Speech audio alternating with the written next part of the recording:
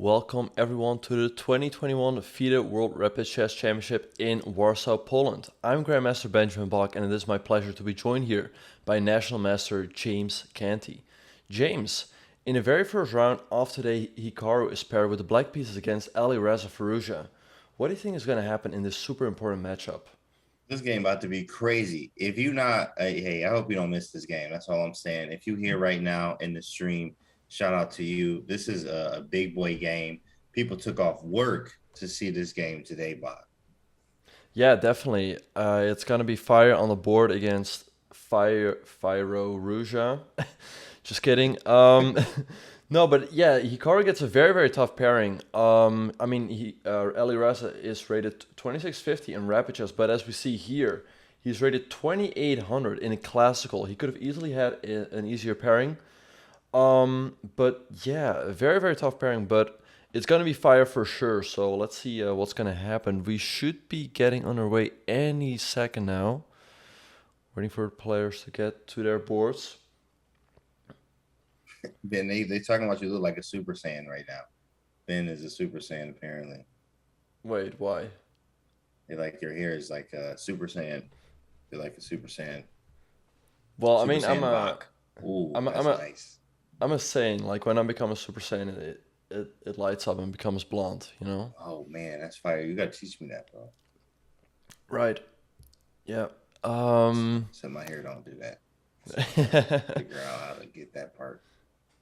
Yeah, no, for sure. And the other matchup we will be keeping a close eye on will be the game between Magnus Carlsen with the black pieces against Nuribek Abdusattorov. Not an easy pairing for the world champion. Nuribek, he is a young and upcoming talent from Uzbekistan who is rated only 2630 in classical, but he is known to be even better in rapid. So yeah, we're waiting for the games to start. But guys, this is a very important game for Hikaru with the black piece against Firouzja.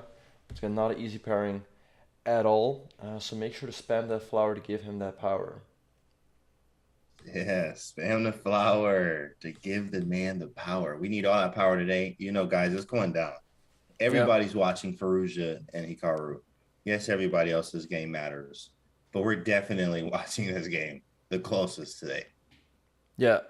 I'm curious to see what Alireza is gonna do. I expect him to stick to his bread and butter with 1e4, and I think Hikaru will just stick to his guns with the Berlin defense. He probably figures that he just has to play solid, and if it's a draw, that's fine. There's still more rounds to be played today, and just take it from there. Yeah. Hikaru. So just to give you guys an update, Magnus is currently leading the tournament with a 7.5 out of 9. He is chased by a couple players with 7 out of 9, and Hikaru is in the pack with 6.5 out of 9. So he's 1 point back, but there's still all to play for. Just to give you guys a better idea, Magnus Carlsen, like I said, is leading the tournament 7.5 out of 9. Then we have Abdusattorov, Grishuk, and Nepomniachtchi with 7 out of 9. And then there's 10 players, including our man Hikaru on 6.5. So give him that power, you guys. Spam that Let's flower. go.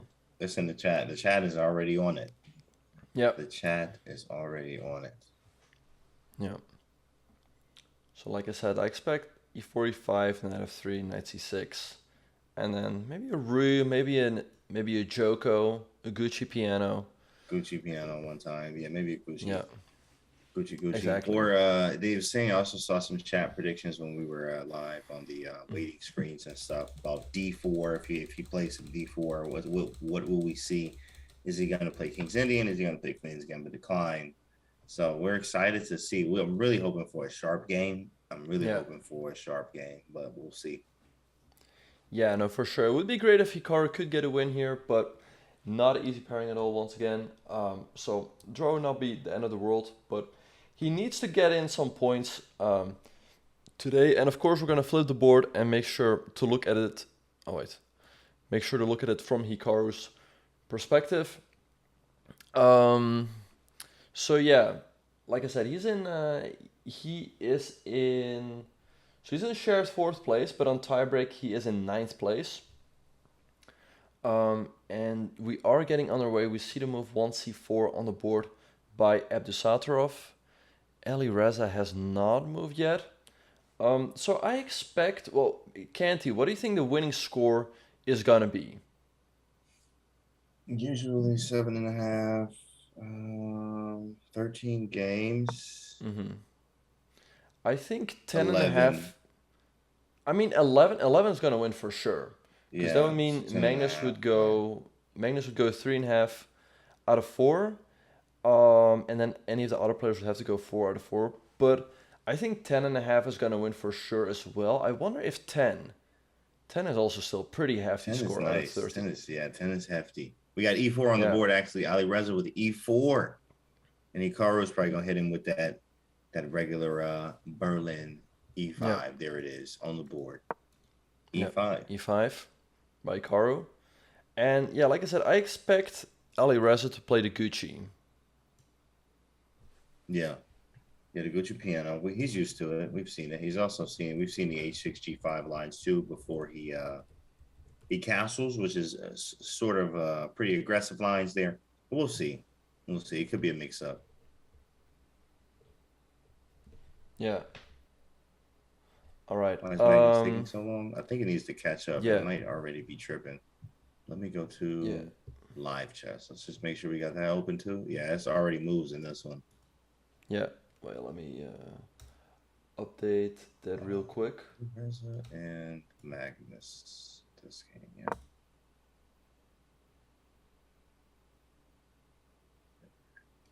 Sorry, guys. Yeah, live chess is moving a little bit better than events. Yeah. Let me update that. And they indeed have they have a Gucci piano on the board. Yeah. That's that, foresight that we all have. Bishop B3. Okay, cool. Black to move. What's the link to live chess? You just go to play and live. Literally just play live chess. Click on the binoculars. You'll see the games right there. Yeah. All right. So let's pull it up there as well. This is not the game we're gonna watch. So let's see. Alireza versus Hikaru. Let's flip the board just a second, you guys. Yeah, so far so good. It's the Joker piano or Gucci piano, we like to call it here, is a quiet game. That's what they'll call it. The other word for it. Quiet game. Now he just gave up this D3 pawn here, which is interesting. I know there's some comp there. Let me see what would have happened though. Let me take D3. Just a second. There's just compensation with 94. Wow.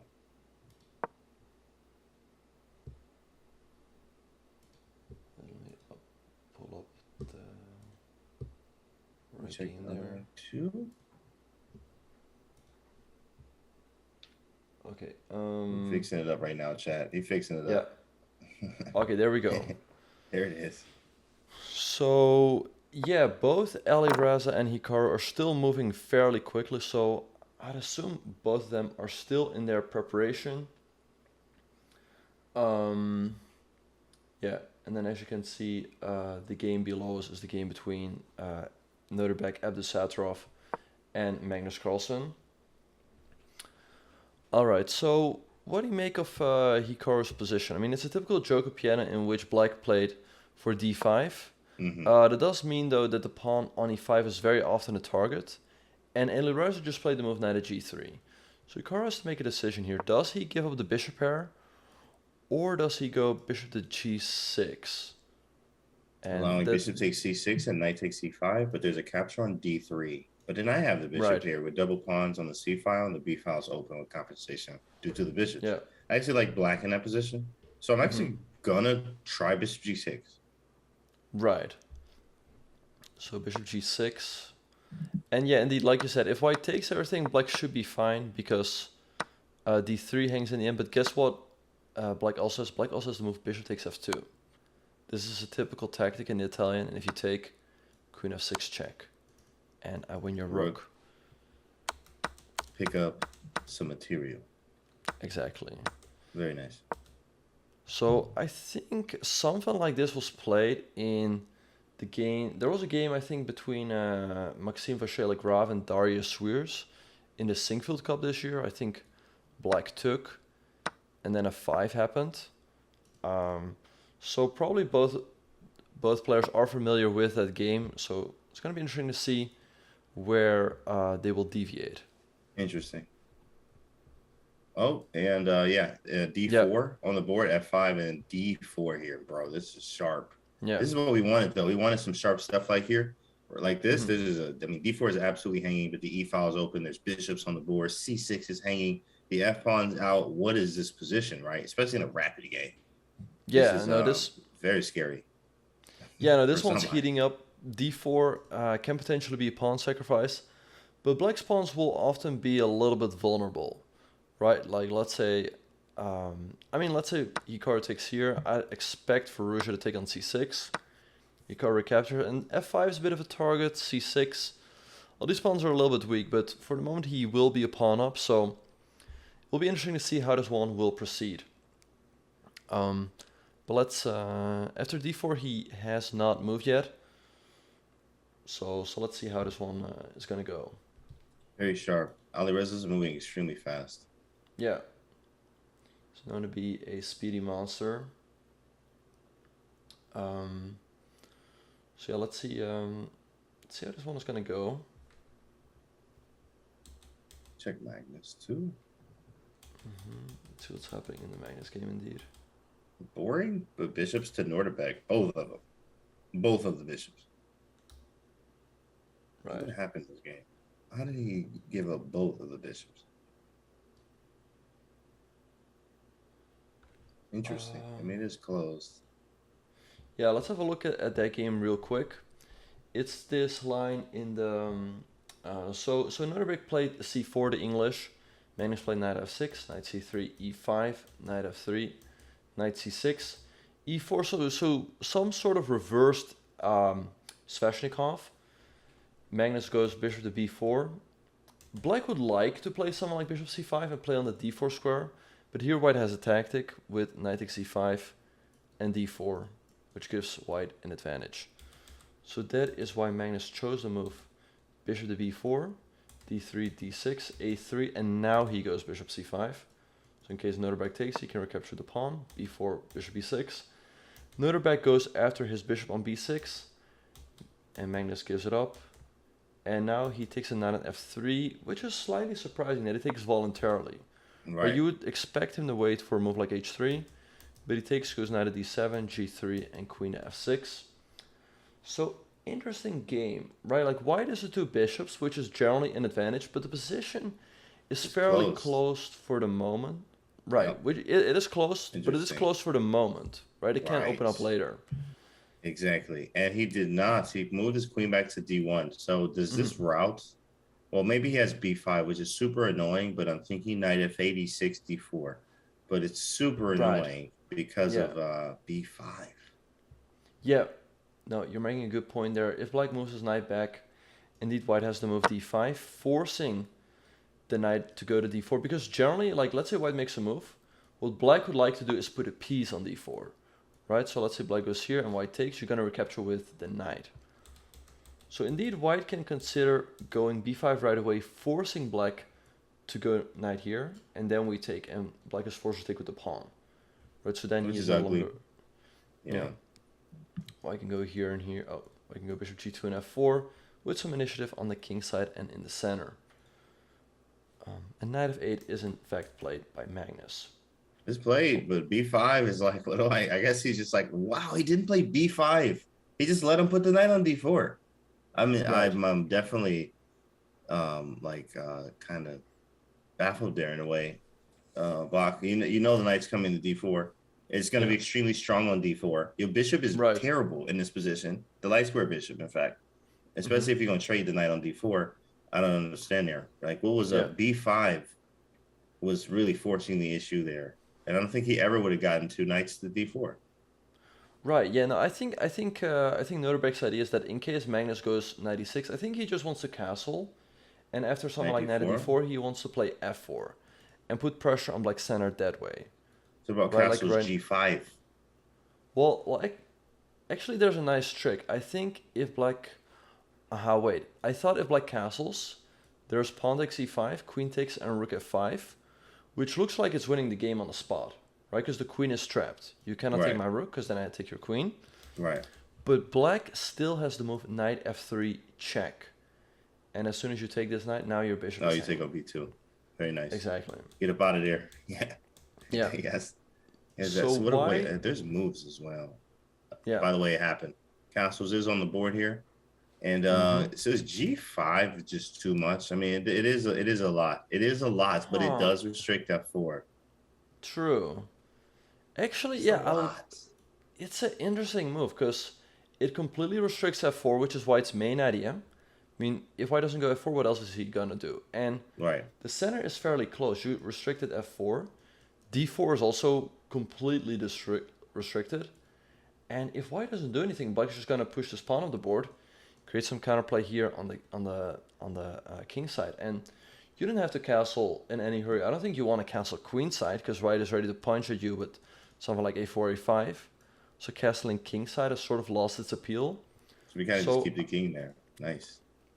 I think g5 would be a great move, and moves like g5 are really just a matter of confidence, right? Magnus probably sees the move, and you know the question is whether he will be confident enough to play such unorthodox moves, but generally he is. There it is, G5 on the board. Let's go. There we go. Yeah, that is G5. some real class by the world champion. G5. Completely restricting let me that see what break. Hikaru doing over here. Yeah, he's playing queen at g5, and if we look at the clocks, we see that Alireza is still over 15 minutes, meaning that he must be in his preparation. Hikaru down to 9, but queen g5 is the best move according to the computer. I am liking this. I'm liking Hikaru's. Yeah. I like the initiative that we may have, especially if we got a knight to h4. I mean, that's GG. That's 3 moves. E7, f5, h4. Uh-oh. You know, but f4 is hanging when I get to f5. Right. In some cases. So maybe g6, h4. Right. G6 could be an idea, but the knight can still go back to g3. And it's still queen d4 too, right? Right. Right now, or? Well, when I mean, in any instance, even if I get the knight to h4, queen g4, and like exactly, yeah. If we ever get the knight at g4, yes, queen g4 indeed.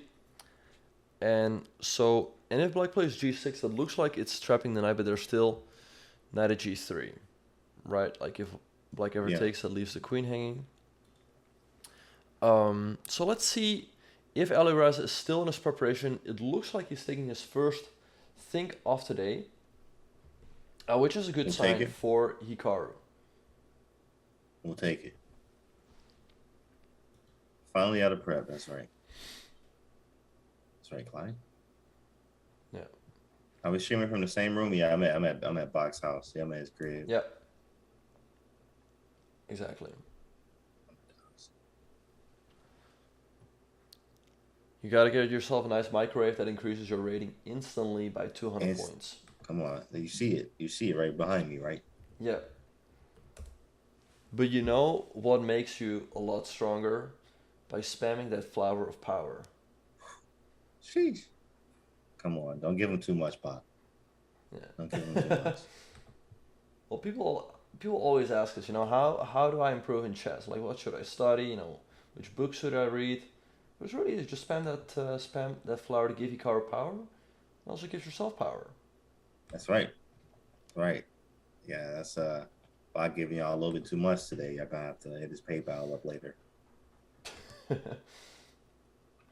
And as we see, it seems like Alireza is thinking here.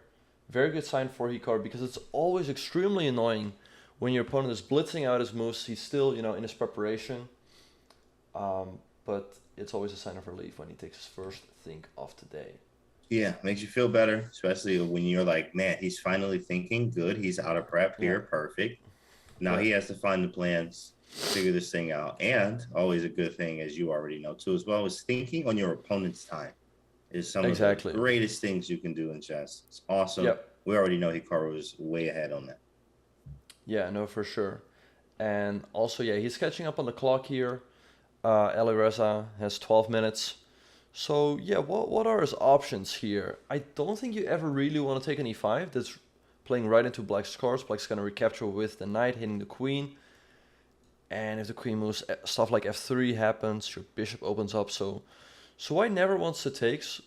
Um, but then what? How else should he resolve this tension in the center? Good question, actually, because we're going to capture. How do you actually? The bishop on d2. He's trying to figure that out. That's why he's eating up his time.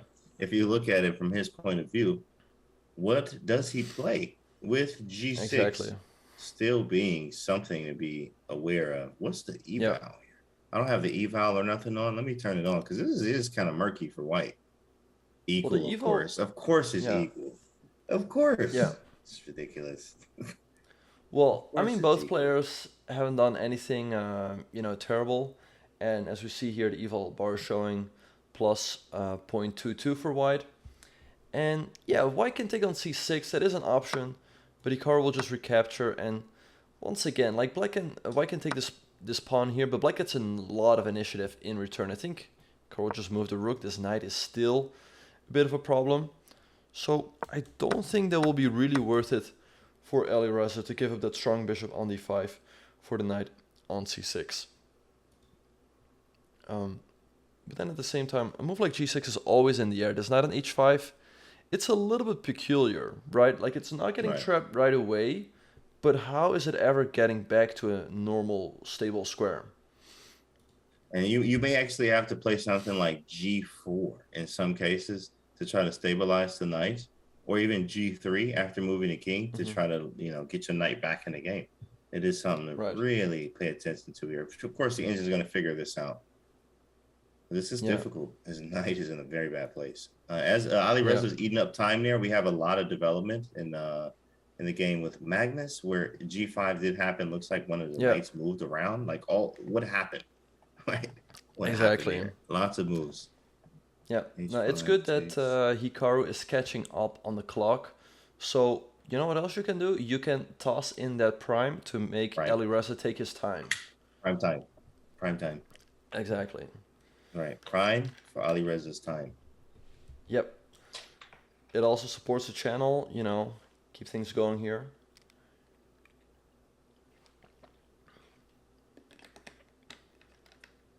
So guys, check if you have a Twitch Prime available. Make sure to toss it in here. All right, Alireza is still thinking. That's a good sign. They're more or less even now on the clock. Look, the board here. Let's do. Yeah, absolutely. All right, and thanks at Gravity for Prime. Thanks along Jonathan for Prime. Steve is 5. Thanks Steve for Prime. There they go. Thanks Darth for Prime. There they are. Yep. There we go, guys. Okay. Looks like it's working. He's still thinking, chat. Yeah. He's still toss thinking. In that prime to toss make in the prime Hikaru take his and time. You eat up his time. He's literally still thinking. It's working. Yeah. All right. Anyway, let's see. Yeah, he's still thinking. Eating up time, bro. Eating up time. Yeah, it's a little bit peculiar. I mean, he had 15 minutes, so he's spending almost half his time here. He probably realizes it's a critical moment. Yeah. And yeah, it's tough to evaluate what's going on. He goes bishop d2 finally. Let's get it off the back rank. Yeah. I think a good move. He's ready to, he connects the rooks. This rook is ready to move in. And now it's up to Hikaru to figure out how to proceed. I don't think you really want to take on d4 because you leave f4 hanging. It's going to take here, and now your queen is in trouble. Because if you go queen f5, there's stuff like bishop b6 with a double attack. And if you go here, white probably throws in his rook and gets a huge initiative. So once again, white doesn't want to take here, but black also doesn't want to take on a d4 square. So the question is... Yeah, I'm trying to figure out. I was looking at bishop takes d4 works. That doesn't work. Maybe just g6, knight f6. Right, yeah. But then there's... Wait, it's weird. take on Yeah. c6, take on e5. I don't know. This is very sharp. This is what we wanted. We wanted something sharp like this. Yeah. The knight is not trapped because of knight to g3. Bach, can you show them why the knight is not Exactly. trapped? Yeah. Black can play the move g6, and it looks like the knight is trapped indeed, right? Because this square is taking away this square, and this square, because it's all taken away by black's pieces. But white, in fact, can play the move knight at g3. Because as soon as black takes the knight, now the queen is hanging for the bishop on d2. But what about his queen? What if we take his queen, Bach? Right. We can take his queen on f3, but then white recaptures. And if we do a quick piece count, we see that we've taken a knight on g3, but white has taken our rook, right? So white has 2 bishops and 2 rooks, and we have 3 minor pieces and a rook. So white will be up the exchange, which is a winning material advantage. Wow, thanks, Bach. There you go. That's what the chat said. Exactly, yeah. So instead of that, Hikaru keeps the tension with the move rook a to d8. And let's see what Alireza will do now. I think a move like rook a to d1 makes a lot of sense. Just keeping that tension. Just waiting for g6, and then you hop your knight back. Rook a to d8, yeah. Yeah, very nice. Yeah. Yeah, there's the chat, actually. Wow, thanks, Bach. Yeah. There you go, guys. Thanks, Spellcaster Bishop, man. for the gifted sub.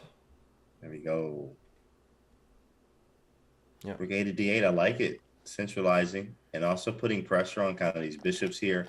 Rich really is just highlighting the fact that yes, it might be equal, but who is actually easier to play here? Right. Which is always a good question to ask.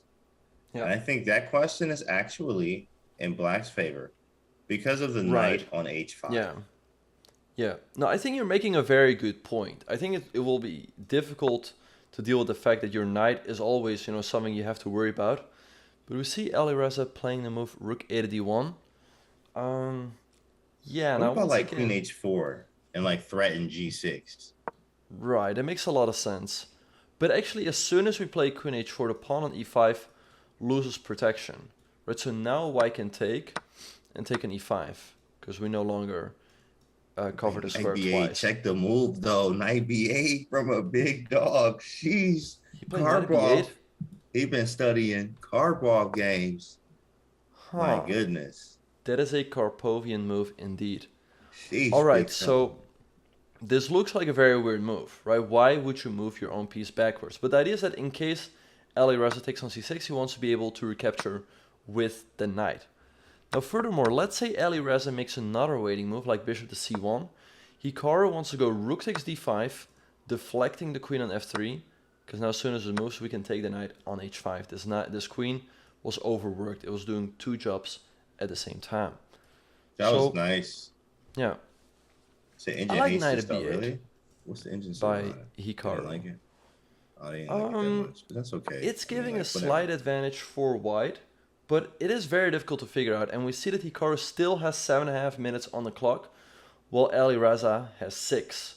So make sure to toss in that prime to make Alireza take his time. That's right. That's right. Come on, y'all. Y'all got this chat every time, right? Every day. Yeah, Y'all come here. You know what it is. You have a job to do, chat. exactly. You have a Yep, job you to do. found your calling in life. We appreciate that. Yep. But yeah, like, okay, so taking on c6 should be in Hikaru's favor, right? This is obviously a good trade. You trade your active bishop on d5 for basically the passive knight on b8, right? So then what else should Alireza do? In case he moves the bishop back, maybe Hikaru will move his knight back, right? Because now this knight is no longer under attack, and I doubt we'll see repetition, but it's not easy to find an improvement for white. So let's see what's going to happen here.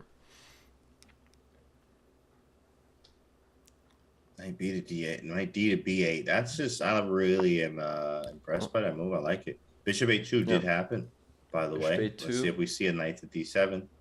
Because the knight is undeveloped. Makes total sense. Yeah.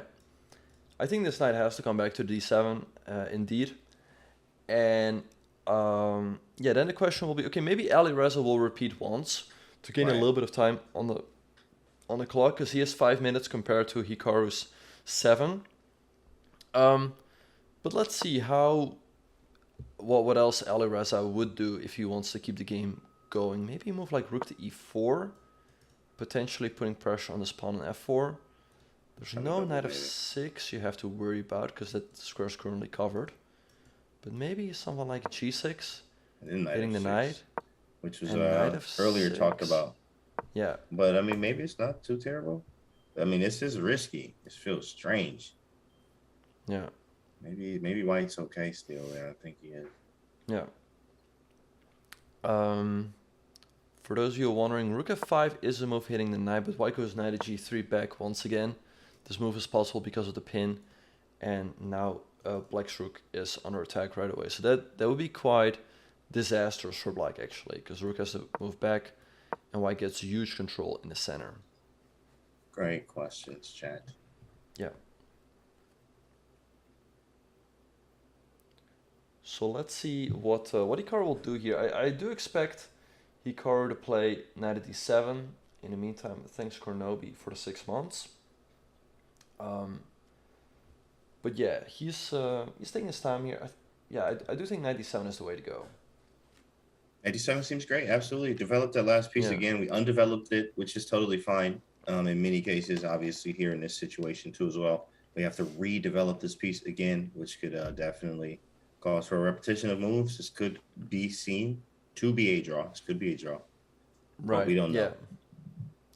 Yeah, I think for Hikaru, like a draw is not a bad result here. I mean, it seems like, okay, he's a 200-point favorite, right? I mean, he is rated 2836, and Alireza is 2656. But I think Alireza is like at least 100 points underrated here, maybe even 150. And yeah, I mean, like we said, his classical is 2800, and I don't think he's any weaker in the faster time controls. Right. So yeah, he has had some very tough pairings. I mean, he's played many, 2700 rated players who have been, like 2600 in rapid, and we see g6 on the board by Hikaru. It's there. It's there. Yeah. G6 on the board, big fella. Chat saying blunder. Wow, is it that bad? Dang. I mean, it looks fine. I don't have the engine on. Let me see. Is it that bad? Oh, it ain't no blunder. I mean, it went up +1 something. It ain't that bad. Oh. All right, and Alireza moved his knight back to g3, and Hikaru instantly takes on d4. All right, let's try to figure this out. So once again, Alireza doesn't want to take on d4 because that brings Hikaru's knight right into the game. Right. But so 94 being a potential candidate move, but then I just sidestep you, queen e7, and I'm chilling, or even f5, or queen f5. Yeah. It is a tough position because your king is slightly. You mean for the black pieces? Yeah, I mean, I have everything. I feel like I'm holding everything for some reason. I just don't see it.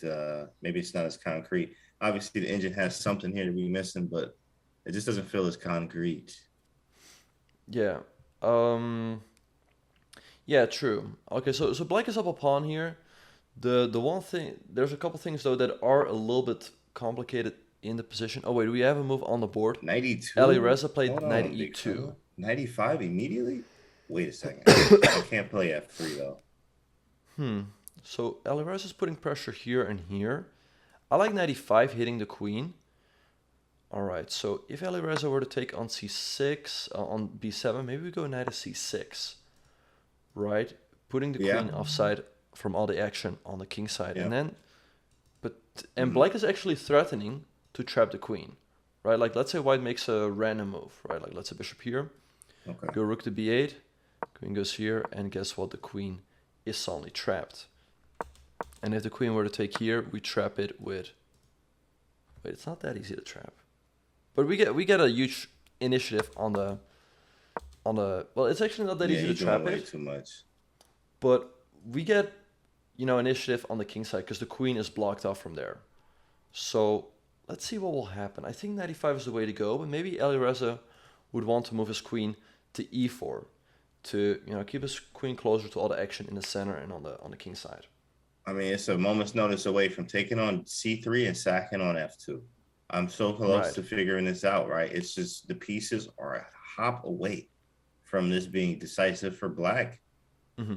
Luckily, white's pieces are all honestly developed. That's the only reason he's saved through Yeah. tactics, because all his pieces are developed. That's why development is so important, chat, for Yeah. people that don't understand. You have to develop your pieces here. Black feel like we're crushing, but all of White's pieces are developed, so everything checks out tactically.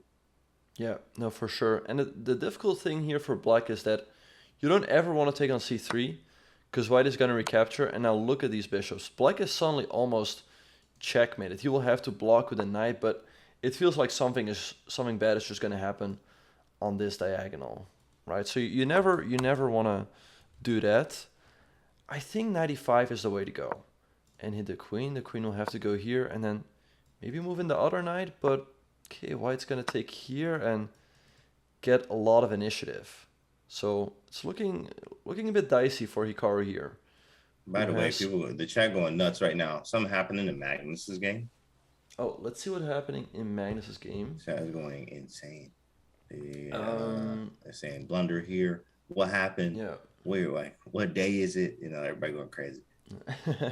So material is still equal here, but I think the pawn on g7 is very, very weak.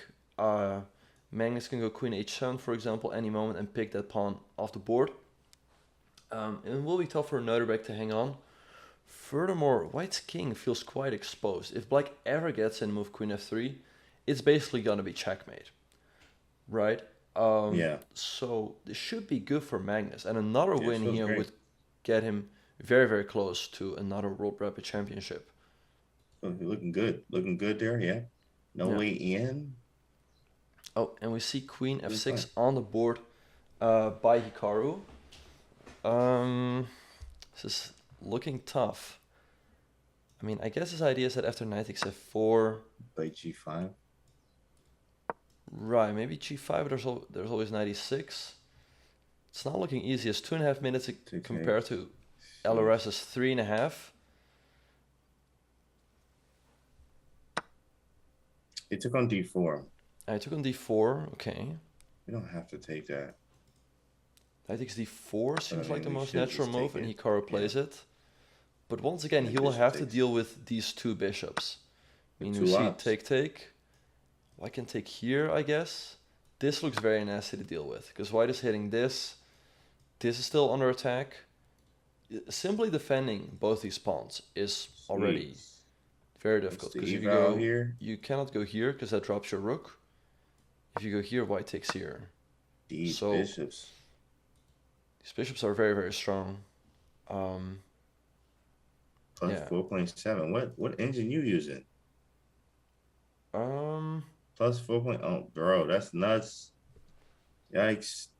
It's the bishops. Wow. I guess he's using the bishops. Dang, bro. It don't even look that bad. It does not. He has the move b6, I guess, to guard the b pawn and the c pawn. But maybe someone like rook d4 will come. And in case of takes, bishop c3, this pin is very, very nasty. Well, I got c5, I guess, but this is terrible. Like, I mean, right. This is terrible. I'm not trying to be in this situation. Oh, but Alireza plays rook to e6. Hikaru is not out of the woods, but bishop takes a5 would have really been a problem. So let's see how Hikaru will try to deal with all the problems here. Maybe queen g7? Queen g7 yeah, I'm played. out there. Queen g7, chill. Yeah. So is it the same thing? Maybe he does it now with the same... Well, now c7 is defended. Exactly. So now we can go knight to c6, and all of this is guarded. So this is not good. Yeah, this is not as bad. All right. Alireza could also decide to take on b7, and we're not out of the woods by any stretch of the imagination. But I don't know. It feels less bad compared to this move, bishop takes a5. So let's hope Hikaru can hang on here. Let's see. Do we have any moves? Not yet. Okay, Hikaru still has 2.5 minutes. Alireza getting below 2. The clock is definitely becoming a factor here. That's nice. This could definitely benefit. Yeah. Okay, takes on Alireza b7. Does take on b7. Let's see what Hikaru will do here. He can take a pawn here on b2, but that is not necessarily So on Great. F3, what does he just take on A5? I mean, F3 seems very tempting. Yeah. Just to shake it up. It's low on time. Just get in there. F3 Magnus. Yo, what's going on, chat? Oh my goodness, chat. Oh wait, I think we saw. I think that's a mouse slip. Black's Oh. last move, Queen G7. Because He took the rook. I'm losing my mind too. I'm looking He at the board like, bro, I'm about to punch my computer for him. Yeah. And White took his pawn on H4 for sure. I expect Magnus to play a move like Knight C5 now, maybe. Wow. Hitting the pawn on D3, which is awkward to defend. It's okay, if you give chat. a We're check, good. I just go king up, and my king is pretty safe here. Everybody breathe. So let's see what happened. Okay, so indeed, So indeed he did recapture, and after queen takes h4, now queen to g7. That's where the transmission error came in. Bishop to c1 and knight to c5. Attacking the pawn. But let's switch our attention back to Hikaru's game. Queen x b7 is on the board, and Hikaru is getting close to a minute. Looking tough here.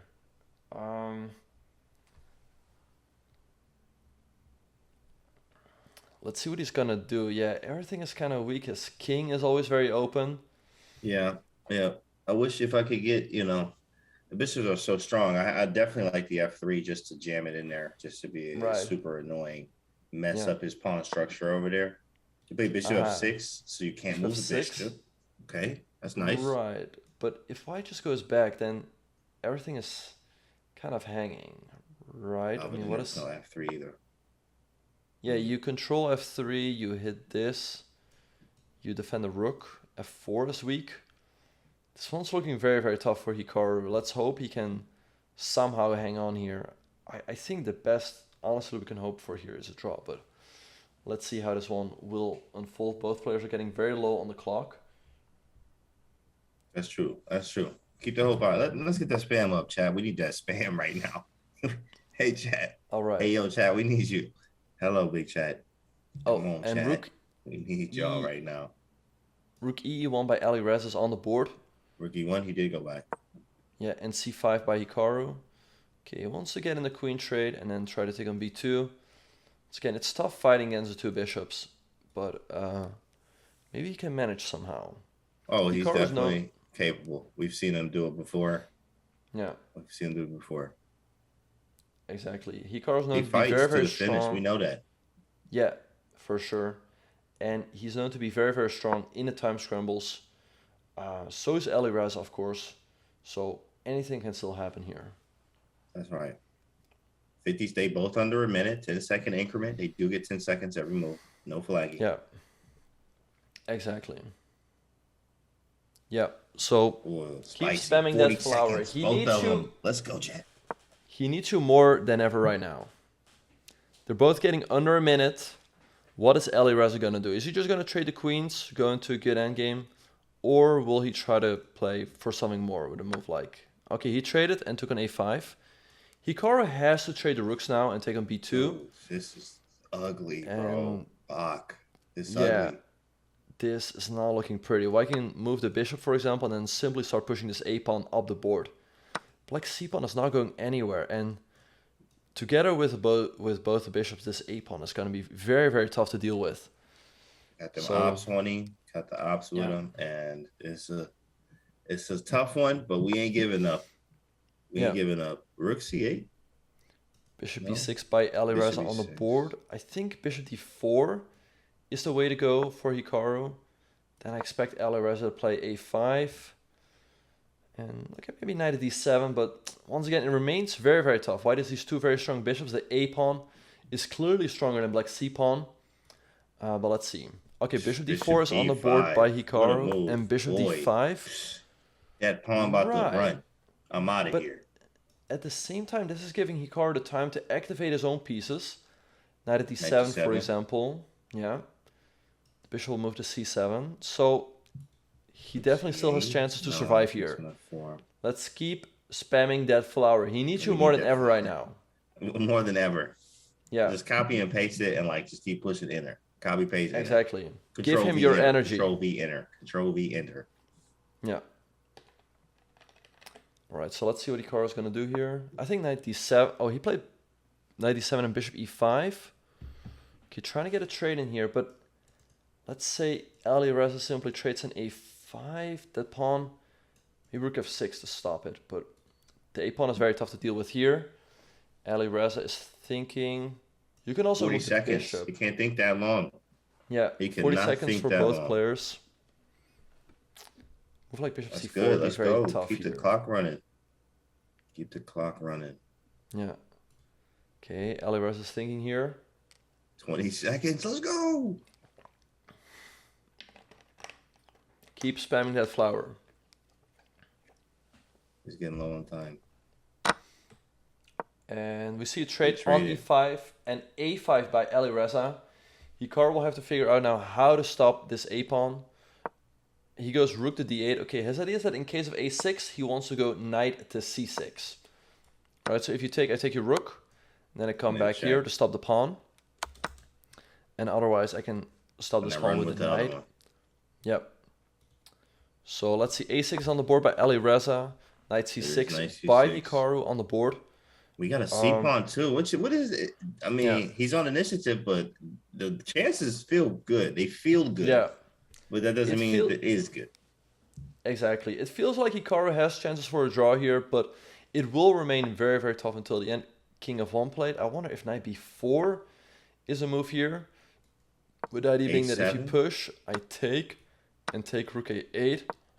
Oh, okay. And if you check, you take here. C7. I mean, yeah. And probably although this we need that. Like before. Yeah. Is played. Very nice. So let's see. Hikaru could also just decide to bring his king up. Very, very tough endgame here. Can the big man hold on? King of 6 is played. Once again, this is not a move because of check and rook a1, stopping the pawn. But king e2 by Alireza. Now he's threatening to take. Exactly. Now he's threatening to take because the rook on d1 is protected. Knight a7 by Hikaru, blocking the pawn. Maybe a move like bishop f3 for Alireza, trading the rooks. But then Hikaru comes up with the king. Rook d3 is played. d3, interesting. He wants to trade and then move the king up right away. Yeah. This is looking tough. Because this knight is very passive compared to white's bishop. King e5 by Hikaru. Bishop has to move now. Maybe here. Rook d4 after he moves the bishop. And then rook d4, rook b3. Rook d4, great defensive move by Hikaru. And rook b4 if rook b3. I think maybe. Yeah, very instructive here. Both players want to trade on their own terms. If black takes, white would be happy because the king comes up right away. So Hikaru does the same thing. He's like, yo, if you want to take, I activate my king. And rook to c3 by Alireza. Wait, rook a4. Wait, rook a4, is that a draw? You take, I go king to d6. Rook check, you go king f. Oh, okay. Wait, he'll be out of the woods here. The pawn on a6 would drop off. That'd be huge save for Hikaru. Oh, it does. Rook a4 is on the board. There we go. You did it again, Chet. You guys did it. You did it again. You did this, flower Chat. To give him that power. You did this. Yep. You did this, Chat. Pat yourself on the back. Go treat yourself to something nice. Yep. Tell yourself that you love yourself and that you're special. Because you really are.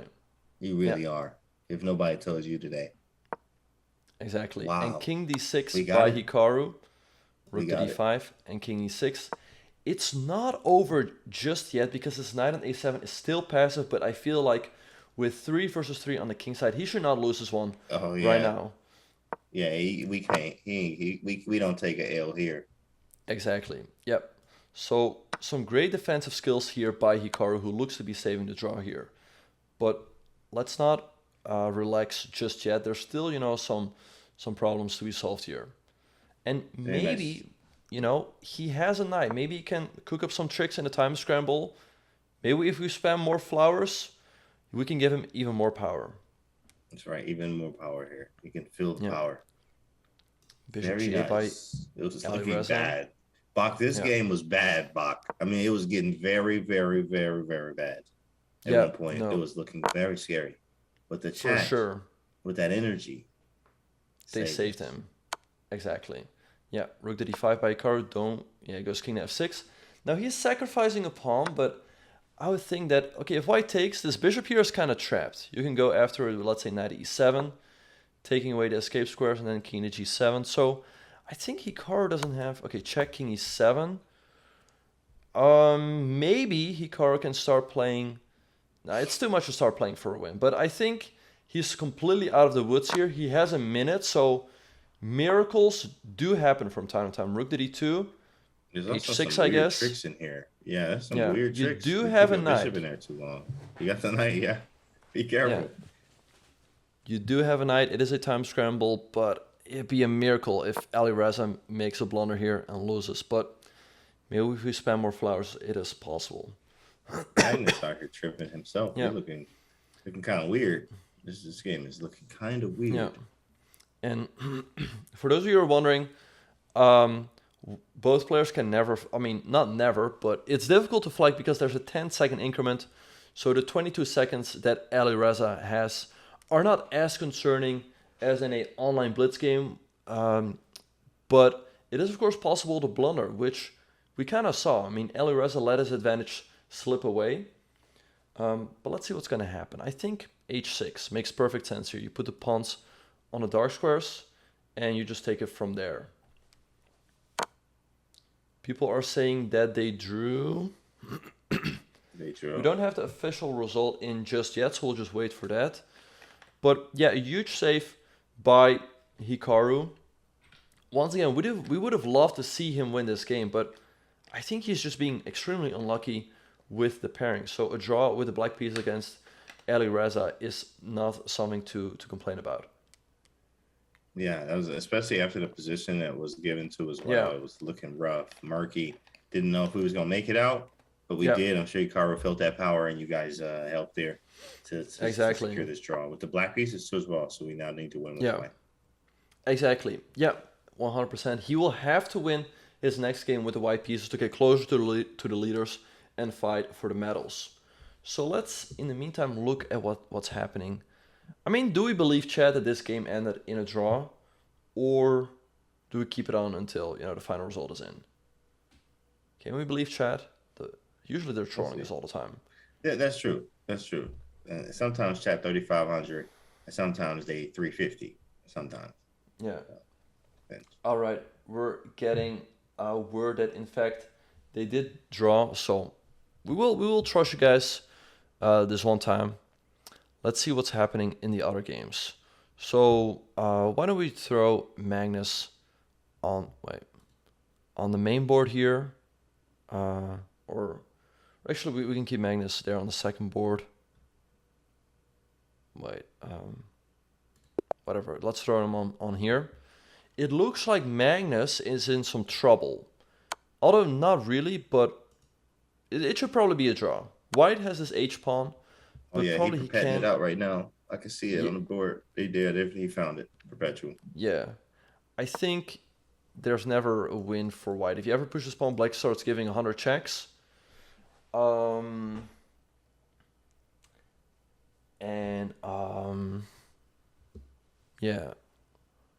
All right. Let's see if there's any other games we can watch. We see that Jan Nepomniachtchi beat Grishuk, so Jan will probably join Magnus in the lead.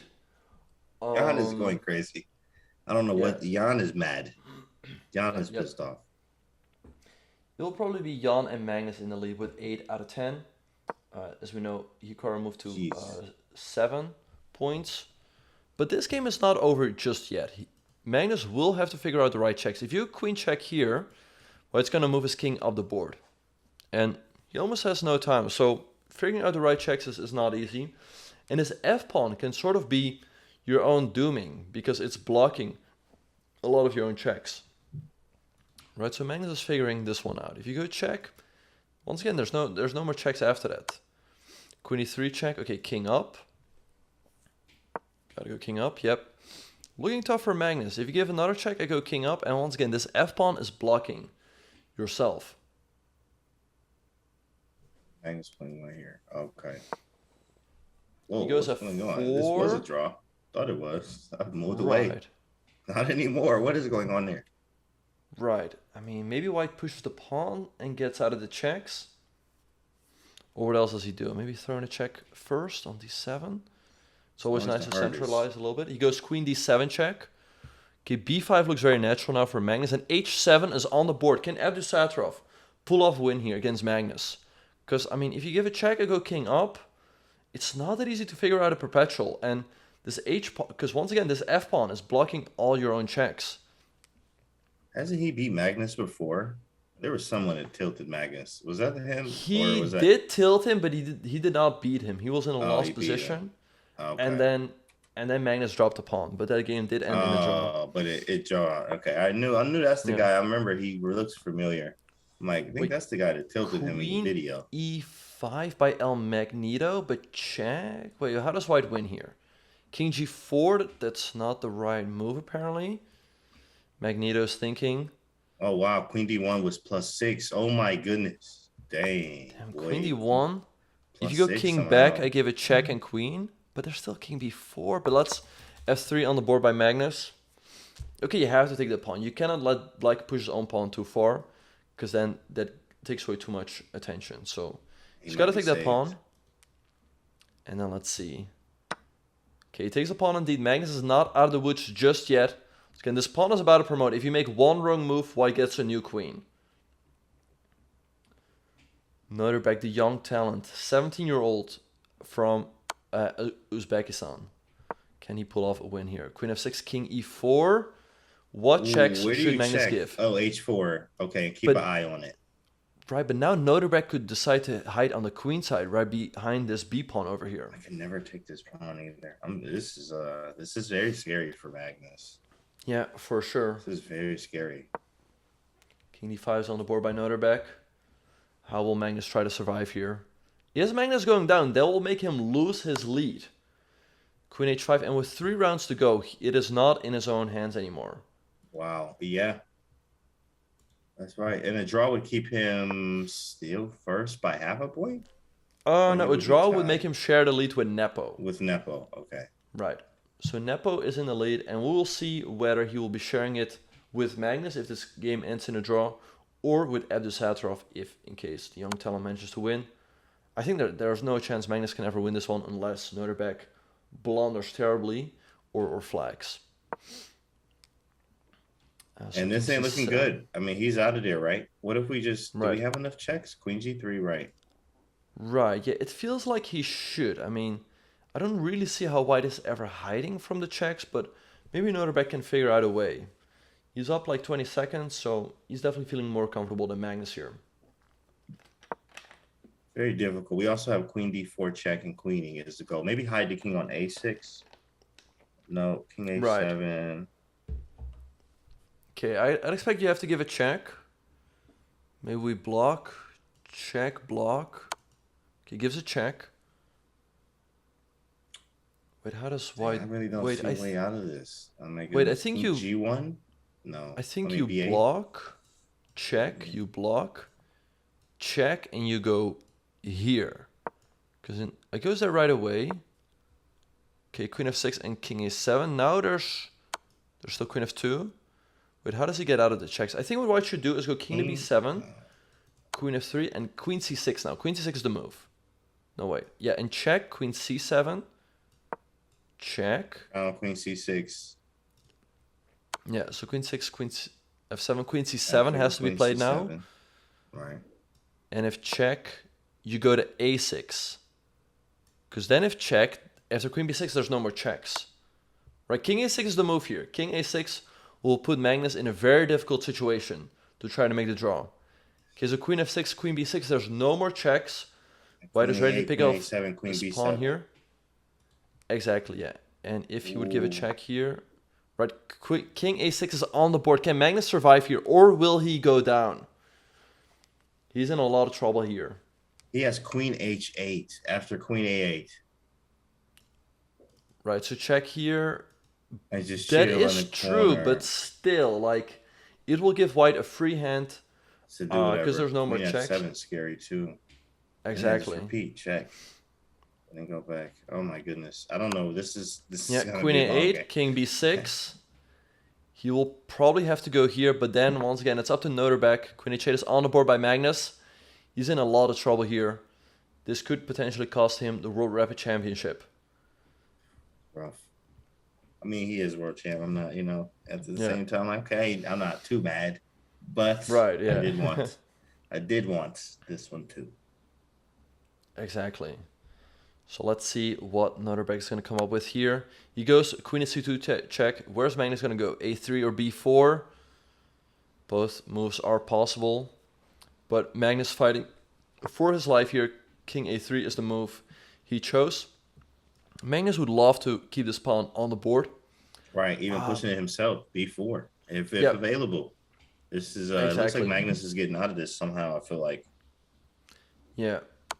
If Magnus could somehow get this pawn all the way to b2, then his chances of a draw are like much, much higher. Because then as soon as white makes his own queen, right, somehow, then probably he'll make his own queen as well. So queen e3 is on the board.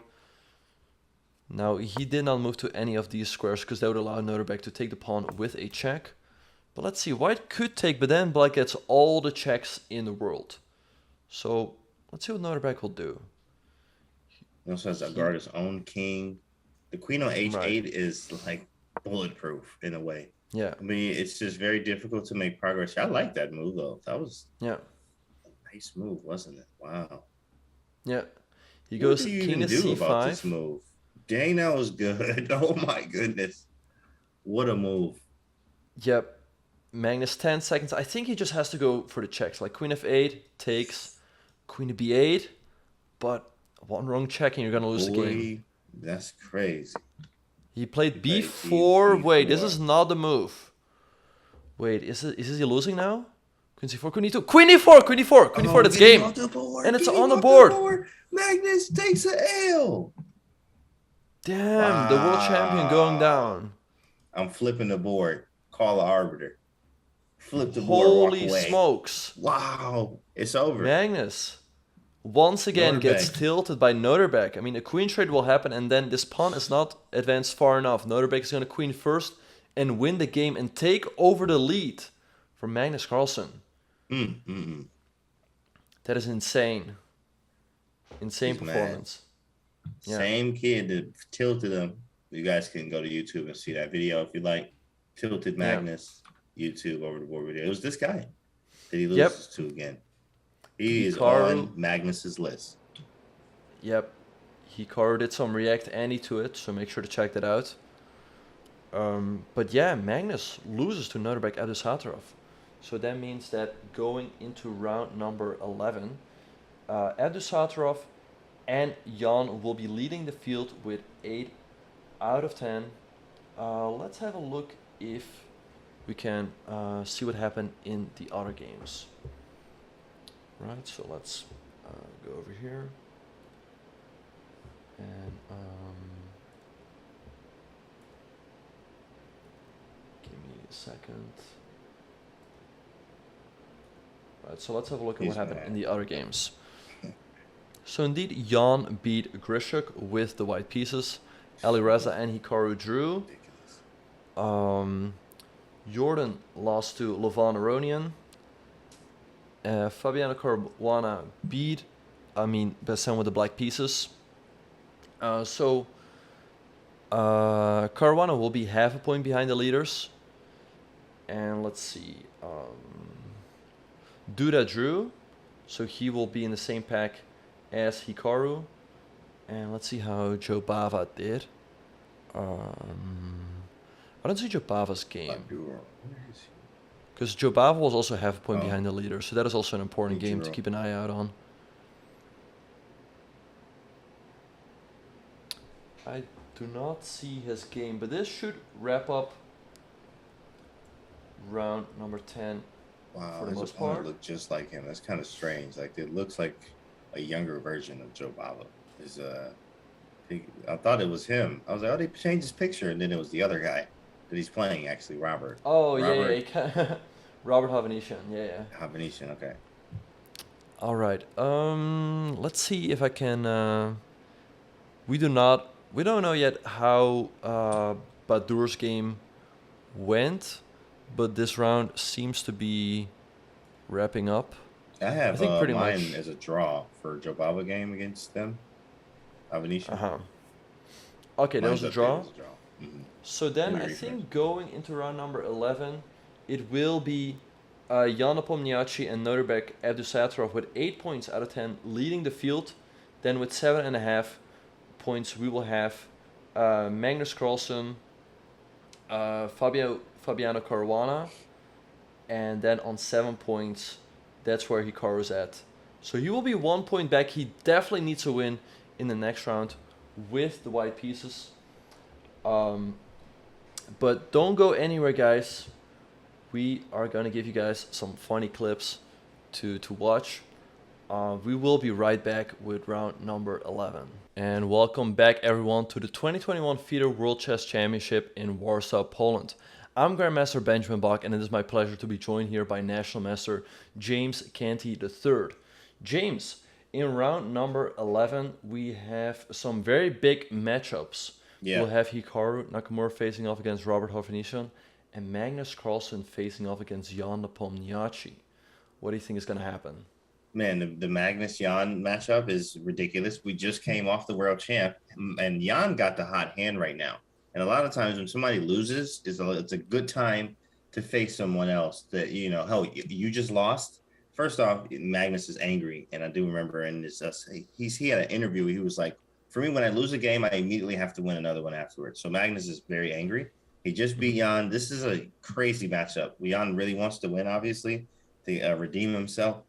And also Magnus is trying to bounce back from that win, right? So there's a lot of tension going on in that game. I think Hikaru has a sort of a smoother one, not a smooth one, but a smoother than usual game here with the white pieces too as well. I think he's going to be comfortable. Yeah, no, for sure. Yeah, we were talking earlier how he was getting sort of one unlucky pairing after another. I mean, facing Alireza at 2650 rapid is just so unlucky because he's 2800 classical. But I think this is a pairing where, Robert Hovhannisyan, he is stronger in the faster time controls, but still this is definitely a must-win game with the white pieces to get closer to the leaders. And yeah, as you said, Jan just came off the World Championship loss.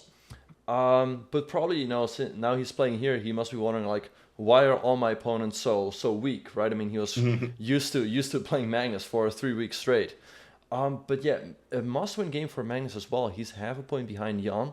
So if he wants to win this championship with only 3 more rounds to go, he needs to win here with the white pieces. And we see Hikaru starting off with a ready here, and Hovhannisyan going for d5 and g6. And since Black was preparing the move e5, Hikaru stopped that with a move d4. What do you think of this opening here, James? I like this. I like it. It's very flexible. Anytime you can play b3 again. I mean, probably not because the pawn's on d4, but yeah, definitely not going to b3 option here. But I think it's aggressive. Yeah, the chances to be aggressive because of the light square bishop on the queen side, the 95 options you have there. And Hikaru has played this with precision. I've seen it many times. He's become very sharp. So something we like to see. I think he's in his element. Feels good. Yeah. No, usually White's aiming for a small advantage here. Black usually castles and White goes knight to a3, going after the pawn on c4. c4, yeah. And the main line goes something like castles, knight to a3, Black plays c5, White takes, Black plays c3. They go here, take, bishop e3, here, take. And White is a little bit better after something like this. This is how the main line goes. And White has a small advantage because his bishop on g2 is better than the bishop on c8. But Black has good drawing chances. So let's see if this all will happen on the board. And indeed, castles, knight a3, c5 is on the board. It is there. Are you sure they're not listening? You know what? Hey, it is in the FIDE, of course, that you can watch your own stream. You can't watch anyone else's. Oh yeah, true. They updated the FIDE rules. Cheating. Yeah. Correct. If you watch anyone else's stream, then you can be disqualified. Exactly. And we've seen Hikaru take on c4 right away. Perhaps he wanted to deviate from the main line. Robert goes bishop e6, attacking the knight on c4, and Hikaru blitzes out knight to e5. I wonder if this is some in-between the rounds preparation with Lil Jon. What do you think? Well, yeah, Lil Jon probably in the corner saying okay and yeah 1,000 times. Helping him out is always good motivation. And Chris Littlejohn probably gave him some good stuff. obviously here with this knight on e5. I like the position. The knight went from b1 all the way to e5.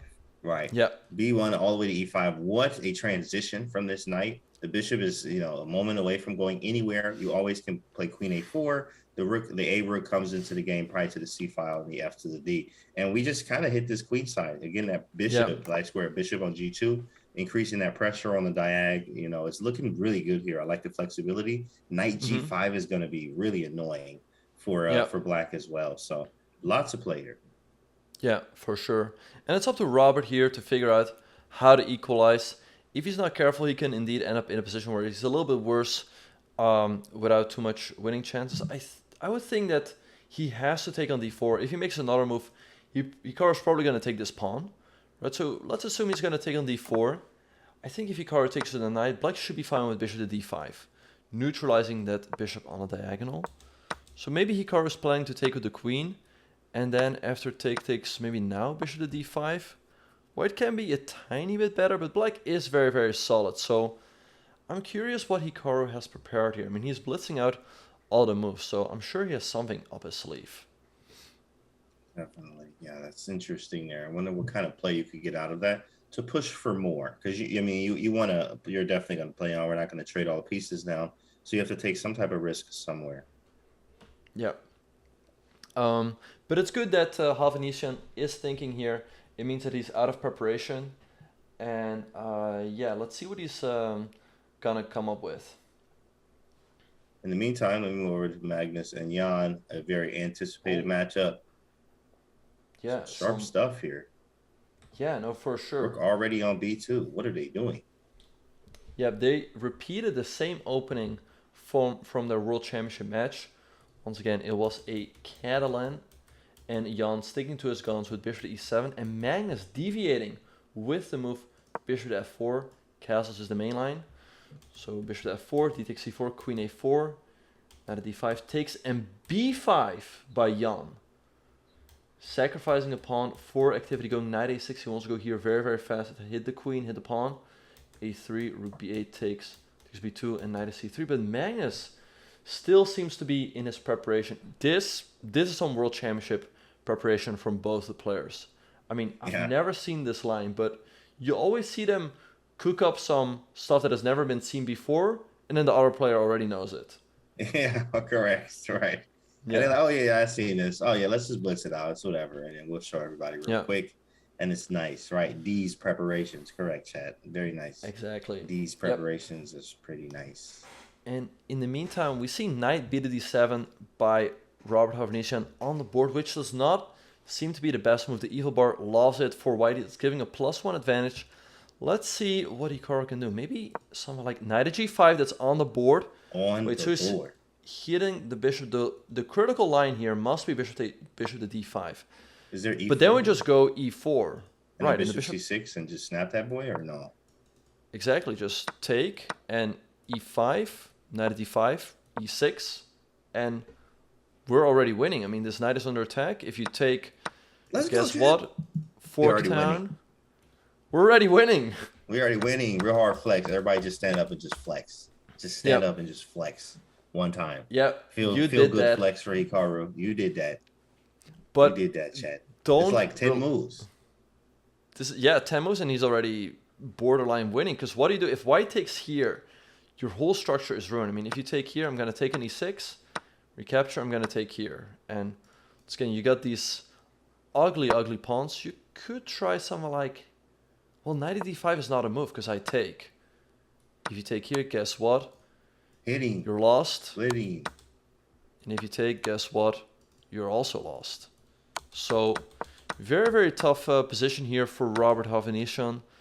Yeah, some great preparation here by Hikaru and Lil Jon, who must be yelling, yeah, in a corner. In a corner. Yeah, right 1,000 times a day. I mean, that's just like, what kind of motivation would that be if somebody says yeah and okay? Exactly. At the top of their lungs, like in your corner, like that would hype me up all day long. All day long. Hikaru has it made, bro. Exactly, but it's looking great for Hikaru. But don't relax just yet, guys. Keep spamming that flower. He needs more power to finish this one off. But let's see what Robert should do. Yeah, I think maybe he just missed that bishop d5, runs into e4, and there's just nothing. If you go, I mean, what do you even do? Like, bishop e6, I can take. Everything is terrible here for black. So Hikaru should definitely win this one. The token 40. Thanks for the 5 gifted. That's the energy we need right here. So that's a 5 piece. Yep. It's a community effort. It's a community effort. You know, Hikaru, we're doing the easy work. Hikaru is doing the heavy lifting over in Poland. You guys, you got to spam that flower. Lil Jon is in the corner yelling, yeah. It's a team effort, right? It gets done. Yeah. Everybody does their job.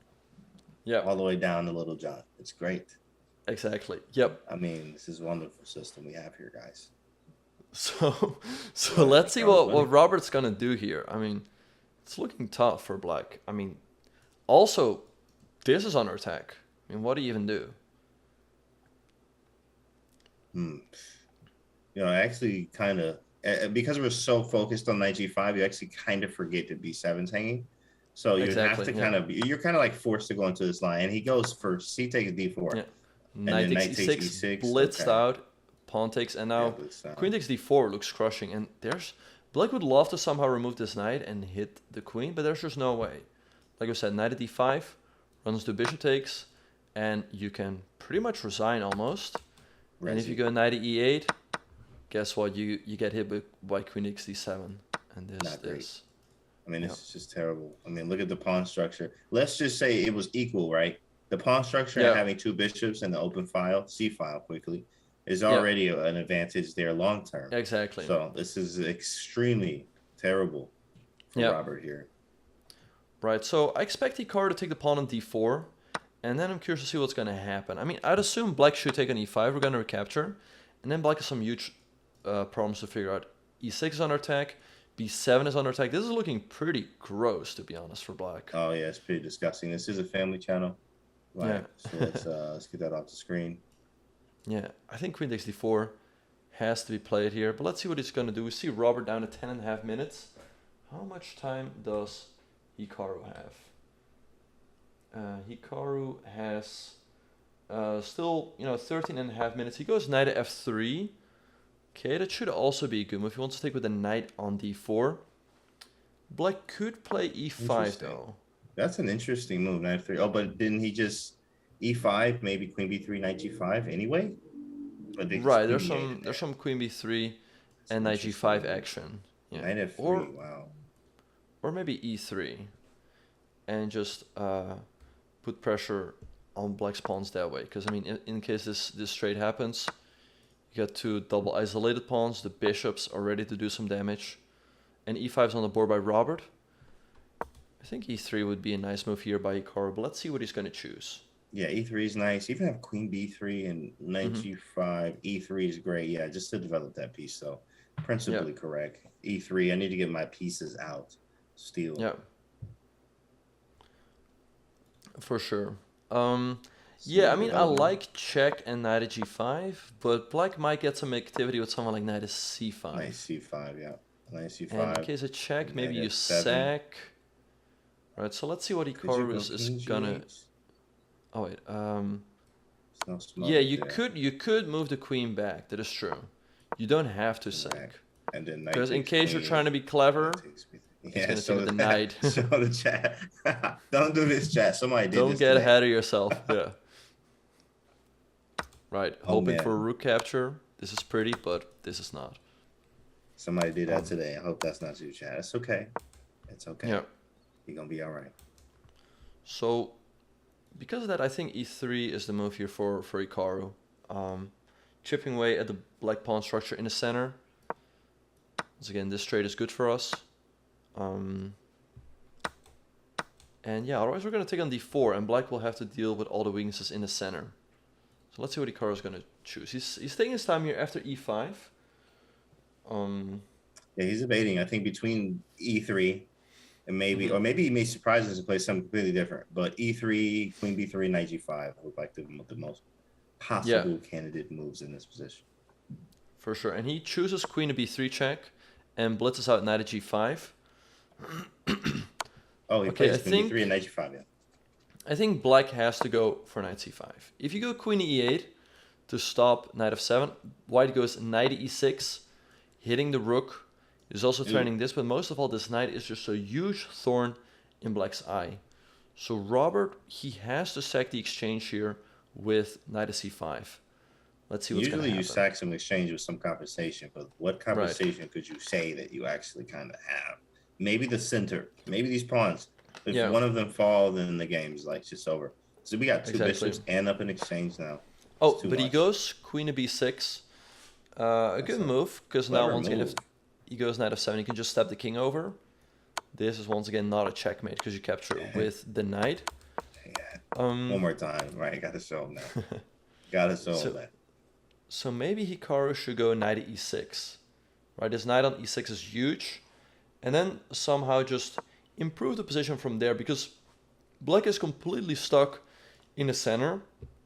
Right, so Hikaru could just choose to improve his position with bishop to d2 and then moving a rook to the c file, trying to enter. Yeah, I like it. I like it. It looks good. It looks good. And here, the material balance is 3, 6, 7, 3, 6. So Hikaru's down a pawn. It doesn't even feel like he's down a pawn because the activity is so strong here. We're also going to get a pawn and probably more based out the bishops here. Nice grind here. But yeah, this is what we wanted. This is a dub. This smells like a dub all the way through. Exactly, yeah. Yeah, once again, it's a must-win game. He's a point behind both Jan and Noderbek, so he can't afford another draw here. I mean, a win here would definitely still put him in contention for gold, but also then also another medal. So let's see what he's gonna do. He trades on b6 first. Takes on b6, interesting. Yeah, I'd expect black to take with the pawn. And then I'm curious to see what he's gonna do. Maybe bishop to d2 or knight e6 after that.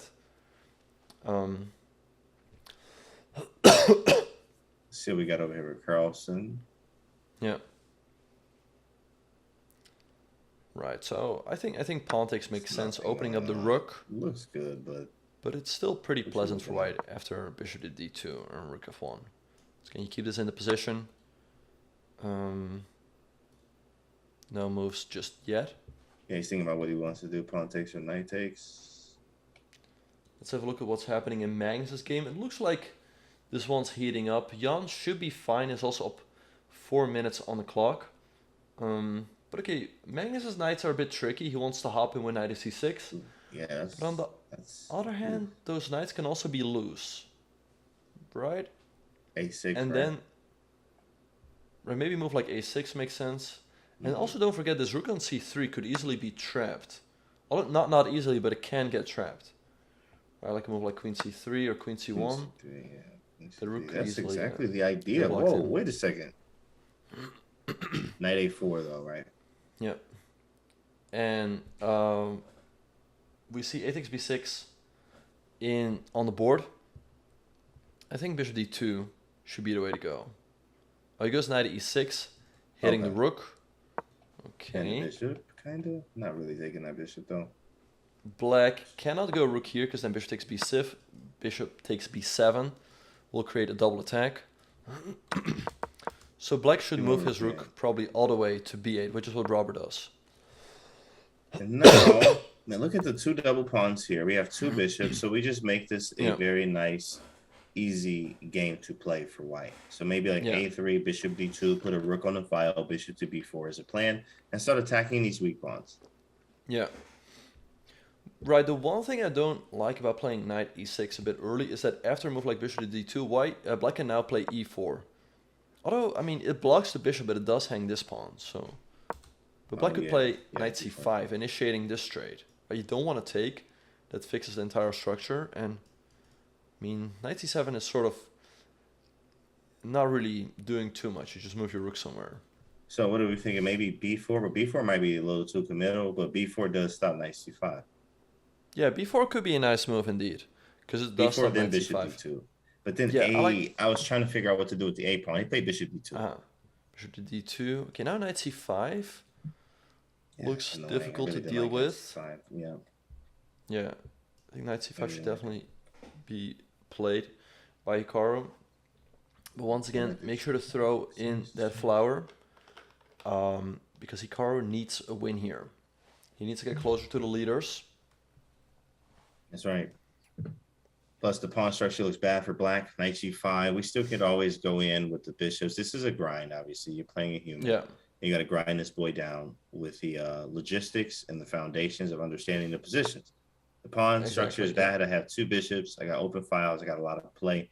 Lots of time I can press on the clock. For sure. And knight c5 is on the board by Robert.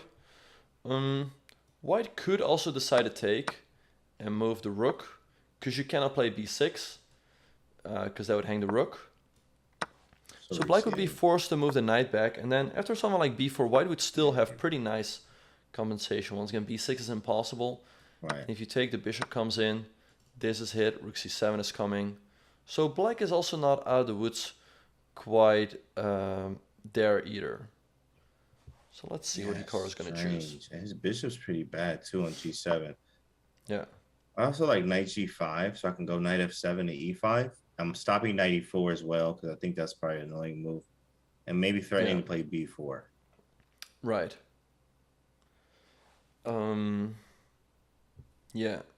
Knight c7 is an annoying move for sure, because this rook doesn't have any solid squares, right? If it goes to a7, it can always be hit by the knight. That's where he went to. Knight c7. Look at this weird move. Knight c7. And he played knight c7. Weird. Indeed. Look at this weird. His rook is so weird. a7. Right. I'd assume you just go... He goes rook a7. Okay, so it's getting a little bit tricky now. Black is ready to go e4 and block in this bishop on the long diagonal. And yeah, it's not that easy to see how Hikaru... Like, he always has a repetition in his pocket, right? He can always go knight b5, the rook moves back, and repeat the moves. But it's not that easy to see how he could play for more. He goes rook f to c1. I think black should go e4, the block in this bishop. But then there's knight b5, and this pawn hangs. Oh, shoot, the pawn hangs again. My goodness, right. Tricky knights. Every time you want to play e4, so you just have to abandon this idea for now of e4 every time, because it becomes super weak. And it is a hanging pawn structure, in fact. So having the 2 pawns, moving them makes them a lot more fragile. Rook f to c1. For sure. But then if black doesn't play e4, what does he do instead? I mean, white is ready to play someone like b4, remove this knight, and then enter with the rook. Like, let's say black goes h6, for example, right? I mean, I guess we don't want to go b4 because of knight c4, but maybe bishop b4, put pressure on the knight that way.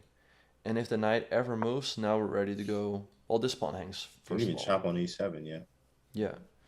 So I guess bishop b4 would be Hikaru's next move if he's given a chance. Well, let's see what's going to happen. It's Robert's move. Hikaru has 9 minutes. Hold on, big fella. That time. Yep. That is always a factor. And we know, we've seen it done thousands and thousands of times in drawn positions where he pressed you on the clock. Increment changes things, but he will press his mail on the clock if given the chance. 100%. And how can we make Robert take his time? We toss in that prime. Make sure to check if you have a Twitch Prime available and toss it in here, guys. Very nice. See, also, that in there. Also, I'm sure that many of you actually do have Amazon Prime, but have it not connected to your Twitch Prime. So make sure that it is connected. There's a lot of benefits to it. So make sure to connect it. There's a lot of things that make your viewing experience better here on Twitch. So make sure it's connected, you guys. Don't let it go to waste. Oh, come on now. All right, so Robert is taking his time. He's getting below 6 minutes. Hikaru still has 9 minutes on the clock. So that's definitely a good sign for Hikaru. Let's see what Robert's going to do here. To me, e4 is the move you want to make, but the question is, he goes knight fe4. Interesting. So he's hitting the bishop on d2. That boy hanging, my guy. Hold up. Bishop e1. Bishop e1 is a nice move. And play b4, and you out. Exactly. You get this man off the board in 2 moves. Yep. The knights are super loose in the center. If you would go h6, guess what? White goes b4, removing the defender. If you move this knight, then you lose your knight on e4. So, but black can play a move like knight at d6. I guess that's his idea. After right? bishop e1, knight d6. that stops knight at d5, but there's also some knight d5 action, hitting Let's both see. these pawns. So Ooh, still a lot of nice. tricks in the position. That knight, this knight, where was that? Which knight was that? He had one knight go from b1 to e5, and then one knight go from g5 to e6 to c. Like these knights today is going Exactly. right. Yeah. Oh my goodness, these knights, my guy. I think it was actually the b1 knight. It went here, here, here, here, here, here, here. That's the route to take. Anyway, And then back to bishop1, d5. right. Knight d6 on the board. I think knight d5 is indeed the move, hitting this pawn, hitting e7. Let's see if Hikaru goes for it. This is exactly how you use these knights here. Knight d5. Exactly. That's right. Yeah. Knight d5 should be the way to go. Hitting the pawn on b6.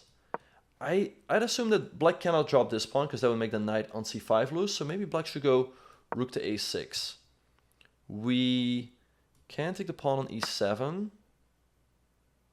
And maybe follow it up with b4 at some point. But black can go e4 and be ready to open up this bishop on the long diagonal. So it's not easy at all here for Hikaru to figure out the right path. This is why he's still thinking. I think he's thinking about it. He did played go knight knight at d5. d5. Yeah. He did go knight d5, which I think is kind of not forced, but self-explanatory. We love the move. Looks great. But that line is very critical. When knight takes e7, push e4. Now those hanging pawns aren't, I mean, they are still weak. D3 is annoying. Pressure on the A file. It's just complications.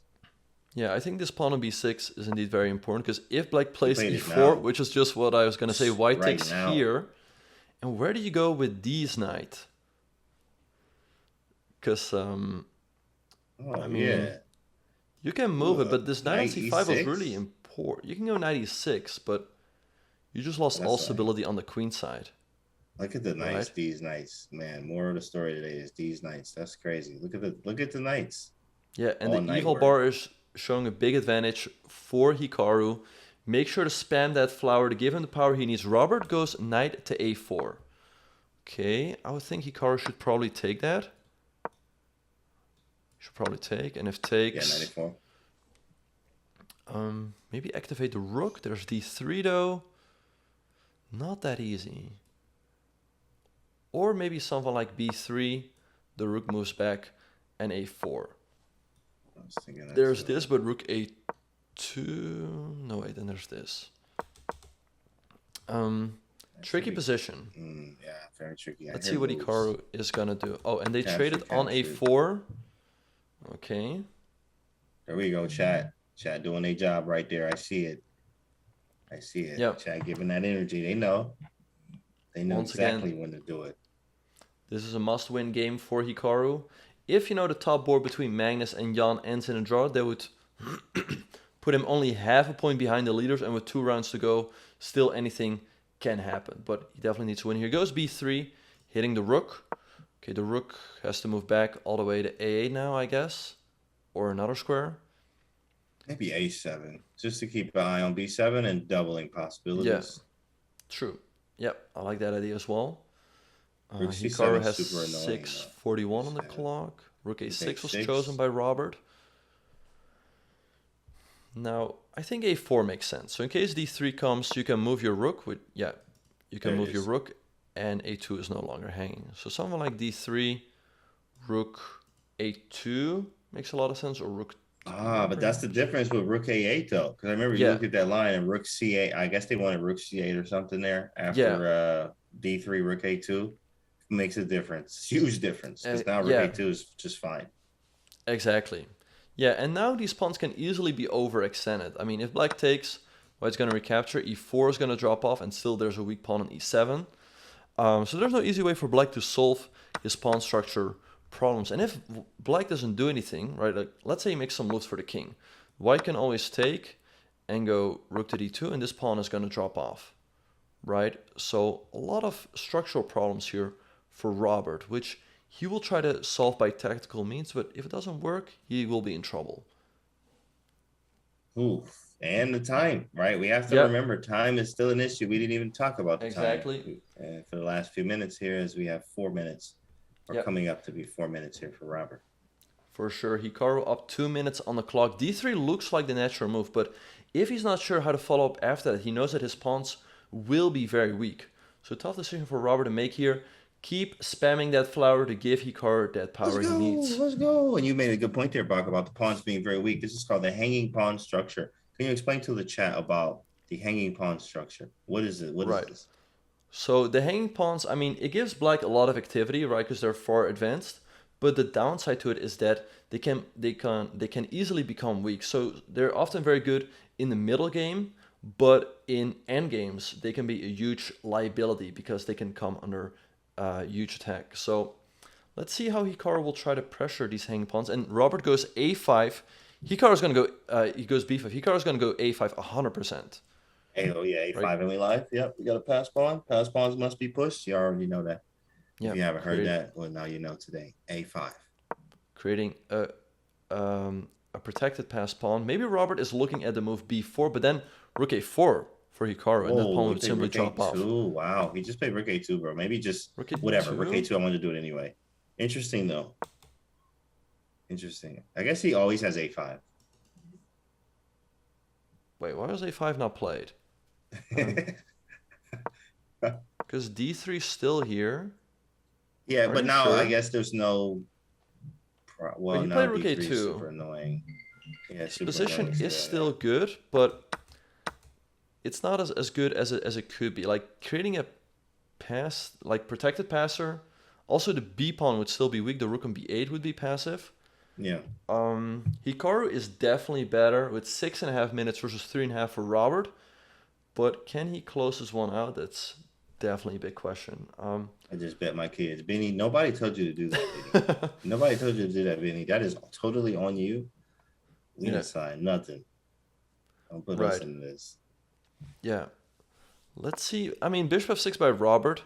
It's still, Hikaru's game to win. I mean, he has a pass pawn here on the a file. He goes a5, and these pawns in the center are still weak. And once again, the time advantage is huge. King g7 by Robert. Maybe rook a4, followed by bishop to b4 is an idea. You want to chop off the knight, and then you can chop off the pawn on e4. Or a move like king of1. So in case you ever go here and rook b2 comes, his pawn on e2 is not under attack. Yeah, some play here. There's some play. We got the bishops, we got the pass Yeah. pawn, but the grind and the time here is you do have to use the time, as an edge, as a weapon, as a tool, as a piece. You got to understand the time edge that I have. It is very real. Look at the bishop, these bishops, these knights today. I mean, it's just wow. And he goes bishop to f1. I wonder if he wants to go e3, but that can always be met with d3. So let's see what Robert's going to do. He could go e3 himself, making sure e3 from white never ever happens. I'm a little bit surprised by this move. I felt like the bishop on g2 was doing a good job of pressuring this pawn on e4. He would only have to find a way to get rid of the knight on d6. But I think his idea is e3 and f3. E3 then f3 and break everything up. And then I could take on d3 and then play a6 and then run them boys. Yeah. That could be a nice idea indeed. Right, and once again, I think he's just trying to play faster, trying to pressure Robert on the clock. Rook b3 was chosen by Robert. I think his idea is that after e3, d3, f3, he can just take that boy. And this pawn is protected. And I'm looking at, clever. Try again. Yeah. Right, that was a great move. Yeah. So maybe Hikaru should still go for something like rook a4, bishop b4, pressure the knight, and then I think the bishop should move back to g2, hitting the pawn. He goes rook to d1. Maybe, I think he's really, he wants to get this e3 move through. Right, like let's say black makes a move. I think he wants to go e3 and then f3, although it feels a bit double-edged, right? If black takes, everything works out, but I mean, if white takes his knight, it's going to swing in. I don't know. Could backfire as well. Oh, knight b5 was chosen by Robert. Okay. So black wants to go maybe some knight c3 action. Yeah, that's exactly where he's going. Bishop g2 by Hikaru, hitting the pawn. Okay, let's see. Is Robert gonna move back, or maybe hop in with knight to c3? Knight c3 will have to be taken, and black gets a strong passer himself. Thanks, Chris. Then if we take, there's rook to b2. You don't want to trade, because then this cannot be protected. Black is not risking anything. You would have to move the rook, but then black takes here. Knight c3 too, so you have to take those.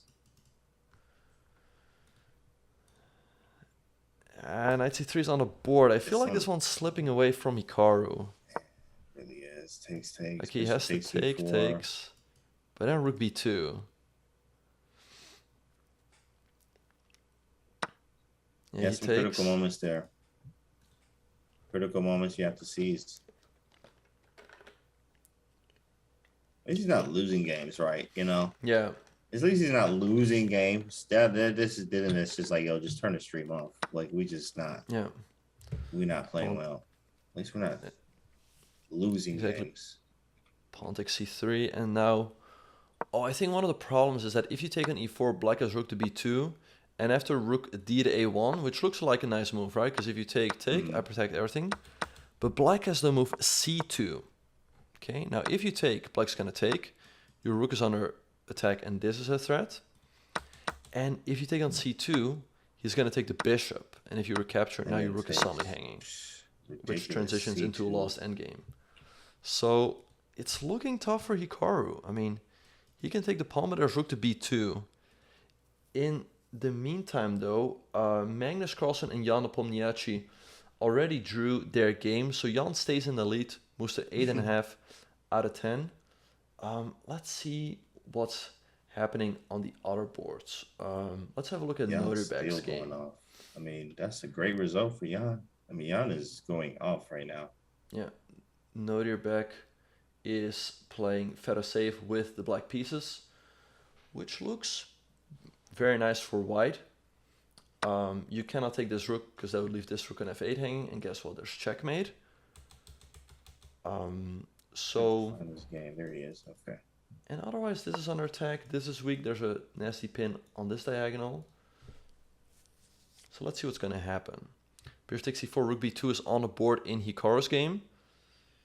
How will the big man try to create winning chances here? It's not easy at all. C2 is coming. I guess you just have to wait a second. You got to be careful not to be worse. Yeah, indeed. Maybe you just have to move the rook, and in case it takes... It's a pity that bishop d3 doesn't work out because of rook to d2. Yeah. But, I mean, maybe you move this rook first, but then black's going to move his rook as well, and it's tough to... Maybe just go rook a4. Yeah. Right, but rook takes c2, and black restores the material balance. Bishop d3 again. Jeez, man, that was tough. Where did he, like... Where did this... There was, like, 2 critical moments in this game. Yeah. One think... was a5, and I think not playing a5 was a huge mistake. Where's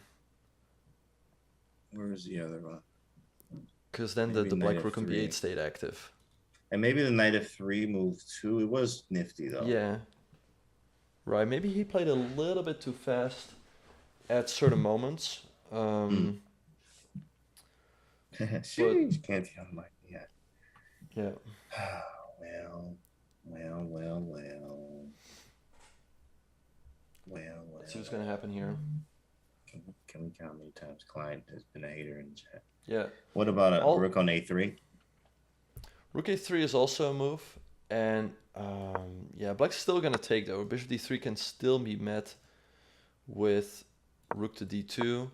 And this should lead to a draw. I mean, we have bishop b2, but black should be in time to somehow take this pawn, maybe e6, bishop d8. And by the way, we would also like to draw your attention that Alexander Kostenyuk, also known as Chess Queen, is crushing the women's field with 8 out of 9 and leading the tournament there. So shout out to her. 9. She is also a fellow streamer and friend of the channel. So let's see if she can get another world. She won the World Cup this year. Let's see if she can get another huge win this year. Jeez, she did win the World Cup. Yeah. Oh, and Hikaru traded and went rook to d7, but Here he can probably not lose, but he can never win this game. Because his pawn on b2 is always protected. And the bishop and the rook do a good job of blockading that square. I don't think black can create realistic winning chances here, but Right. winning this one is now out of the window for Hikaru. So best he can get is a draw here, which is kind of tough. It's tough. It's definitely tough, another way to put it, but at least, we always have to look at the positive here, and we are not losing. We haven't lost. We're still in it, and it's 2 round stuff, right? I think it's 2 rounds. 2 rounds.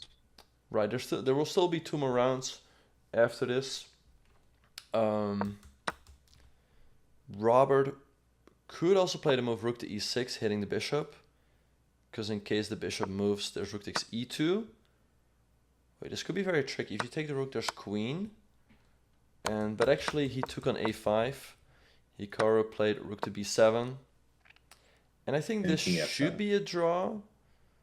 Because, once again, everything defends each other. But black is never risking anything. King of 7 was played. Really, the best we can hope for is that somehow something like this happens.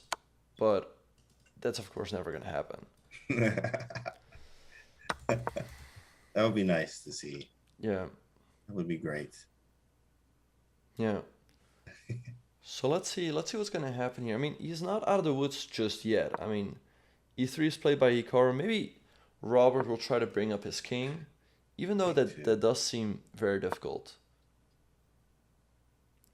One thing that could happen is, let's say, something like check, king here, and then somehow the black king magically gets checkmated. Although even that is not easy to Yeah, you would have to have the king on like d3 without being checked. Yeah. But let's see, it should be h5, h4. No. This should be a good inclusion for Hikaru because g6 is a little bit weak.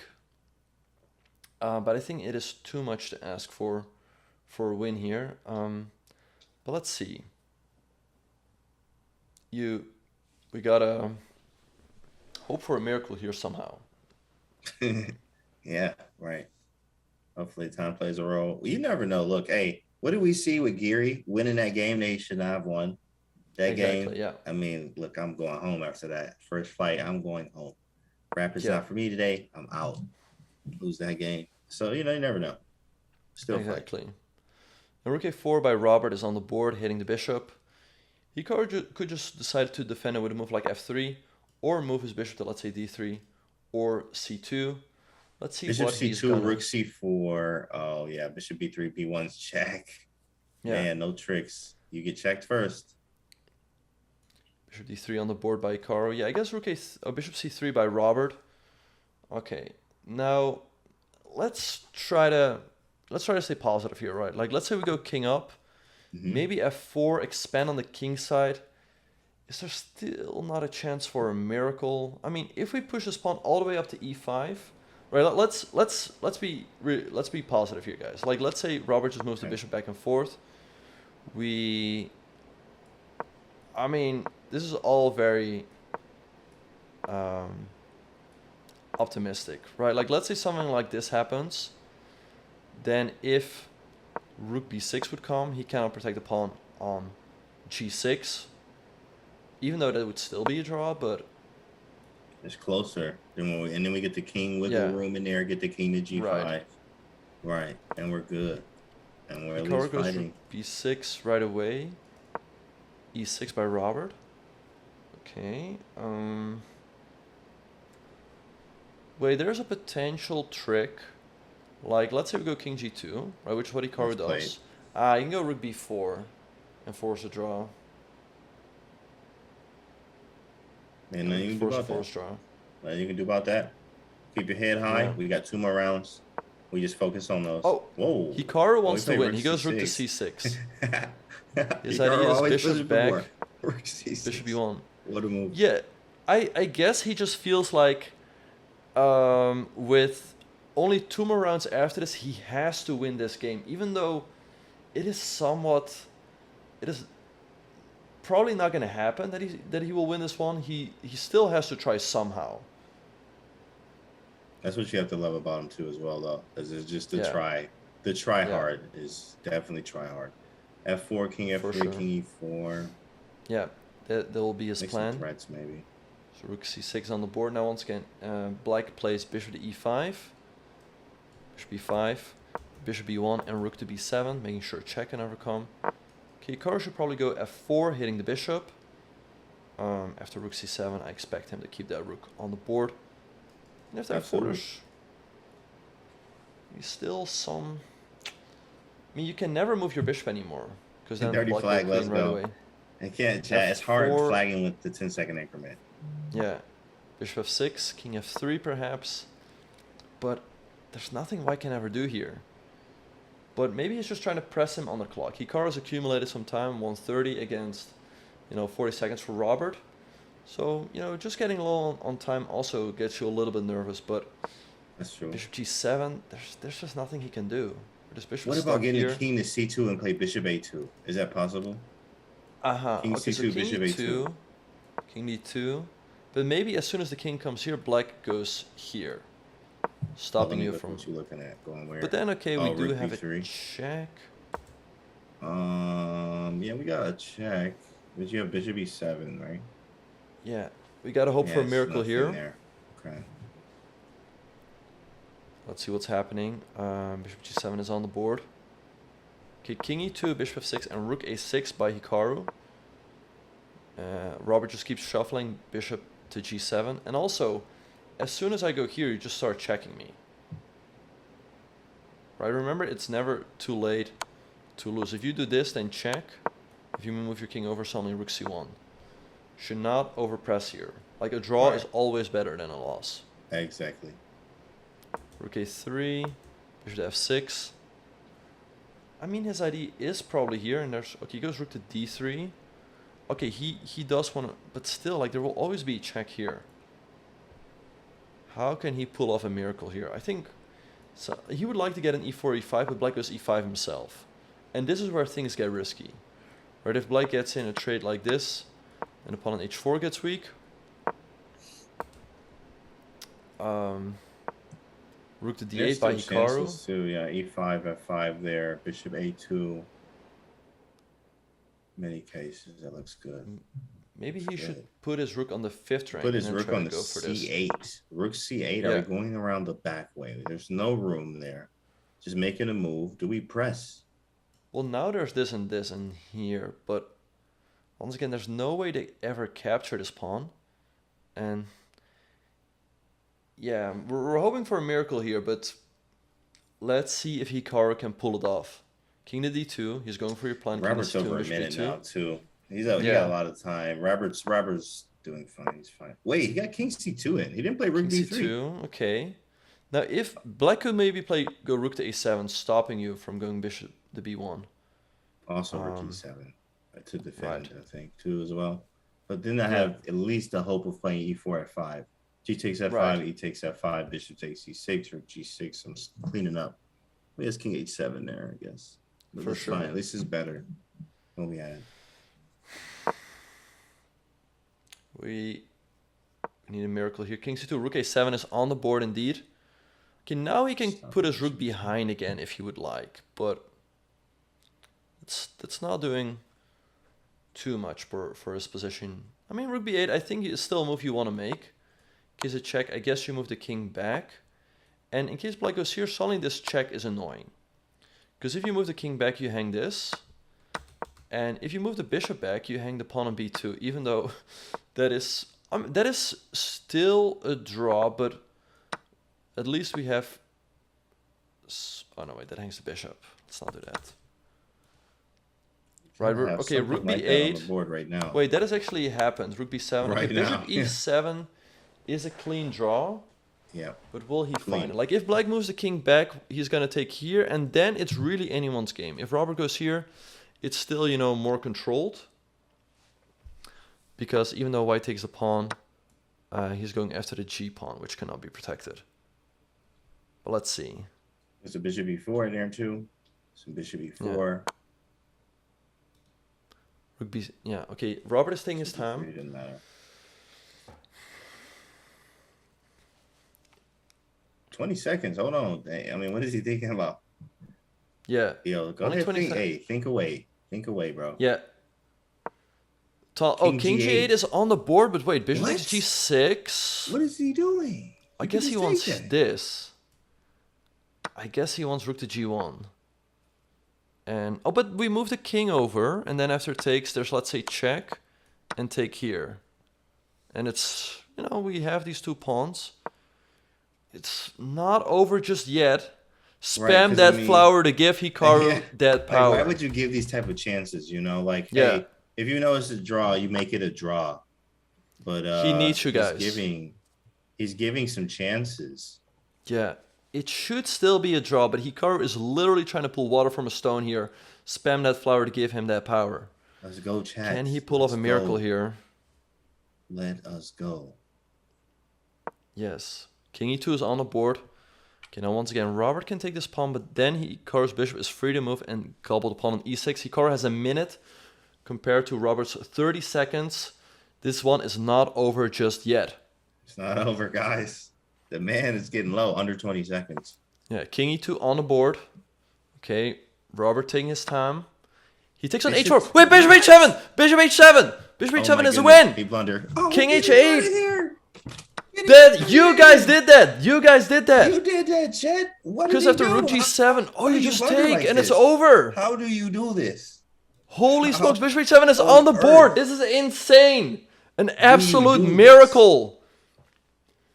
There we go. Doubters? Oh Doubters, my there's the goodness. door. Get him out of here. Right. Doubters. King are, h8 and bad pawn every takes doubter. h4. Please. Thank you very much. You guys did that. Wow. Keep spamming that flower. The chat did that. It does pay off. The chats did that. Yep. Wow. Rook h1, but this one should be over. Anything should be winning here. Bishop b4 by Hikaru. If Robert takes, the easiest way to win is probably king to f2. If check, block, next up this drops off, and that is a win. Hikaru should be winning this one, but let's not call it just yet. He went bishop to c2. Okay, that's also a nice move, because in case he takes, he can take right away. Chat, Right, there's no other way to explain this, chat. There's no other way to explain how he could have blundered, but the chat power. There's no other way. Exactly, you guys did that. You did this, chat. Check, You takes, king did f3, this. h4. Now he gives a check, gets himself unpinned. Okay, still needs to close this one out. Rook h3, king to e2. Check. He wants to go this way. This should be a win for Hikaru, but still, after h3, he's going to give a check. And guess what? You got no moves. This rook is stuck. You've even seen worst case scenario too. If we even, we lose the two pawns. We've seen in this tournament already, Magnus, I think, right, winning with the rook and bishop versus king rook. Right. So And even then, squeezing that, which I'm sure you'll be able to do. all of this is on the board. we're looking good. Robert fighting for his last chance with pawn to e5. Let's see how Hikaru will try to close this one out. He can give a check, for example, the king moves. I was thinking maybe what he should do is take and rook h6. Right now, Black's in. This is the easiest way to win, I would think, because Black's in Zugzwang. Right, your king has no moves. All of this is covered. And your rook also has no moves. And if the rook moves over, you're not going to take, because that allows check. And your king moves and he takes here. But you give a check first, forcing the king back, then you take. And this is an easy win. Let's see, and Hikaru takes and goes bishop to c6. That is also good enough. In case of king f5, Hikaru will whisper, "Oh no, my rook." But after takes, there is a check. And it's all over.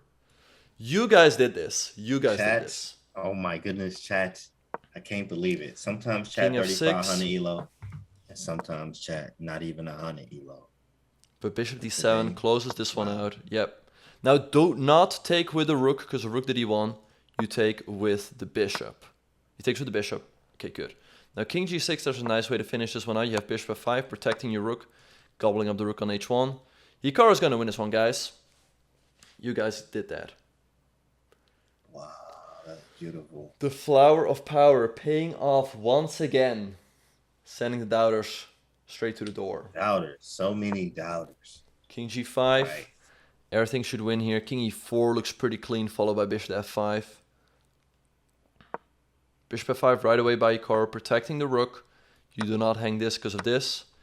and you do not hang this because of this. Beautiful. And if this, there's this.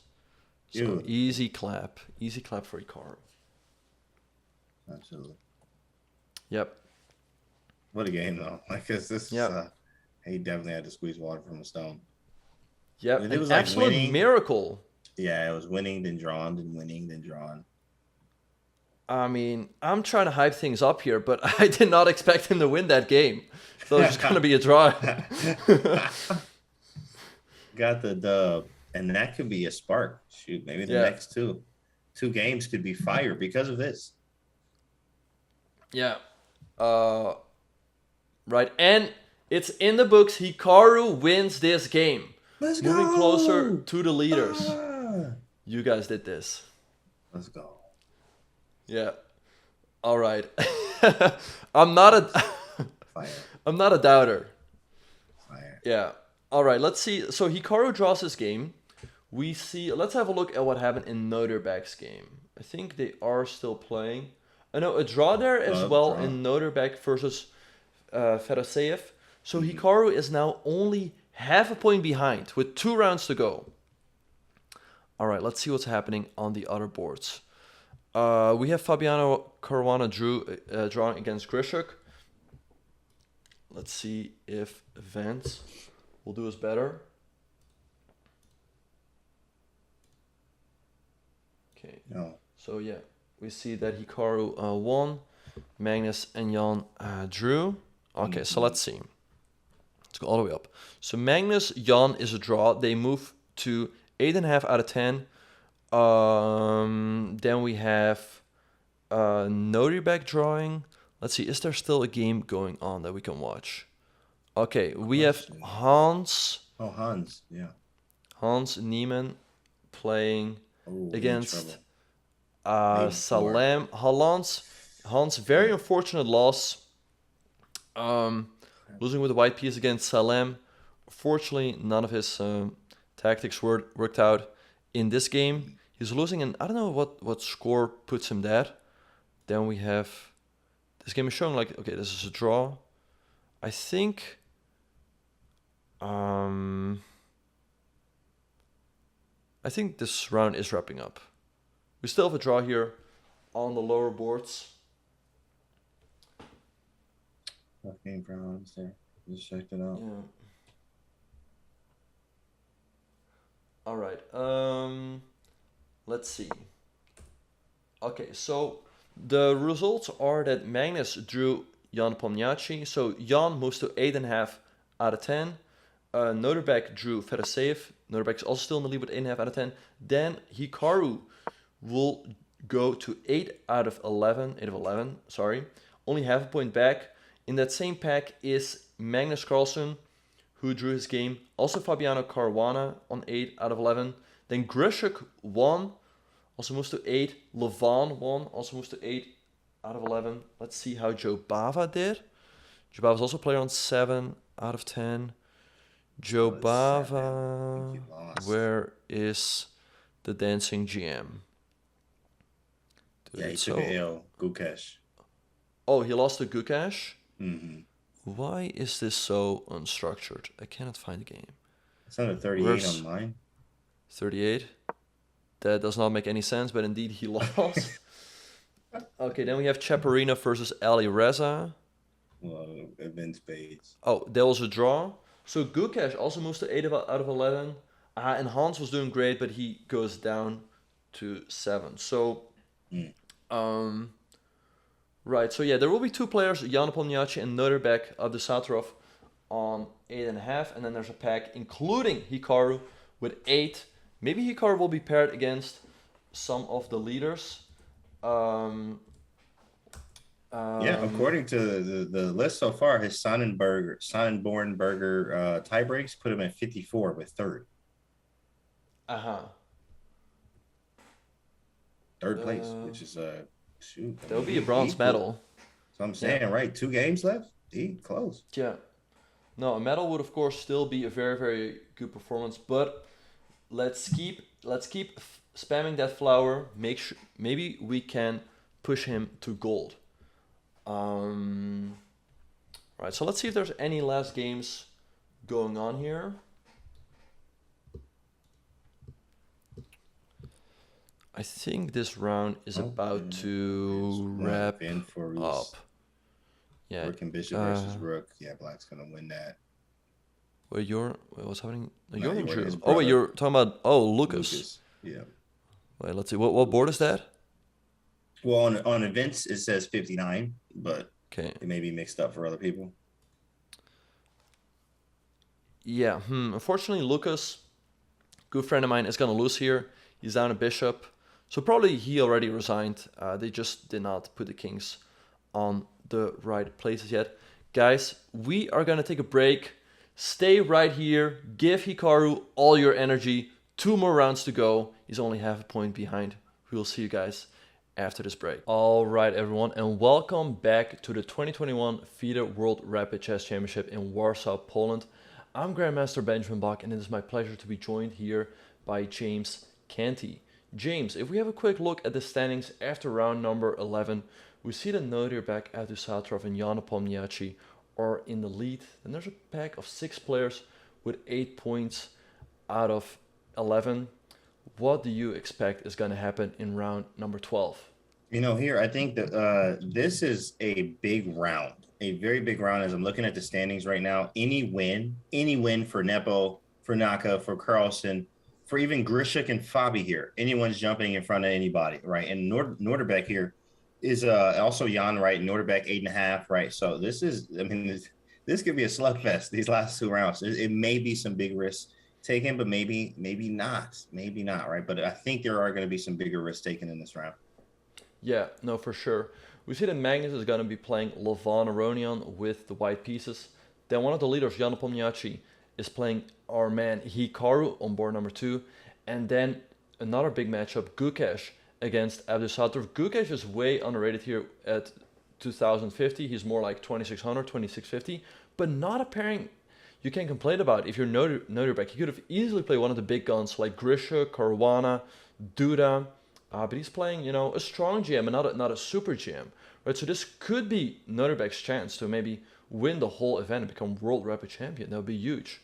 Because if he stays consistent after beating Magnus, you're like, yo, I'm on. Hey, man, I just took down Magnus. Like, you can't tell me nothing right now. He did take a draw in the last round, and then these next 2 rounds here, we'll see what happens. Yeah, and then on board number 4, we have Grisha against Caruana, also on 8 points. So all these players on the top boards will be looking to get in the win and jump to the lead to fight for the medal. So yeah, as you said, maybe we will see more risks being taken. I think especially on these, in the pack behind them, because draws don't really get them anywhere. I mean, if you finish at the top, you still win some nice prize money. So you don't want to go all out also and take unnecessary risks. But for some of these players, the only thing that counts are the medals.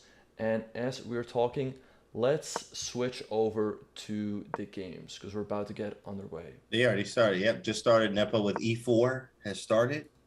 Yep, and we see a Berlin on the board. All right, so expect Nepo to go into the endgame.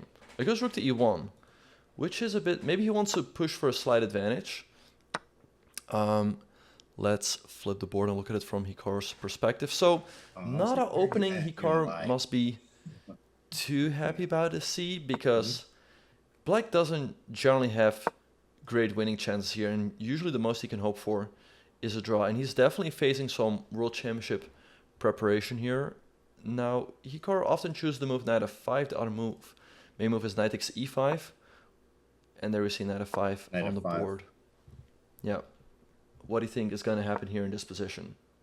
I've actually played this before here. You can play for more here with bishop f6, bishop e6. I know g6, tucking the bishop back on g7 in some cases too as well, or removing the knight, putting it on g6 and playing c6 or c5, which is it's a lot of play. It just depends on how he feels with that, and we'll see. If Hikaru is really trying to play out here, he got many ways he can go. Yeah, only one pawn. There's only been one pawn trade, right? Only the e pawns have been traded off, but not that. I mouse slip knight at g3. Oh no, our streamer blundered. No, but as I was gonna say, apart from that, all the pieces are still on the board. also, we don't see any moves in Magnus's game against Levon. Where is Magnus? Oh, Ma hold on. check. Let me see that. Oh, Oh, no moves. Is his clock running? Oh, yeah, his and clock was d4. running Oh, too. d4 is finally on the board, 1.5 minutes in, and we see a Queen's Gambit accepted there by Levon. Man, Um, late stumbling. yeah. So there's many things White can do. White can play e4, that's a more aggressive approach, or knight f3 and e3, and that will lead to more quiet positions. Let's see which one Magnus will choose. In the meantime, Hikaru is in the tank here. He goes bishop to b4. He wants to capture on c3 and ruin Ace 3 White's played pawn immediately structure. from Jan. This is, he Yeah, know this. I mean, that was yeah, instant. exactly, yeah. No, I think once again we're definitely seeing some World Championship preparation here. So not easy for Hikaru to face all of this. That's kind of annoying, bro. How does he have so much time? 16 minutes. Like, Mm. Nepo's an annoying player because he's so strong, too, but then he moving so fast, too. Like, yo, come on, bro. Something has to be wrong here. Right. You're not even thinking. It's kind of annoying, but it's strong. Like, he is very Yeah. strong here, but we have to figure this out here. This is strange, right? I mean, knight's on d6. Do we take on c3 and double the structure? Maybe play knight a5 and knight c4. Nimzo Yeah. Indian style, maybe. For sure. Yeah, he wants to take on c3 and ruin the pawn structure and then play on these light squares. And actually, like a while ago, about 6 weeks ago, a 8-game match was dropped on YouTube against a mystery super GM. Everyone was wondering, who is it? But finally, we can reveal a little bit. It turned out that it was Nepo. So Nepo was playing some World Championship preparation there against Hikaru. Probably that's why Wow. we didn't want to reveal it. Wow. I never Yep. knew. Was that Yep, the Mr. there you Bean guys guy? go. Is that who it was, guys? Do you guys know who it was? Mr. I Bean? think it was that Mr. The Bean chat is guy. saying Yeah. Mr. Bean. I was wondering who that was too. He was nasty. If it was Mr. Yeah. Bean, he was like, bro, who is this guy that is so strong, crushing everybody? But I mean, of course, obviously, it was going back and forth for Hikaru, and it was a nice matchup. Mr. Bean. Yeah. Wow. Exactly. So Dang, make I sure remember that to name. check that video out on Hikaru's YouTube. Anyway, so yeah, I don't think Hikaru can be too unhappy about this trade. I'm a little bit surprised that Nepo forced him to take. Right? He could have also played a developing move, right? Like bishop f4, and be like, okay, if you take now I take, we have the same thing, but I have a bishop on f4. Furthermore, the pawn on a3 can be, it can be a weakness. Right? I mean, Yeah, if a it knight can be a weakness. ever- Absolutely. I like Black's position. You put the knights on e4 and c4, maybe not both. If we can Yeah. trade off the light square bishop, I mean, this could be strategically dominant for Black. Yeah, If we can trade the light square bishop off, put the knights on e4 and c4 and literally have a great for game. sure. Yeah. If you're Hikaru here, what you're dreaming of is, let's say, this is never going to happen, but imagine something like this happens and a trade, then, imagine the knight swings back, then it's suddenly controlling all of these light squares, which White cannot challenge, because White has a dark squared bishop, he can control the light squares, and all his pawns are placed in a way in which he can also cannot control these squares, right? He cannot play b3 or d3 to control this square. So White will never trade like this. White would much rather have Black trade here than recapture with the pawn, and that way control the squares once again. So let's see how this one is going to progress. Nepo took. Hikaru's going to take with the queen, I'd assume. Oh, he took, okay, on e8. Let me go back to the board. Took on Yeah. e8, yeah, he takes with the queen. And we just develop, I guess, bishop f5. And just queen e6 or e7, rook e8. I have a good position. Bishop f4 is weirdly annoying, right? Yeah. I think after queen takes 8, bishop 4 is annoying indeed. I don't think you have to be too worried about this trade. I mean, there's also no way to avoid it, because if you they drew already. I'm looking at the chat and I'm like, draw. What you mean? There's halves up there. They just got out of there, bro. They just got up out of there. Rook takes e8, draw. Yeah. Okay, that is a little bit disappointing. I mean, I guess both players didn't really feel like they could create any realistic winning chances here. it's a bit weird that Nepo. I mean, Nepo playing the rook e1 Berlin sort of signals that he was not in a very combative mood, which is a bit surprising because this will probably be his last game of the tournament. He doesn't know who he's going to be paired with in the last round, right? I mean, it can easily be very tough pairing with the black pieces. For Hikaru, of course, he would have loved to get a win here and get in the lead, but a draw with the black pieces against Nepo is not a bad result, and he will have white in the last round. He definitely needs to win there. And I think if he wins the last round, I don't think it's going to be enough for gold, but it will probably give him a medal. So definitely keep your energy, definitely keep rooting for Hikaru. Definitely keep the energy, guys. Yeah, definitely keep your energy up. Plus, I mean, you're right. You know, Jan is super strong. He's been wiping this tournament. I mean, he's been wiping the tournament. It's very scary. So, hey, look, the draw, it is what it is. Okay, cool. We'll take it. White in the last round, smooth, and finish strong. Finish strong. Not for bad. sure. So let's throw another game on here. We see the board below us is El Magneto versus Hovhannisyan. Both players are an 8 out of 11. But let's see what's happening in the game. F5 from Magnus. Let's go. I love these kind of games. You see that let's F5? see, where's the game of... Okay, let's pull up Gukesh versus Nodirbek Abdusattorov. As we said earlier, Nodirbek is leading the tournament with 8.5 out of 11. If he wins this game, he grabs the sole lead going into the last round, in which he will have the white pieces. Nodirbek. So, once again, guys, this is not... I mean, this is Gukesh's rep rating, but in classical, he's rated 2650 or something. So 600 points underrated. Don't be fooled. Don't be fooled here, guys. Jeez, the game was so far down. Okay, here he is. Nice. So he has to win to be clear. Yeah, exactly. Looking at it. This one is looking pretty complicated. Nodirbek goes knight to d5. Now he has some control here in the center, but on the other hand, his king can feel a bit airy if white manages to somehow, you know, double on the, let's say, queen c1, queen a3, maybe launch an attack on the queen side somehow. So let's see what Nodirbek is going to do to try to create counterplay here. Yeah, there was knight a4, and then a few moves already, knight 6 to d5, and then bishop d2 now. Yeah. d2, backing up with the bishop. And yeah, Gukesh, also another young talent. If he wins, he will take over the lead, the shared lead, with 9 out of 11. But yeah, let's see what's going to happen. So Hikaru, he's on 8.5 out of 12. Yeah, he definitely needs to win in the last round, and I do think if he wins the last round, he will get a medal. That's awesome. Yeah, you know, no losses too. I'm thinking he didn't take a nail, right? Yeah, it's quite interesting. When Hikaru, you know, when he was growing up, he was a very aggressive player. He used to take a lot of risks, but as he became more mature, he became more controlled and much more solid. So let's see, g5 on the board by Nodirbek. Jeez, this kid playing, boy. Bach. G5? Yeah. And we live. That's a move indeed. And now some of you guys might think that this move is forced, but that would lead to huge problems for white. It would open up the H file where white's king is located. So you don't want to do that. He could take the pawn on g5, but that opens up the G file for black to attack.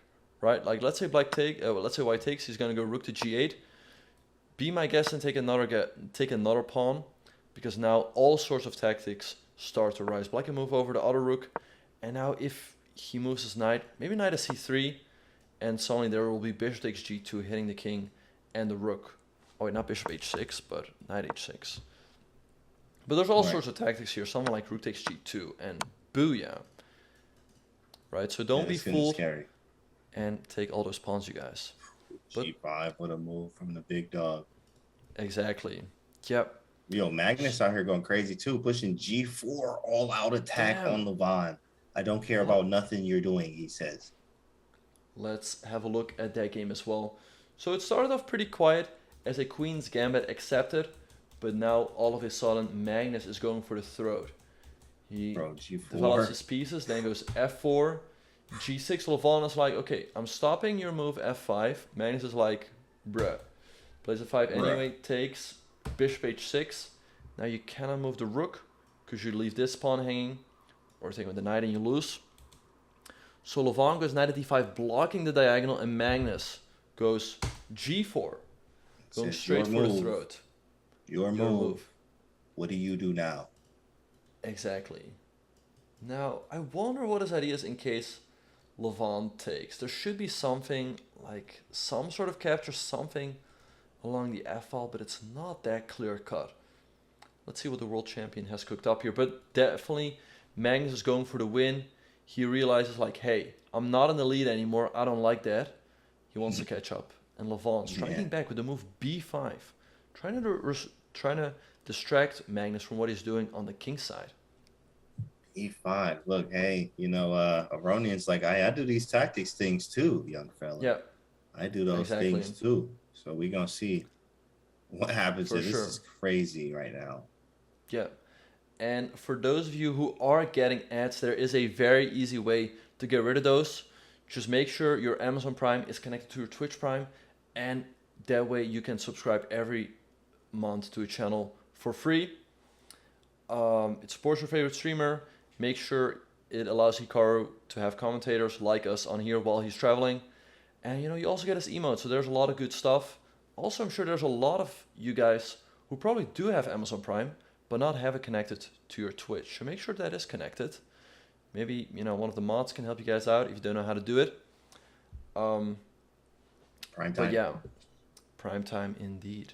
But yeah, Canty, what do you think is going to happen here after g5? Well, there was a snap and bishop b3. I did see that incoming. Now the question is b4. Is he going to play b4 too as well? Because if that was the intention of b5, I mean, probably b4 too, maybe forcing some issues, trying to exchange some pieces, because that is just general rule when you are getting attacked, is exchange the pieces attacking you. So maybe we just trade some of these boys off and see what happens. For sure. Now, I like what Magnus did here. He did not want to take this pawn, because as soon as you take on b5, Levon probably had something like knight takes c3, pawn takes, and queen to d5 cooked up.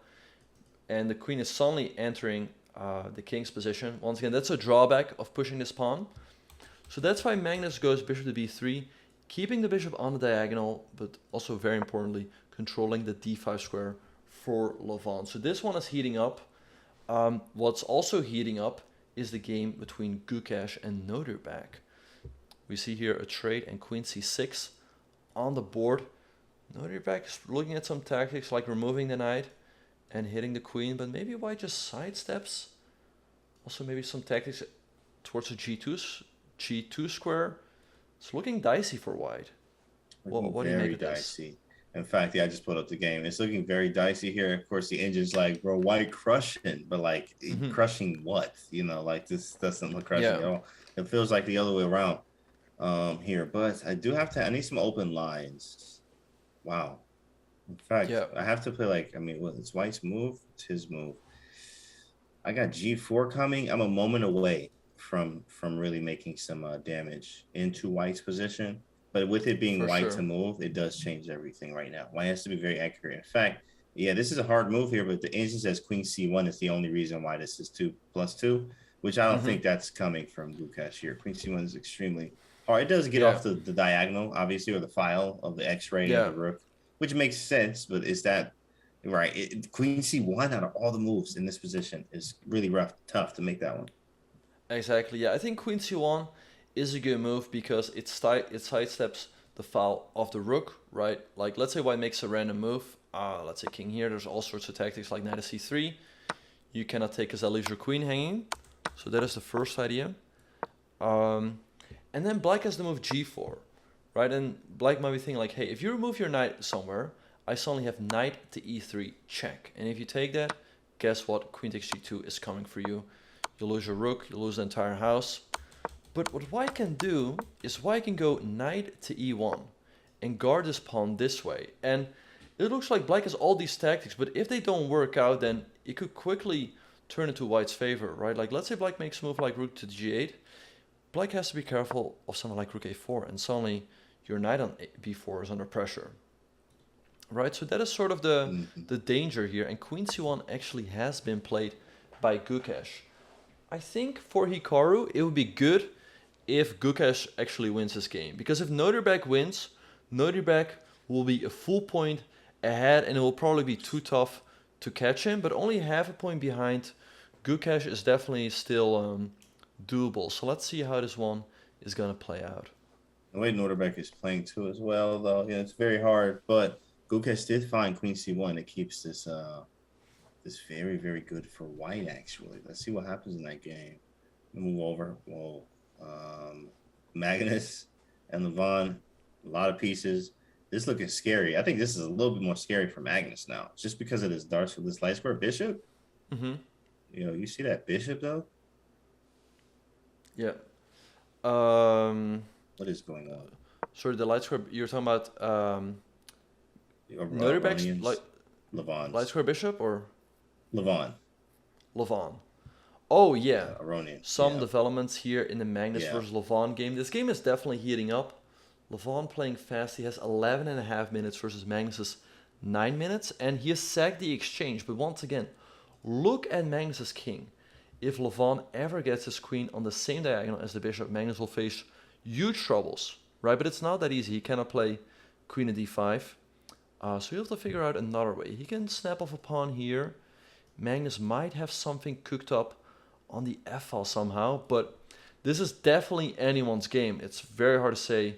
I would practically prefer Black's position because Black's king is a lot safer than White's, but that's exactly it's really right, anyone's game. I think and the reason is just because of the precision it takes. You may be much better here. I don't have the engine on or anything, but it may be better for White, but the precision that it takes here is extremely hard, very, very hard. Yeah. And one moment could be game over. Just follow with like a knight e4 in here. Getting the queen to d5 is always on the card. C3 is kind of hanging. Even queen a3, rook b2 is an idea to put the rook to g2. It's very scary. For sure. And so in the meantime, we also see, Noderbeck's game is heating up, and I don't think that's really working in his favor. He went knight at f4, hitting bishop 22, but Gukesh just took and played rook to h4. It's quite funny. White is going to activate this rook by going rook h4, and the other rook by going rook a4, but it's looking very effective. Very strange. Yeah. Never develop your works. Don't try this at home, guys. Exactly. Do not try this, chat. Okay, this is not natural. Yeah, usually you end up moving your rooks to the center like this, but it's looking pretty effective. I mean, he wants to knight d3 by Noderbeck. I like that move because if he would give White a move, he's going to take with the rook, hitting the knight and hitting this pawn. At least now he would force White to give up the bishop for the rook, and then there's still a lot of potential for Black, right? Like if White is not careful, something like this can easily happen, and suddenly White's king is feeling the heat again, right? All the light squares are weak. This rook is coming in. So let's see how Gukesh will deal with this. Maybe moving the queen is better. Man, is that live board too? Let me see. Knight d3. This is the live board. Yeah, knight d3 was the last move by Noderbeck. Live. Ooh. Yikes. Yeah, I just gotta move the queen. Yeah. Can't allow that kind of counterplay. But then if you move the queen, like the knight's just like, I'm here. Like, hey, I'm here. I'm here. Yeah. Queen c2 or queen c3 though. Maybe we make him move. Mm-hmm. And are we moving? Queen e4 or knight takes c5? That is a good question. Yeah, I would think that. Well, the problem for Black is if we play a move like queen to c4, right? The problem is that if Black takes with the queen, we're gonna take the knight on d3. Now Black's in trouble. If he takes our queen on c4, we take with the bishop. Our bishop is safe, and we're up a piece. And if Black takes the bishop first, then we take the queen, and we are winning. And if Black takes the pawn with the knight, then there's suddenly rook to c1, and Black is pinned. This knight is under attack, and if it moves somewhere, White is going to take, and he will be up a bishop. So some tactical problems here for Noderbeck. Let's see what Gukesh is gonna come up with. And guys, on another note, we just wanted to give a shout out to Polymarket for sponsoring this stream. Check out the link by typing !Polymarket in the chat to see their markets in chess and sports. We also appreciate their support. I mean, all the sponsors are really making all of this possible. Polymarket? Use the command Polymarket? Yep. Yo, so they say on Blunder? We're seeing Yeah. some trouble in the Vaughn's game. It's looking kind of wild, and it does look kind of wild once again. Yeah. Right. They have some nice markets. Like I said, maybe you can get some value there. So Actually queen went through it too. c4 is on the Other board. I market. wonder, is knight takes e5 a move? Right, because you hit the queen, but white takes, you give a check. Here, check. There's still bishop f1. So it might not quite work out, right? Black's sort of running out of steam here. Now, all of a sudden, if white gets a move or two, he's coming for your king. Mm-hmm. Dang, there's nothing there too. Wow. Yeah. Amazing. There's nothing there.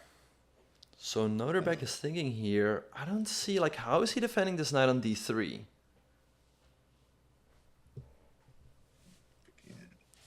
Extremely complicated game here.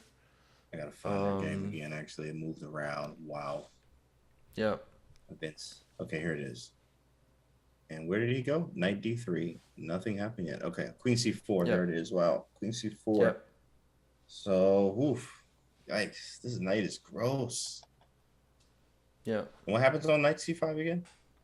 If knight takes c5, D4 there's rook to probably? c1. Oh, just rook c1. Oh, yeah. Right, C1. yeah. Sheesh. There's literally nothing to do defense-wise. Because after Wow. rook d5, now we go b4, hitting the knight. Yeah, b4, yeah. Mm. Yep, and this knight will be He's lost. Dang, bro. Gukesh could beat him. Like, that would really help, though. That would really help Hikaru. That's what we want. Yeah, wow, no, for sure. That's crazy.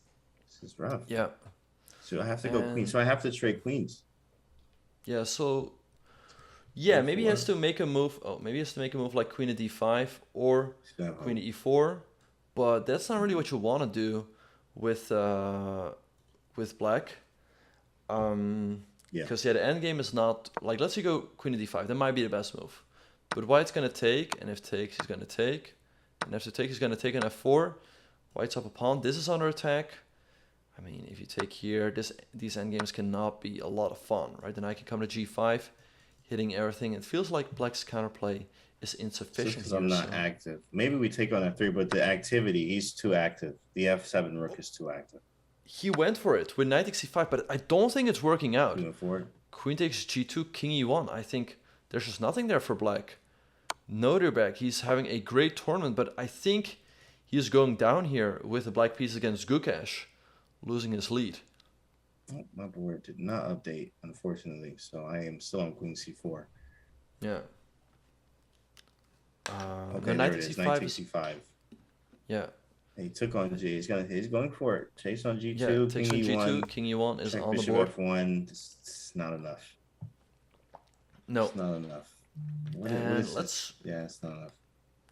Yeah, let's switch our attention back to the Magnus game. Some developments there.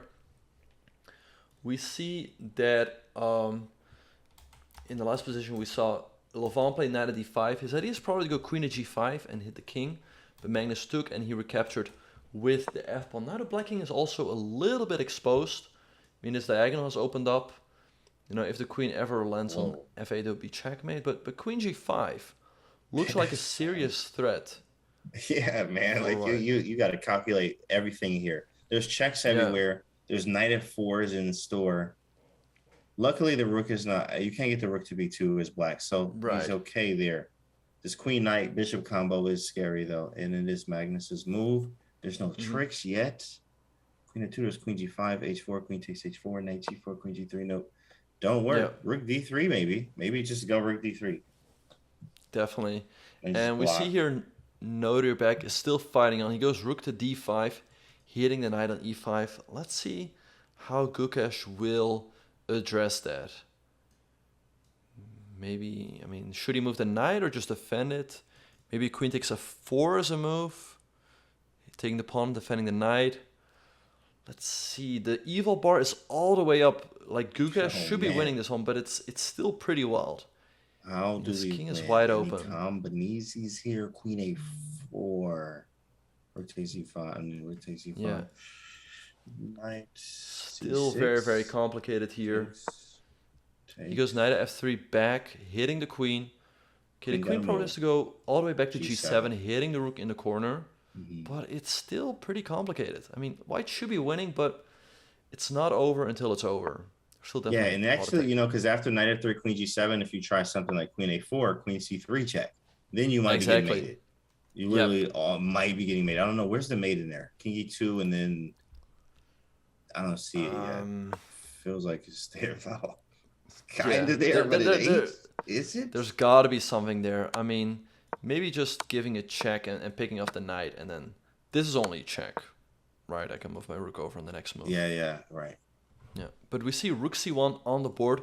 It is very important that white keeps covering all these squares around his king so that black cannot go for a nasty check.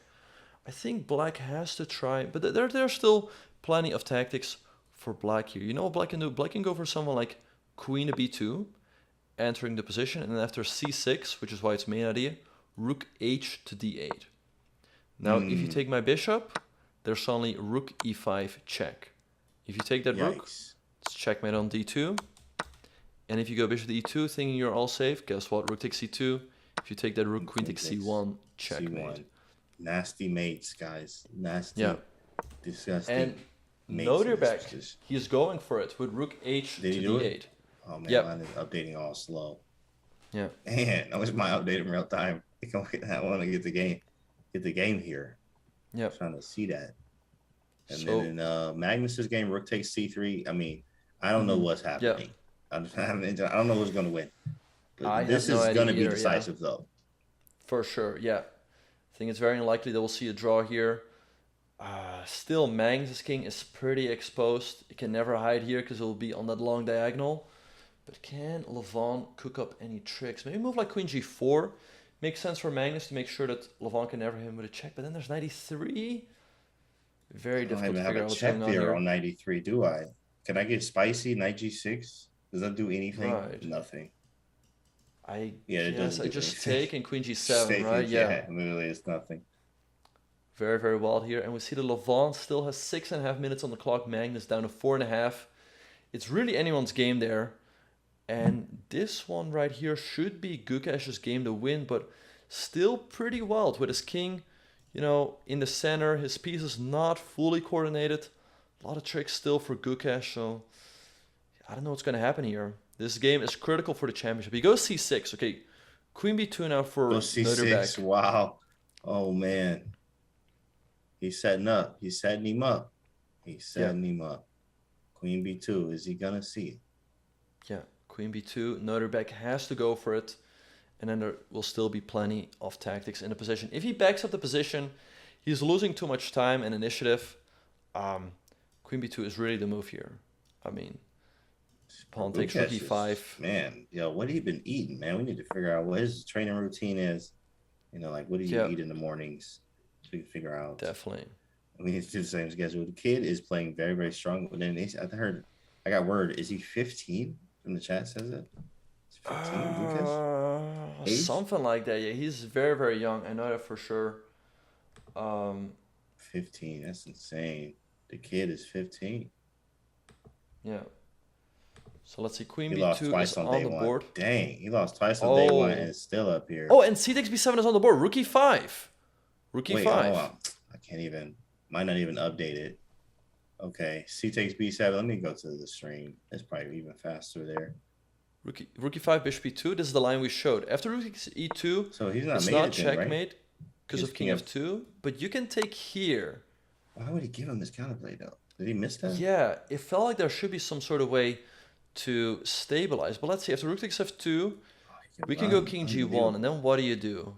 He runs. If you give a check, I slide over.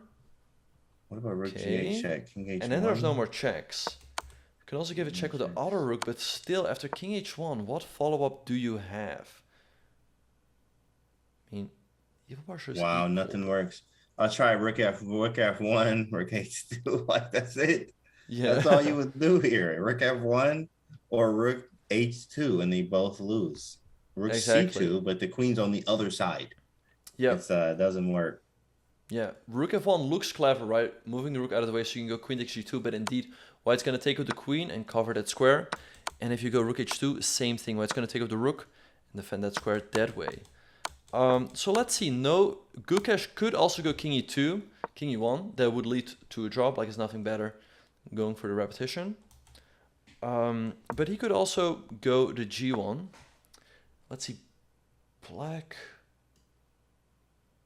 What else is black? Is queen g7 a move? Because if you slide over, then there is checkmate. And if you take, there's a check here, but very, very dank stuff. That's a this is dangerous.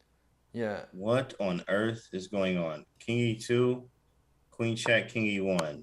King e1. But then he might perpet it out. He could perpetual. You keep checking here, and as soon as the king slides over, you take here. Yeah. Now, don't go here, because only you get checkmated. Why? But after king e1, black cannot go for anything better than a draw. Because if you ever take this rook, don't forget that white was threatening checkmate himself. My goodness. Yeah, that made there. That's why it's so crucial. And we do have the position on the board with rook f2 and king on g1. Gukesh is a beast. What on earth is this kid eating? Exactly, yeah. Let's see what Noterbeck is going to come up with here. It's looking critical. If he does not find the right continuation, he's going to lose. Rook g2, once again, is not a move. You slide over and there's no more checks. That's right. Yeah, we have to find queen g7. That's what the chat says, right? Queen that G7. Is a difficult move to find. Is that the draw? That is a draw, yeah. It is a draw, because, okay. Yeah, you have to take, I give a check, and after this whole sequence, there's no way for white to get out of the checks. But there's also another line that black has, which is insane. Black can give a check on g8, and after king h1, it looks like black is lost, right? Because there's no more checks. Right. But black has queen takes c1, believe it or not. And after takes, rook takes f3. And all of a sudden, it's only +1 for white. Get out of here. Because black has... Turn the engine off. Stop playing, bro. I'm not, we going home. We going home. Because black has 1,000,000 pawns, like 4. And white's king is still exposed. If you take here, guess what? Checkmate. and otherwise, like, his king is still pretty exposed, and there's nothing really white can do, but that'd be insane. He's not doing that. He's not. Yeah. Kick him out of the tournament. If he attempts to that, kick him out. So let's see what Noterbeck is going to do. Dude. Queen G7. Sack the queen. Unbelievable. Yeah, that is insane. I never thought of that. Ever. I mean, thinking if queen takes c1. Exactly. In a normal game, you think you're just lost there. Or you're down a queen for a rook. I mean, you have some pawns, but usually those positions are just that lost. Yeah, right. Yeah. Every time, most likely. I mean, you've never seen. That's the very rare occasion. It's like really the 0.1% of times that you would have a position where that could be playable. He did it. Wow, queen g7. Oh, it's on the board. Oh, he played it. Queen g7 is indeed on the board. Once again, white has to take the rook. You cannot play for more with king h1 because then there's queen g2 checkmate. And then after takes, queen g3 will come. And wherever white goes, black has a perpetual. And these kids, what they've been doing, man. How is he studying? Noterbeck finding all investment. What was the accuracy on this game? Well, actually, this should be probably, obviously, pretty lower for Noterbeck because he was losing at one point. It was pretty rough. Yeah. Yeah, no, I mean, it was a very complicated game. So it is pretty normal, that, I mean, it's very difficult, especially in a rapid game, to figure out the right path. But yeah, we'll probably see a draw here by repetition. Once again, white has to take the rook and then queen g3. Yeah, and then king e2. Queen g2. Yeah, queen g2, king e1. And queen g3. Back and forth. Yeah, back and forth, king e2, king e1. So yeah, queen g3 is on the board and king e1. Yeah, we will see a draw here. Queen g3, king e2. There's no way out of this for either player. So let's just wait for this one to be in the books. Let's have a look real quick at what's happening in the Magnus game. In the meantime, they're in an end game. Let's see. Oh, interesting compensation here. I have a pawn, but up in exchange. Yeah. The bishop probably drawn. Good question. White's king is a bit stuck here, but what does black do here? I mean, rook f3 looks nice, right? Threatening checkmate. But now white can just take and go rook back and cover that square that way. So let's see what Hovhannisyan is going to come up with. He goes bishop f5. Now Magnus can take here, but Levon moves the king up. After rook takes b5, Levon is probably going to take here, and D4. Draw. White's up in exchange, so Magnus will definitely try here. It would be great for Magnus if he can trade off one pair of rooks, but if he, and then he can, you know, push up on the dark squares. But if he can't, then it's going to be very tough for him to make progress, because this rook will always give a lot of annoying checks. And yeah, so let's see. Check king g5 is on the board. Rook takes b5. And rook takes b5, just play. Rook takes d4, play. Rook b2 now. Yeah, and rook g4. Wait, but rook g4 allows rook g2. So Levon must feel pretty confident that this endgame is a draw. But it's, right. I mean, it might be a draw, but it doesn't look. Probably black makes a draw by going king f6 and g5 quickly. Yeah, because, or yeah, it's just shuffling too. You can't really push me back. I mean, even if you sack, like, what would be the plan, the overall plan of like what? Okay, let's say we do. You get your rook, you get your pawn. How are you gonna progress? Like, are you gonna make any progress? Yeah, I think if black sits here with a move like bishop to b1, white's gonna make progress by, let's say, going h4, making sure black cannot play g5 anymore. Because in case of g5 now, we give a check. Right. If you block, there's h5, you lose your bishop. And if you go king f5, rook h5, you lose this pawn. So what if you just move the king around? So let's say black keeps sitting, right? We move the king up. Let's say black sits. Eventually, we're going to push black back. And then king up. And white should be winning this somehow, even though it's a long grind. White should be winning this somehow. I mean, eventually this will come. H5 probably. Eventually maybe H5 and rook and bishop, but that's drawn. Well, rook and bishop is a draw, but with a pawn still on the board, there's a good chance for white to win. Right. But I would think that, you know, if you keep pushing the king back, eventually black's going to end up in... I feel like this one should be winning for white, but it's a tough call. So let's just see what will happen in the game. Okay, and indeed, this has happened. Oh, wait, what? Where are we at? Okay, cool. Yeah. So she moves pawns on g5. That's a little different, though. Yeah. Pawn on g5. Right. Yeah, that's what I was talking about. Like Levon does not want Magnus to make progress over the dark squares. By putting the pawn on g5, he's controlling these dark squares himself, and the bishop does a good job of controlling the light square. So it will be difficult for Magnus to make progress. He goes here, gives a check.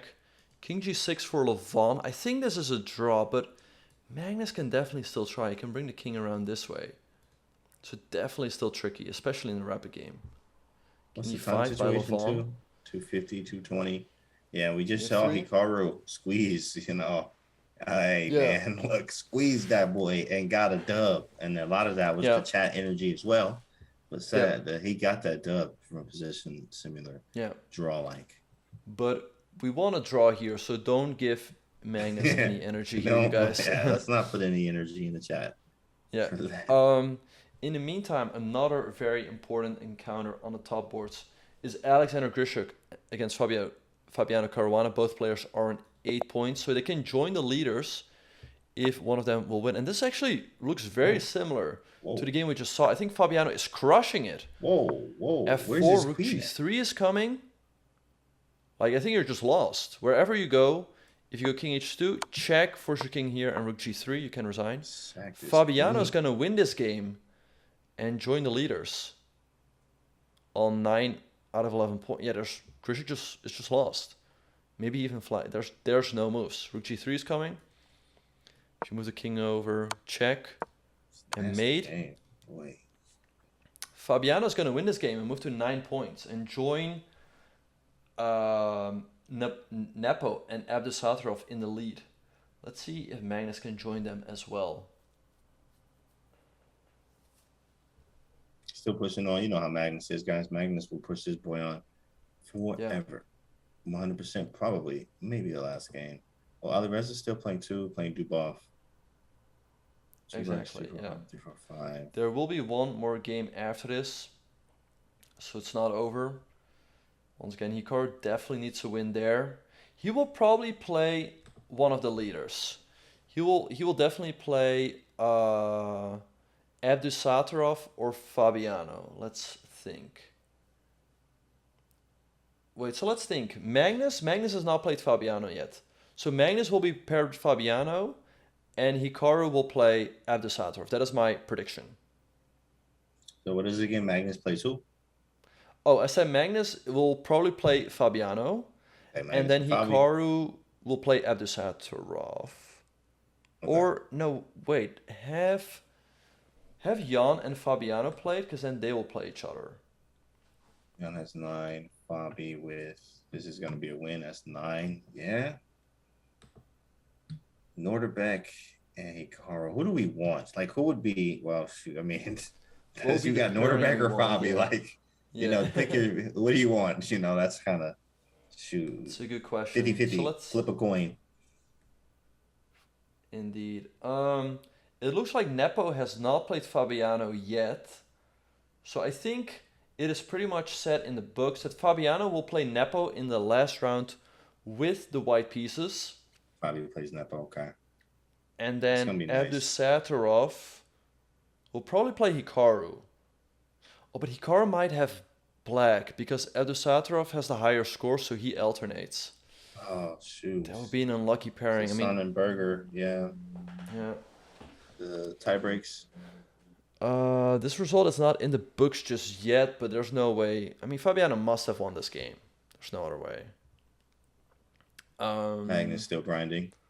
So we'll just trust that indeed. Actually, it's looking very tricky for Levon. Levon could go down here because Magnus' king is ready to sneak through the back door by going king d6, king e6, king f6, and suddenly this pawn will be under attack. G5. See, that was the problem. That was the problem. Is like if you would have kept the pawn on g6, you never have it. But maybe wait. What if he gets it to g4? It looks like he's doing that now. Right, but then the pawn on g4 is fixed, right? See, and that's crazy. So this game is definitely going to keep us for a while. What would be the winning method? If I shuffle from the diagonal, a short diagonal, by the way, but of d1, f3, I don't think that would be significantly helpful. But pawn on g4, king f4, shuffle on a diagonal of d1 to f3. How does he make progress?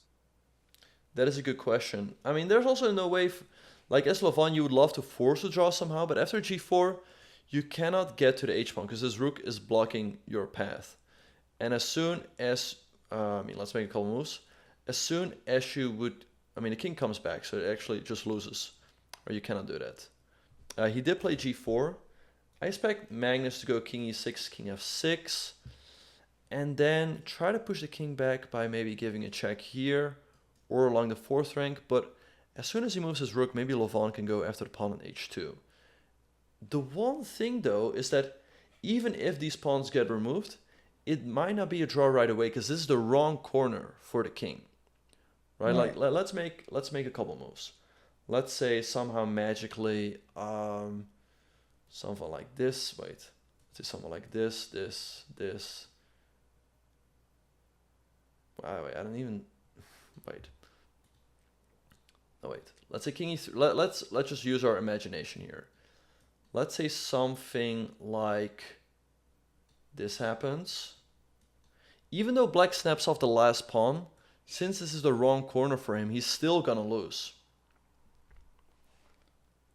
Right? If the king, if this would be a dark square, it would be a draw, because what you do is you just put your king in a corner and you still make yourself with the bishop. But this is losing. So you can't tuck. In the meantime, Levon is sliding his king over to h4.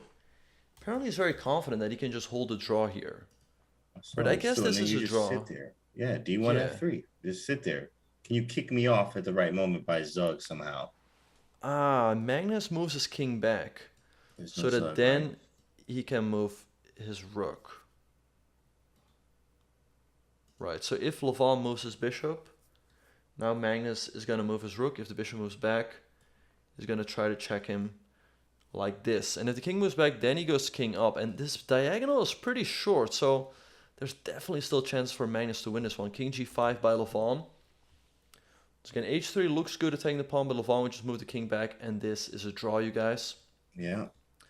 Magnus goes rook to g1. He wants to go king here. Levon goes king h4 and rook to b1.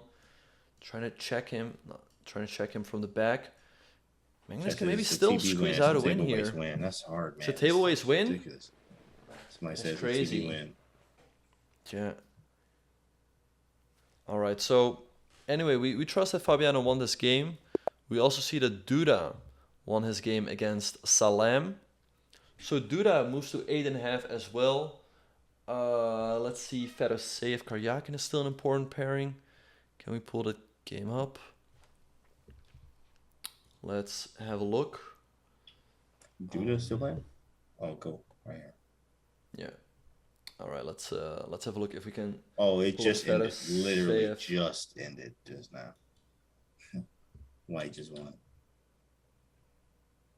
Right, just a second. Oh wait, El Magneto is still playing. Still grinding that boy out. Oh, something happened. Something just happened. Why did the engine go crazy? Did I miss something? Am I looking at the right screen? Let me check the chat. Let's see how Fedoseev did. Fedoseev Karyakin is still going on. This is a draw. Right now. Wait, it feels like White blundered and got tricked into a draw. You cannot go king here because of check, and if you go here, he keeps checking you like this. Wait, let's see what happened. Like, I just have the feeling that White was up a million. Oh no, wait, never mind. He sacked the knight for this perpetual. And if you get king here, you lose your rook. So they're just shuffling back and forth now. Wait, Magnus is winning. It's over. Yeah, it's over. Magnus is winning. I was trying to figure out what happened. Like, he just... So Magnus joins the lead as well because rook g5 has just been played. And he's going to snap off this pawn. Look at this, guys.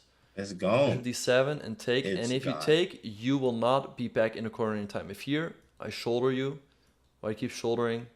Make sure the king cannot come back. And then you push forward. And White is just in time with this pawn. Every single time, right, J.W. Brown? Every single time. Instead, Levon moves the king back. But this is an easy win for Magnus. Can you just push the pawn up the board? There's still some... I think h4 is the easiest way to go. Yeah, you just push this pawn up. Then you go rook g7. And so Magnus is going to win this game. He's going to join the leaders as well on 9 points out of 11 games. So then let's try I'm to study Devereski all day today. Just because. Let's just go to the book. Just study all of it.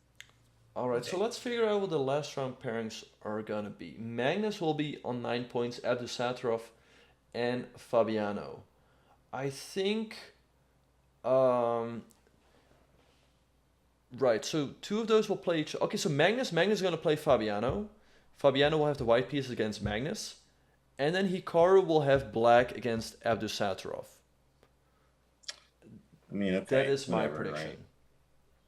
Prediction-wise, yeah, I wish we could get white there, but tough. Chad, that is in the last round with the big dog too. Yeah. Not the best pairing in the world, but it is what it is. Let's see. It is what it is.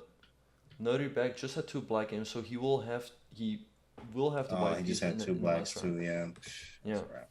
Magnus with the win. He is officially won that game.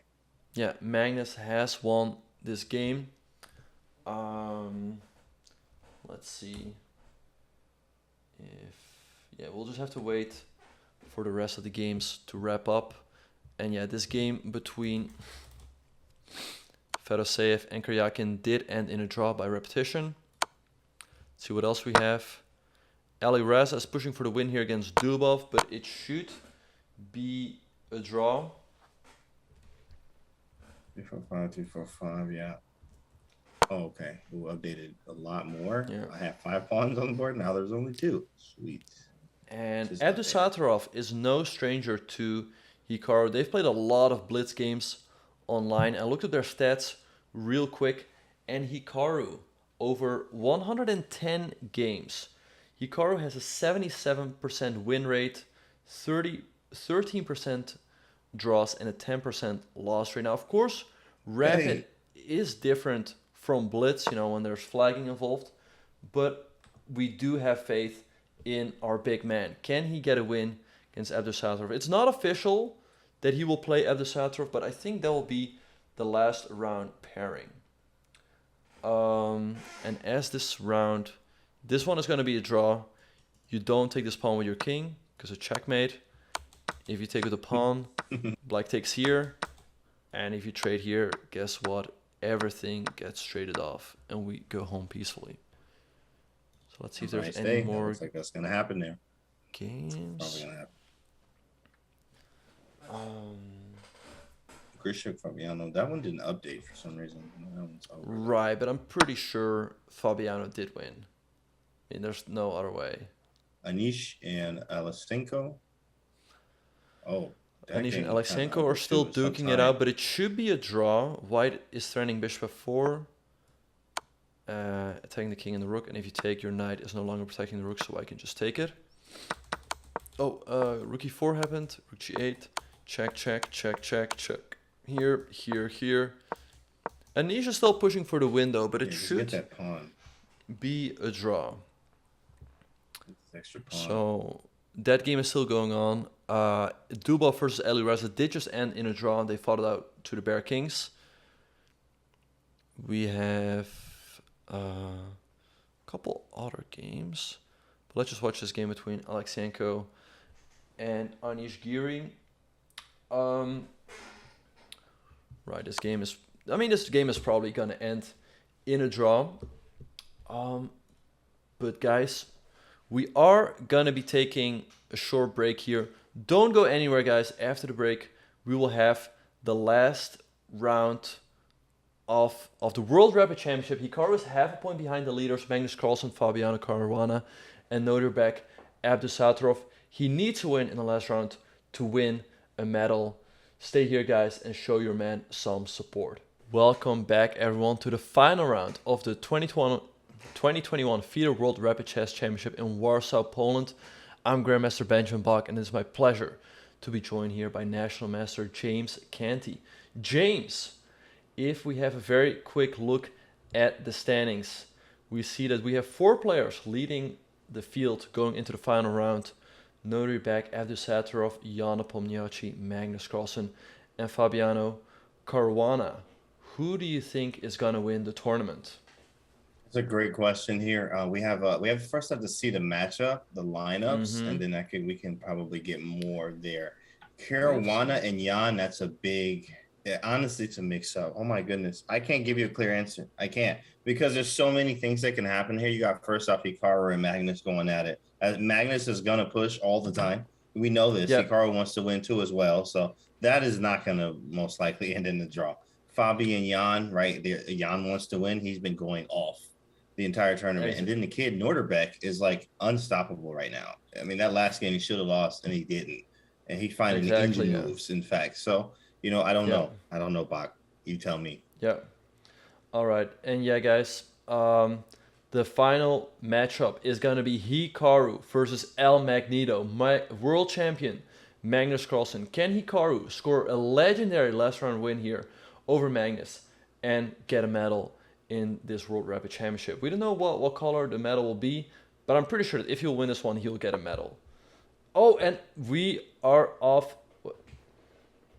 That was faster than we expected. I think we already have moves here on the board. Where's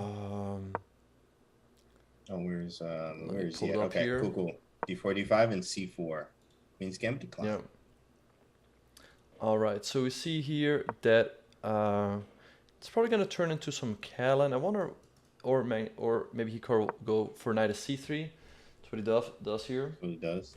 I see somebody in the chat says, "Chat, you nervous? Chat, are you nervous? How you feel right now, chat? How you feel?" I saw somebody say that, and that is a question that needs to be answered. Right. Are you nervous? How you feel, chat? How you feel? Confident. Exactly. There we go. My palms sweaty. Okay. Mom spaghetti. I see it. Exactly. This is the game. Hikaru needs you more than ever right now. Spam that flower to give him that power. Let's go. Man, this is a big game, guys. This is a big game. And, we're about to see Hikaru put on some of his best chess. You can feel it. White's pieces. And, it's going to be interesting to see. Okay, they're going for bishop f4 and e3. This is a line Hikaru actually often chooses with the black pieces. Magnus going c5, so Hikaru definitely knows a lot of lines here. He's probably going to take the main line here, proceeds with pawn takes c5, bishop takes, and then white has a lot of options, like a3 is a move, queen c2 often happens. White can go long castle or rook to d1, a more positional approach. I'm curious to see what will happen here, and just to give you guys a heads up, we will analyze here on the main board. The board you see below us will be the live board. So bishop takes c5 is on the board. Let's see what's going to happen here. So I think so nervous, man. That's okay. That's okay. You'll be all right. Just hang on. Yeah. Yep. Everyone here is nervous. We all want to see a win here for the big man. All right. So let's see. Bishop takes c5 is on the board. Yeah. Queen c2, a3. Those are the main moves here. Let's see which one Hikaru will choose. He goes queen to c2. Queen to c2, yeah. Yeah. Now usually knight c6 by El Magneto. Now here Hikaru can go rook to d1. It's more of the positional approach. What's the response there? Because I like rook d1. Right, yeah. I think what black does is black goes queen a5. I figure. And then a3, because knight b4 maybe? And then a3.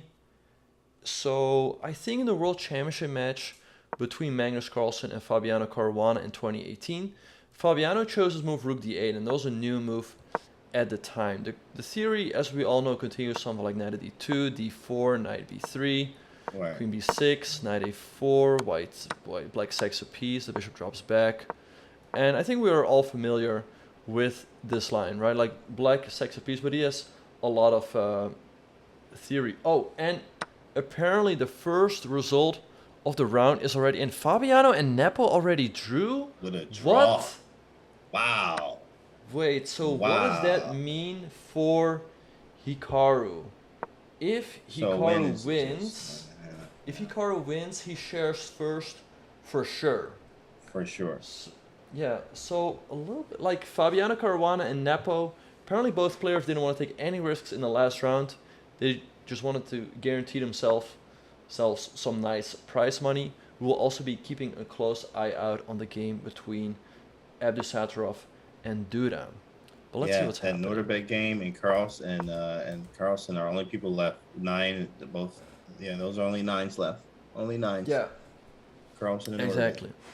And Magnus played the move queen to b6. This is not the main move, lining it up with the bishop. Now, knight a4 would be a great move for white, hitting the queen and the bishop, but unfortunately, black can give a check first, right? And even dealing with this check is already annoying. So do we just develop here, bishop to e2 and just castle? Yeah. Because we need to get out of here.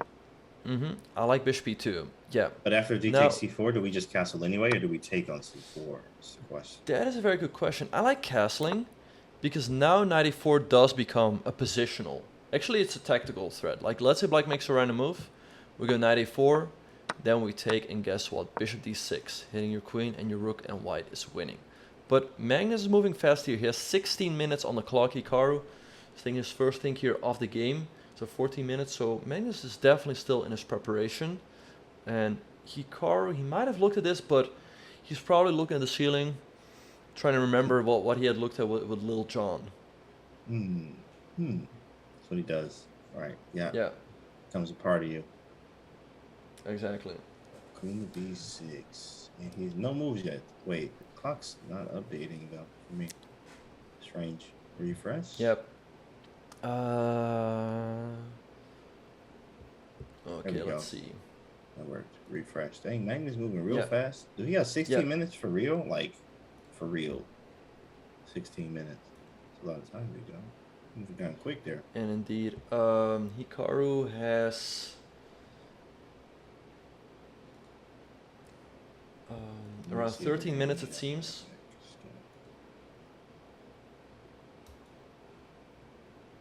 So he's a little bit behind on the clock, not the end of the world, but of course he can't fall too far behind. So let's see what move he is gonna come up with here. Okay, cool. Yeah, queen b6, he's just in a think tank here. I wonder, like, what else would he be thinking besides bishop e2? Yeah, no, bishop e2 looks very natural to me. I think the move he has to reckon with is the move d4, right? Because once again, knight a4 runs into queen a5 business. You don't want to really go into this unprepared because you don't have a good way to block the check. And if you take, Magnus is going to take. You would have to take, and then he's hitting this. And there's he made a move. He played bishop e2 and d4 Bishop on the e2 and board. d4 on the board by El Magneto. Played instantly. Guys, send him your power. Hikaru takes. Wait, this clock can't be correct, right? That can't be right. 10 minutes. You know I know 10 minutes. Yeah, that can't be right. Castles 11 now. minutes there. But Yeah, castles on the board by Hikaru. Like okay, so now knight e4 is a threat. If black makes a... Okay, that's why he goes bishop d7. Cutting knight a4. If a random move would be made like this, you go here. And your queen has to move and you'll probably lose the bishop somehow. So that's why bishop d7 was made by El Magneto. Awkward bishop play. Awkward. Yeah. I mean, it feels like you can almost sack exchange. Yeah. Almost. It's like a hair away. Bishop g3, but that's not really correct. Maybe bishop f3, but then c4 is weak. You also have b3 stabilized. I don't know. Indeed. And this is some preparation by Magnus. Hikaru goes bishop to f3. Maybe e5 now for El Magneto. Hikaru could have played the move bishop c7, but there the position becomes fairly dry. He's basically forcing this trade, but then there's not too much play left in the position. That's why bishop f3 was chosen by Hikaru. I'd assume maybe e5 now or activating the rook. Let's see which one El Magneto is going to choose here. Yeah, e5, bishop g5 maybe? Thinking on f6, d5's weak, but he does have that monster bishop on d4. It seems like Magnus is taking his first think of the game, so that is a good sign for Hikaru. On the other hand, it means like that bishop f3 was not one of the top engine moves, right? Because if it was, Magnus would have for sure looked at it. So let's also see how this one is gonna unfold. Time is really kind of strange there. I feel like he blew through a lot of time, but I'm not sure if that's actually correct. Hikaru, he spent like 3.5 minutes on bishop to e2. Magnus, like I said, I think his first think of the game here. Wait, why? Clocks are not updating here for some reason. You hit a refresh.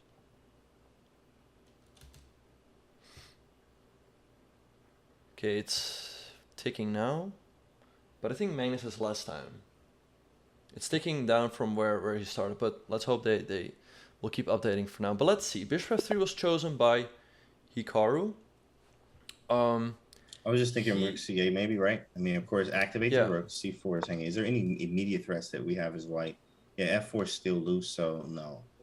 Yeah, so maybe rook c8, I'm assuming b3. Right, b3 makes a lot of sense. Fixing the pawn, defending the pawn. You could also go knight e2, because you take with the bishop, you run into rook b1 and you lose your bishop that way. But I guess Magnus would just drop back, and his position is fairly solid. He's going to move in the other rook, so he shouldn't have too much trouble here. Bishop e5 here, though. He's getting kind of frisky, huh? Bishop e5 with knight f4, knight h5 ideas? Making some that could be an idea as well, yeah. Get frisky there, I like that. Knight e2. b3. So I wonder how... A move like rook 88 is of course also always possible for El Magneto. e5. e5 is probably the move he's thinking about. Right, if you're Magnus here, Magnus knows that if he wins this one, he will win the championship, probably. Wait, let's have a look at this. Although Magnus is behind Abdusattorov on tiebreak. So if Abdusattorov wins, it's over. Right, Abdusattorov wins. I mean, most probably. Let me check his game. And that also means that if Magnus draws and Abdusattorov also draws, Abdusattorov will probably win. So Magnus definitely wants to win this one. He doesn't want anything less than gold. That is a good thing for Hikaru. You know, maybe Magnus will take a little bit more risk. So keep spamming that flower. He needs you guys. Let's go. We need that energy. Yeah. Hey, those risks. Take those risks, and hopefully he's ready to combat them and be able to take him down. I just realized that for any other place, you know, they just look at your Buckholes or Sonnenberger. But for the first place, there will be a tiebreaker. Right? Oh, okay.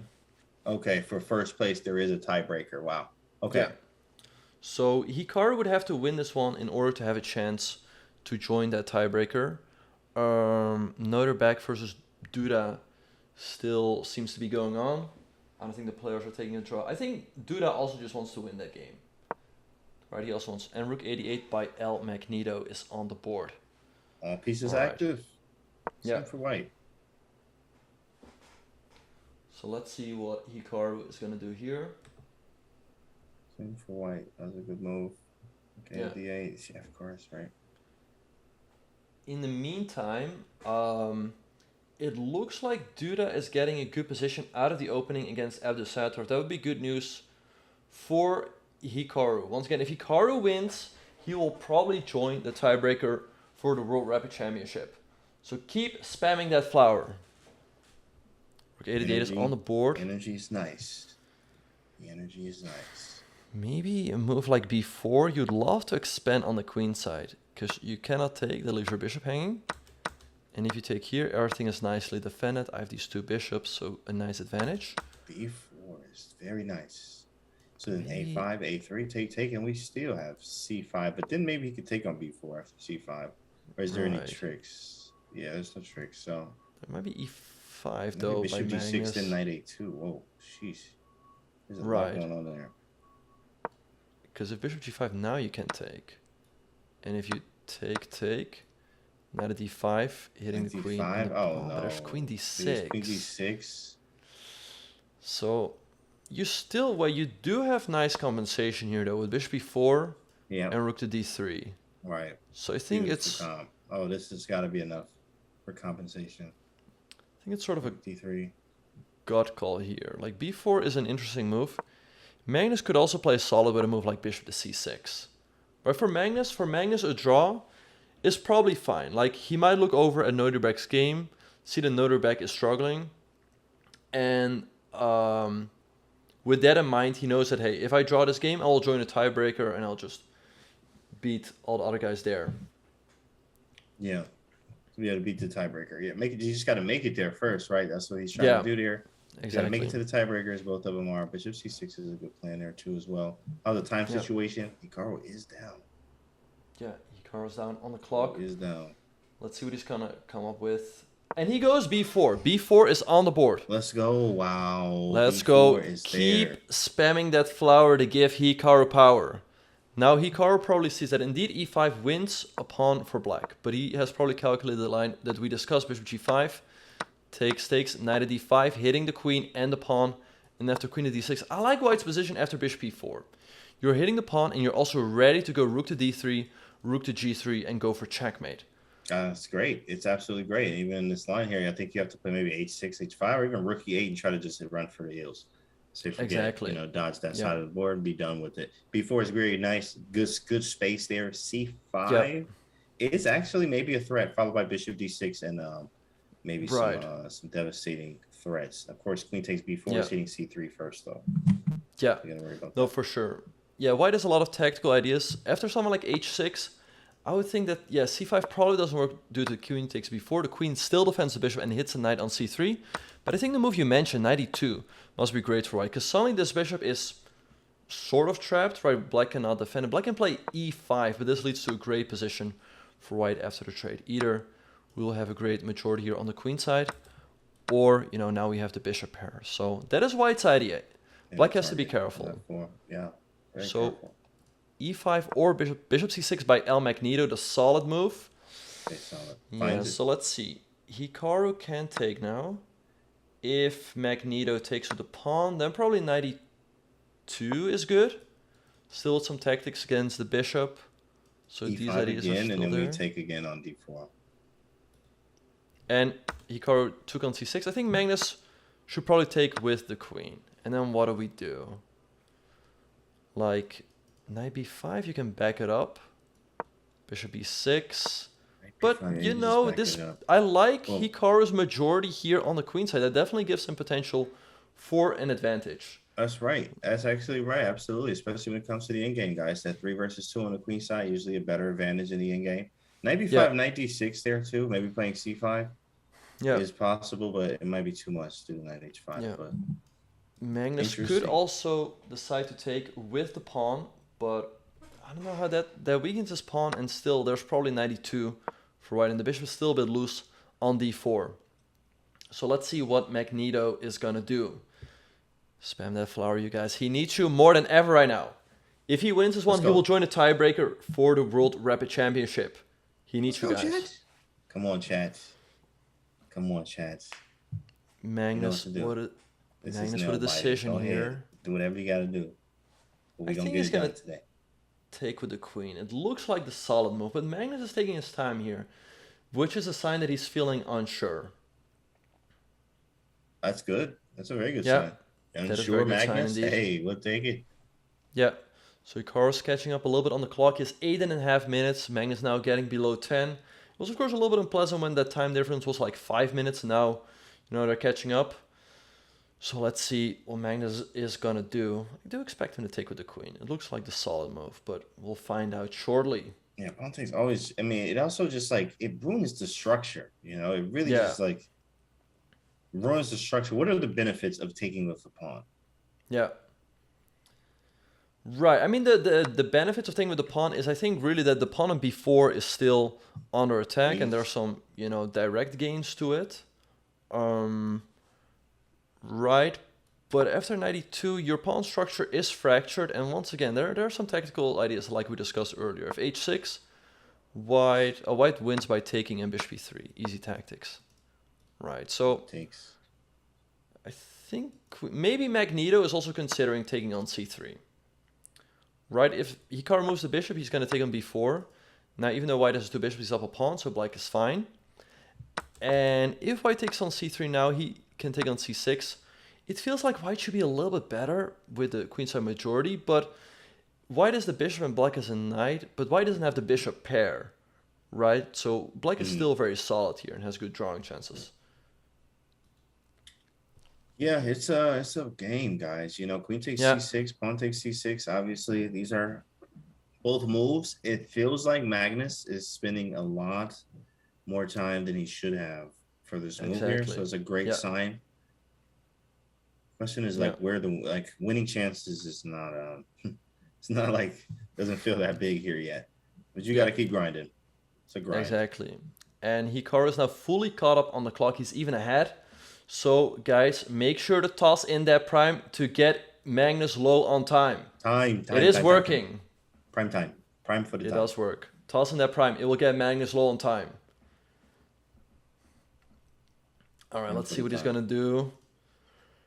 I still expect him to take with the queen, but Magnus seems he seems kind of frozen here. It's very odd that he took some time over his last moves, right? Like rook a8 and bishop c6, but after bishop takes c6, the most natural move, he's thinking. So Hikaru probably fully focused, thinking on Magnus's turn, how he is going to proceed after either recapture. It's really good. Looks good for us here. Exactly. Boost of confidence too as well. Slight boost in confidence. Yeah. Magnus getting down to 7 minutes.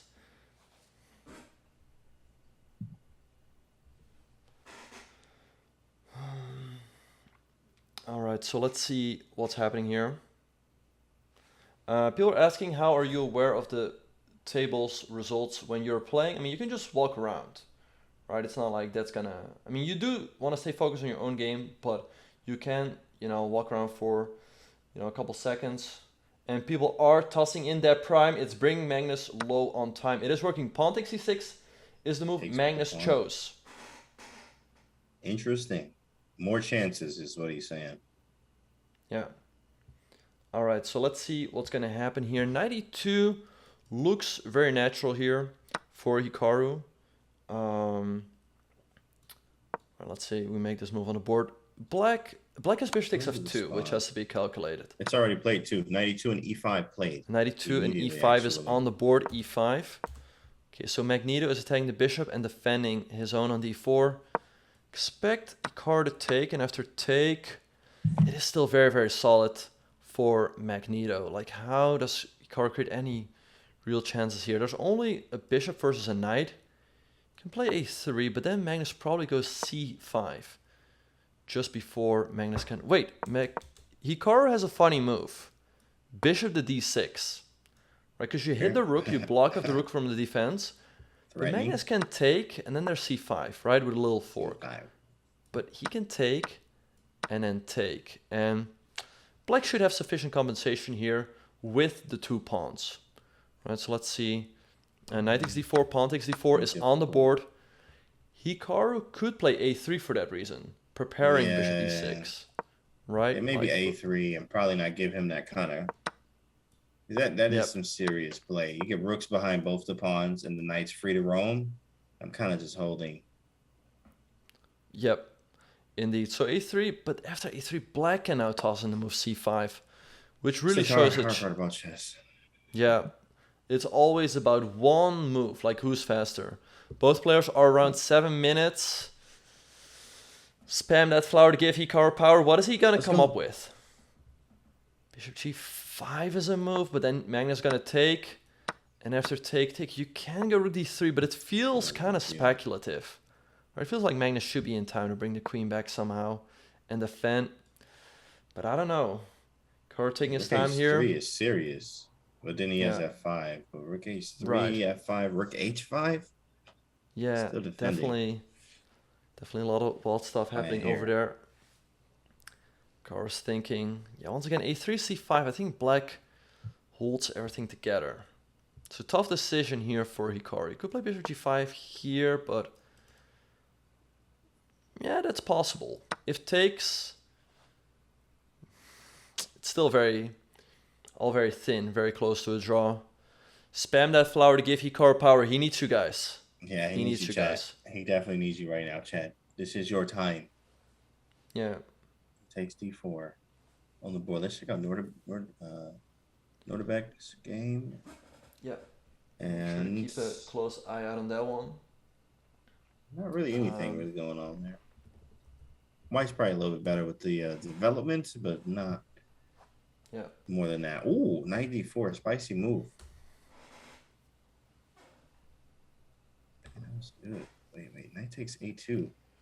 Hikaru getting below 5.5 minutes. He can't afford too long of a think here. Let's see what he's going to come up with. In the meantime, Noderbeck versus Duda is looking fairly even. So once again, a win here for Hikaru should guarantee him into the playoff. Let's see which move he's going to choose. We need that dub. We need the dub, Chad. Easier said than done, though. We are playing Magnus. We're playing Magnus. We need a dub, Chad. We need a dub. You are playing Magnus Carlsen himself. Yeah. So it's just easier said than done. For sure. Positive vibes, though. And Hikaru getting below 5 minutes. I think he has 3 moves. He has bishop d6, but Magneto is going to sacrifice the exchange. Guess that's not too great. He has a3 defending the pawn, and bishop g5 sacrificing the pawn for a kingside initiative. Which one do you think he's going to come up with? I think a3. It feels like that keeps the tension a little bit more. Yeah, it's more of it's an open game with a slightly closed queen side. Kind of strange how it is, but we do have the bishop is at least good and it's pointing over there, but realistically thinking of a plan, I don't see as much. In fact, I would actually probably go for the more counterplay and checks and open up his king side more. Try to keep the queens on and just be flexible with the rooks and queen. That's probably I would go for with the initiative. Just knowing I like to thrive there in the tactics and etc. Keep it interesting, creative there. I think it's probably going to be more drawn and strategic with c5, a3, b5, stuff like that. Yeah, 100%. And Hikaru getting below 4 minutes here. He needs to move. He cannot fall too far behind on the clock. I mean, Magnus will not be shy to try to take advantage of Hikaru's clock situation. But like I said, we don't see any easy moves here. Right, bishop g5 is a very committal pawn sacrifice. There's no way back after that. Move, bro. Chat, come on, move. Yeah. He needs you guys. He's in a tough spot. Keep spamming that flower. He needs to win, but he's up against El Magneto. El Magneto playing very, very solid chess here. Getting down to 3 minutes? Sometimes it's just like he has a special move or something that, Yeah. or a gas that releases in the air, and you just And don't he goes move. bishop g5. Bishop There it g5. is. Yes. With 3 minutes on the Breathe. clock. So Magneto is gonna take on b4. Right? Hikaru's gonna take and go rook to d3. How is this gonna unfold? Right, he's ready to swing the rook over. I guess queen to c5. Let's say we go rook h3. Maybe f5 for black. How exactly will he do this here? Maybe rook f3, the move you mentioned, going after the pawn. Yeah, I was thinking rook h5, but same thing, same idea. I can't get in there. Queen d3. He always has f6, rook f7 being the quickest defense. So I have to be careful of that. I have to move very fast. And Magneto takes a pawn. Hikaru takes on f6 right away. Pawn takes to f6, and now he's going to blitz our rook d3. Pretty sure. This position. He's got to get the rook involved to try to attack the black king, which has now been weakened. But yeah, like I said, Magnus can quickly come back with queen c5 and then f5, blocking off the attack of the queen. What if I go queen f5 now? Queen f5, okay. Queen e7, and then there's probably... Wait, what do you do? I take on c4, and after it takes, there's queen e6. Rook d3 now? And then what's next? You just don't... Queen e6, you just don't have anything. Oh, yeah, it's just nothing. Yeah, there's literally nothing. Check and king h8, and there's not enough time. Hikaru's got to go. He's down to 2.5 minutes. Oh, he plays queen f5, but queen c4. Yeah, he went queen f5. So maybe I have to take on f6. I don't know, but that's not doing it. Queen f5. It's not fast enough. It just doesn't feel. He has that queen e6 move, really shuts down everything. I mean, what did he miss? Queen c4 just holds everything. Right, if you take a go queen e6 and black is safe. And rook here, queen e6. Do I have it? Check king h8, queen h4, queen e7, rook f7. I mean, rook d3. Rook g8, rook h3, rook g7. Dang. He's there. He's down on time. There's just nothing here for Hikaru. I think Magnus can just take the pawn. Let's see if he does. If he does, I don't see how he... Oh, rook f8 is played. Okay, but now rook g4. Queen g4. What? Queen g4. F8. And at least it's... I mean, we're probably not going to win this one, but a draw is still always better than a loss. You can give a check and take the pawn. And, you know, black's pawns are weak, but probably Magneto's plan is to go rook to e1. And then after g3, guess what? Snap, snap, check, take here. And this should end in a draw. He snapped on f6. Snapped on f6, queen of d6 by Magnus. Yeah, there's nothing. I don't have enough time. Left time. Maybe we'll... Oh, yeah. He has d3. Right? Isn't d3 super annoying? I mean, Hikaru must have seen that he could have given the check and taken on d4. Probably he wants to go for the win here, but it just does not feel realistic. Queen e6 on the board. Hikaru down to 2 minutes versus Magnus' 6. Where is he going to go with the queen? Maybe queen f3, restrain the pawn. Queen g5 chosen by Hikaru. And then maybe queen g6 instantly by Magnus. It's looking tough. f4? I don't know what the engine's saying on that one. f4, that's a scary looking move, boy. That's scary, but it should check out. It checks out because there's weaknesses everywhere for both sides. Yeah. This is a tough endgame. Everything's hanging for both guys. A7, Magnus, C6, D4, C4, A2. All these weaknesses everywhere. Yeah. And we see a trade on G5. Magnus must know that if he wins this game, he will win the World Rapid Championship for another time. I think the best we can hope for here is a draw for Hikaru. I mean, Magnus got a passed pawn. We got double pawns over here. This is looking very, very tough. Even drawing this game. These pawns are loose. Yeah. Loose pawns here. Let's hope our man can at least hang on here and not lose his game. Especially with rook e2 coming down too as well to sweep up. They play rook e5 and rook f4. Rook f4 hitting the pawn. I'd expect c5 now for Magnus defending the pawn. Then I guess h4 by Hikaru. But he's definitely still fighting for a draw here, which does not look easy to make. Let's see what Magnus is going to do. Yeah, he can double rooks if I'm not careful. If he's in a peaceful mood, he can take on g5 and it's a draw, but Magnus will probably try to push for the win with c5. Let's see, but it's not for Hikaru. It's tough for Hikaru. I understand why he felt the need to take some risk because Nepo and Fabiano already they pretty much guaranteed second or third. So a draw will not get him a medal. And other than that, I mean, it's a draw does not really give him anything. So it is logical that he goes out to win here. Yeah, he's fighting for 2 minutes 30 seconds. You got to give him the props here. Obviously, here I think it probably could have went for something else other than F4. Maybe he was tired of even this pawn as he's pushing it now. D3 was D3 super is on annoying. the board. Super Indeed. annoying pawn.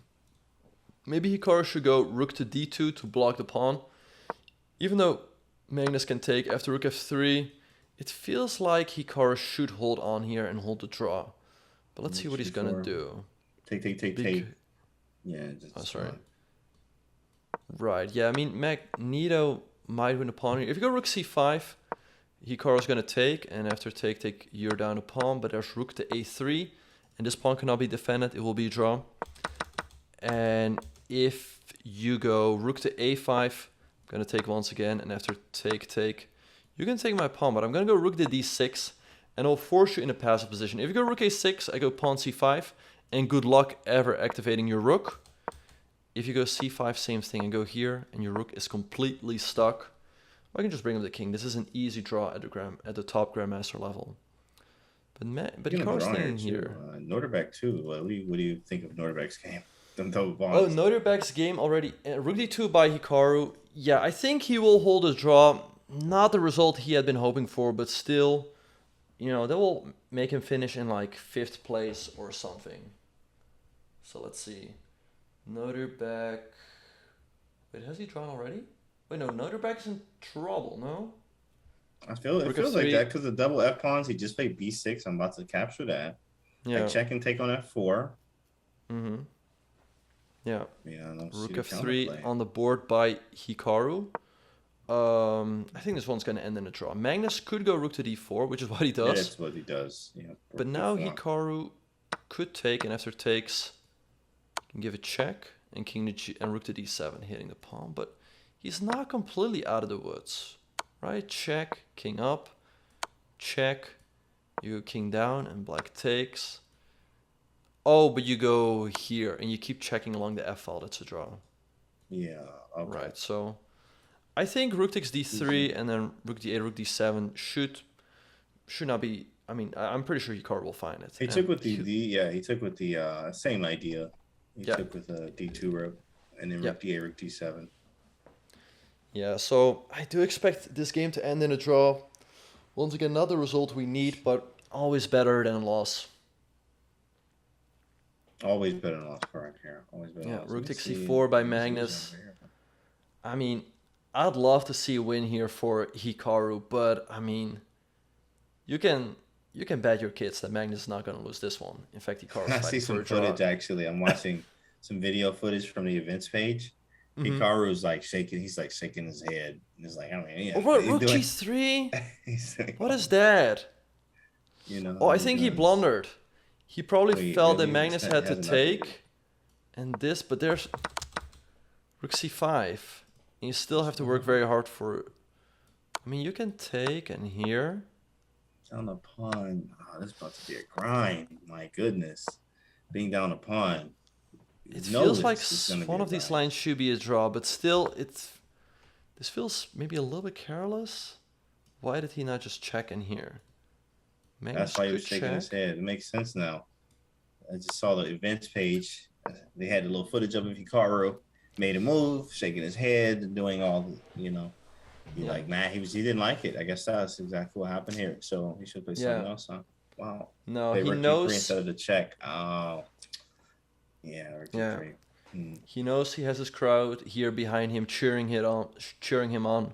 We would all love to see Hikaru win this game and fight for the medals, but it just does not seem realistic. This game is probably just gonna end in a draw, and he'll have to settle for 5th place or something. C5, but now A5. Hikaru's blitzing out, but rook C3. Okay, wait. So what happens after C5? Maybe just bring the king up. Oh, he played rook B5. take king g3. Oh man, wait a second. This should be a draw though. I mean, it should be, Like, right? Yeah. you give it check, I go king up, check. Do we have more moves? You said king g3? But yeah, king g3, and then I'm assuming we just don't mess this up from him getting. No, the pawns would run. We would gobble f and h. yeah, but this should be a draw. I mean, there's still some work to be done, but these pawns are so weak that you can't really walk the king over because then you will hang lose one them of at those. queen r's. Yeah. So this should be drawn. Yeah, in fact, rook b2 a4, rook b4, king f2 takes, rook a6, h5 is on the board. Okay, let's see how Hikaru will try to draw this one out. Maybe king up. I think you go king up. I'm not sure. Hikaru's getting a little bit behind on the clock. It's not a dead draw just yet. Magnus will definitely try, but I do feel like he should hold the draw here. h4 by Hikaru. All right, so if we see this trade, this is an easy draw. 2 versus 1. Guess he just wants to wait like this. But I mean, nice.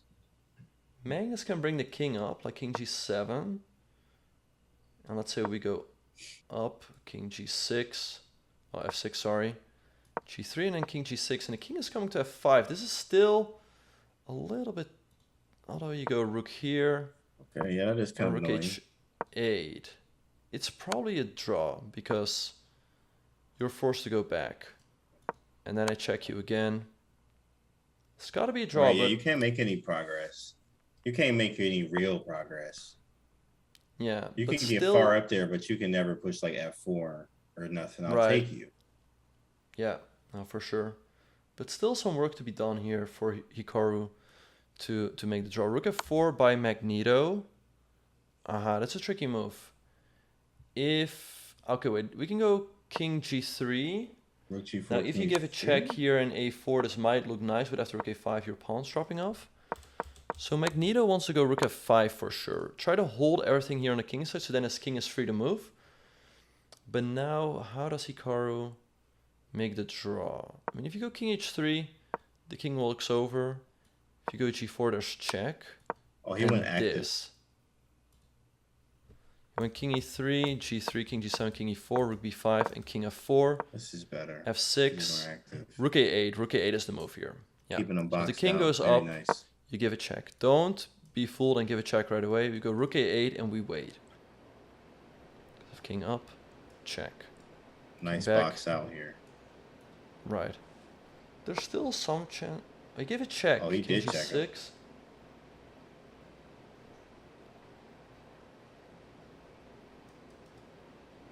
Okay, here. King G6, f3. king f3. a5 is hanging. You could play a4 to advance. We go rook a5. This should be a draw, but once again, it's not over yet with Hikaru below 2 minutes. Let's see how this one is going to proceed. Oh shoot! Norderbeck about to take an L. It looked like this is like an L. This feel like an L. I'm taking Z4. I got 2 passes. Maybe it could be drawn. Yeah, he does have a lot of time, and Duda only has 13 seconds. Oh, a few seconds. Yeah, that's true. I mean, I really hope that... I mean, Hikaru really doesn't deserve a loss here in the last round. He's been playing very good chess. He got a bit unlucky with the pairings. And, you know, a draw is not the best result in the world, but still, you know, something like 5th or 6th place. And no L's either. The entire tournament, consistent, no L's. Like, no L's, right? You know, I mean, he's still playing this game, obviously, too, as well. Hasn't completed the tournament. This is the final game, but as of this point, no L's in the tournament. Yeah, rook b3 by Magneto. Okay, king up for Hikaru. Gotta go king up.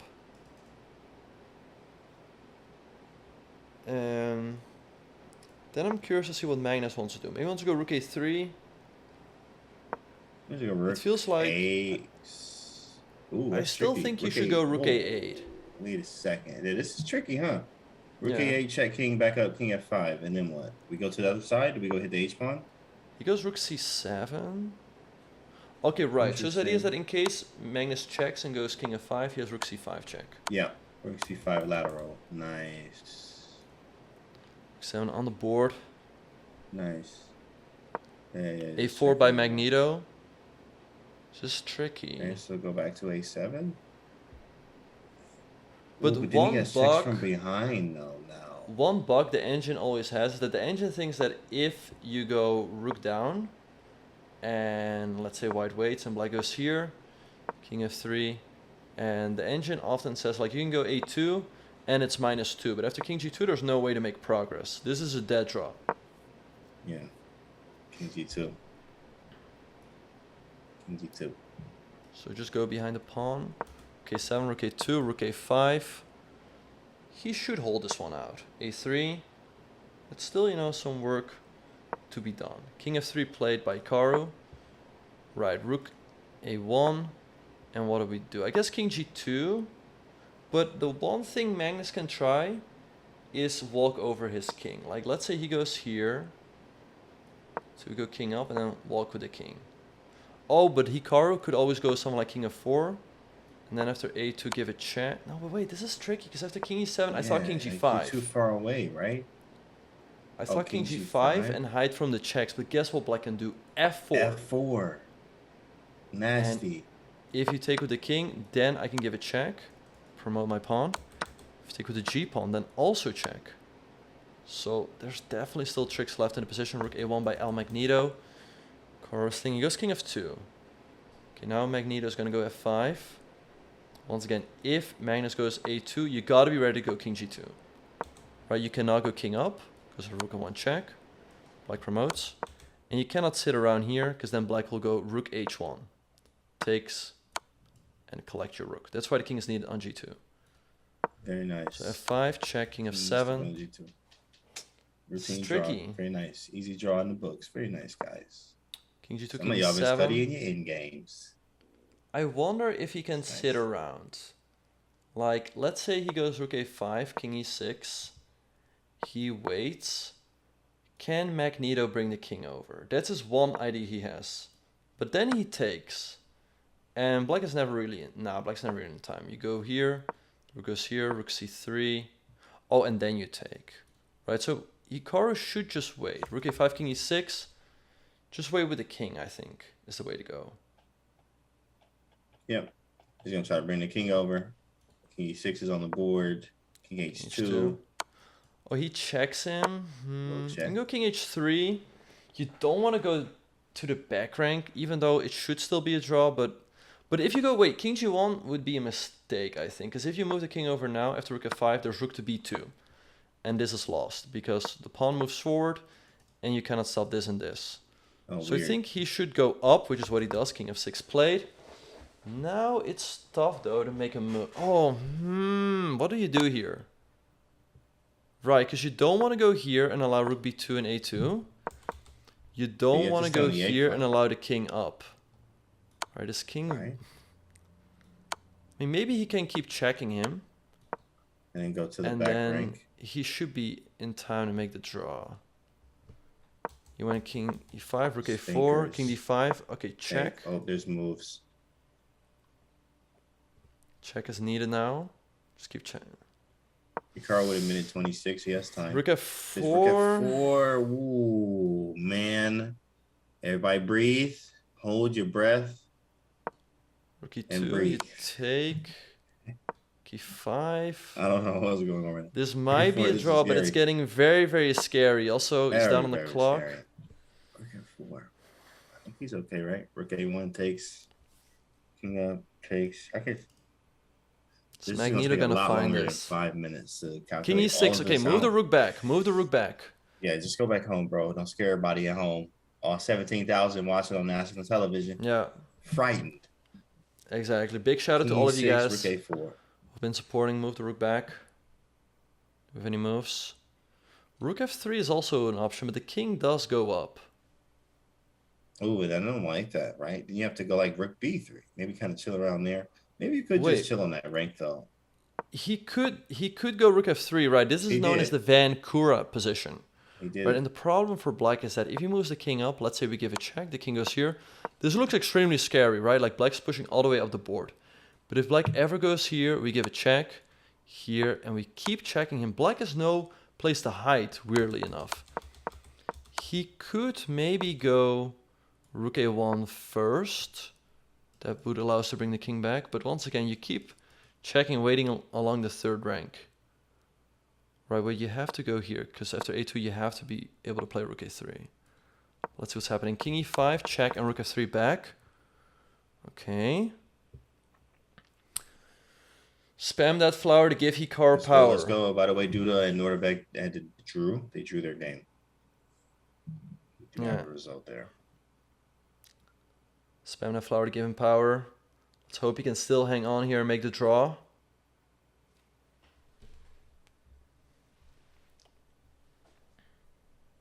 F3.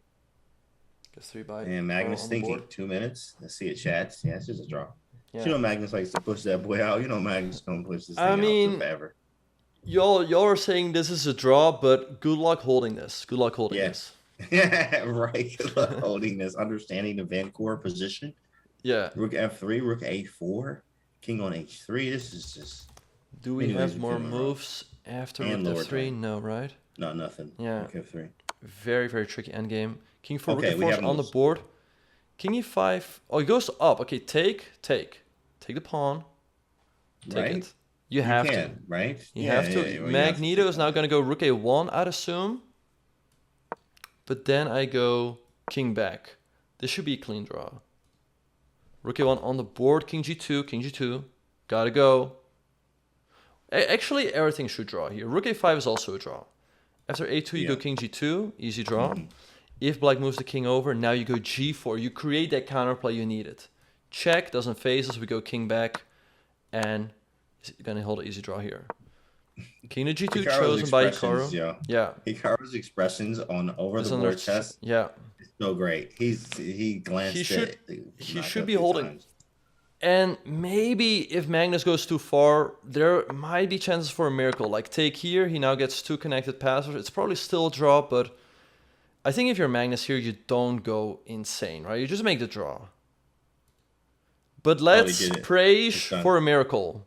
You never know. It is done. A draw is in the books. Yeah. So once again, draw still better than a loss. Hikaru, I don't know at what place exactly he finishes, but since Noderbeck Abdusatorov also drew, we will have a 4-player. Oh wait, but there could be more players joining them. Wait, guys, this could be super exciting. Let's have a look. Wait, the only other player that could join them is Gukesh. If Gukesh wins, he also joins in on the tiebreak. And Gukesh drew. He's still playing? Oh, yeah, he drew. So, we will have a 4-player tiebreaker between Magnus Carlsen, Fabiano Caruana, Jan Nepomniachtchi, and Noderbeck Abdusatorov. Right? I mean, I'm pretty sure we will see a 4-player tiebreaker, right? Or will they do... But don't they have the Sonnenberger too? No. Like, what are the tiebreaks used for the Sonnenberger? Gross. They'll only do top 2. Only 2? Oh, wow. This is gross. So it's only going to be Nepo and Noderbeck, most likely. You gotta be kidding me. Wait, so is Carlsen out? Wait, no way. Wait, so let's have a quick look at the standings before this round. Let's try to figure out what is going on. Hey, Magnus might be out, bro. So if we have a quick look at the standings before this round, we see that Noderbeck and Jan were leading the field with the best tiebreak. Fabiano definitely does not make it because he was always behind. Magnus, I don't know if he's making it. Noderbeck probably is making it. He had the best tiebreak going into the final round. Then whether it's going to be Jan or Nepo, probably Jan, but this is gross. Like, I feel like they should at least do, semifinals. A four-player round robin will take way too long, but just the chat semifinals. Called that Jan. He said Jan or Nepo. The chat, I called it. Y'all called it, chat.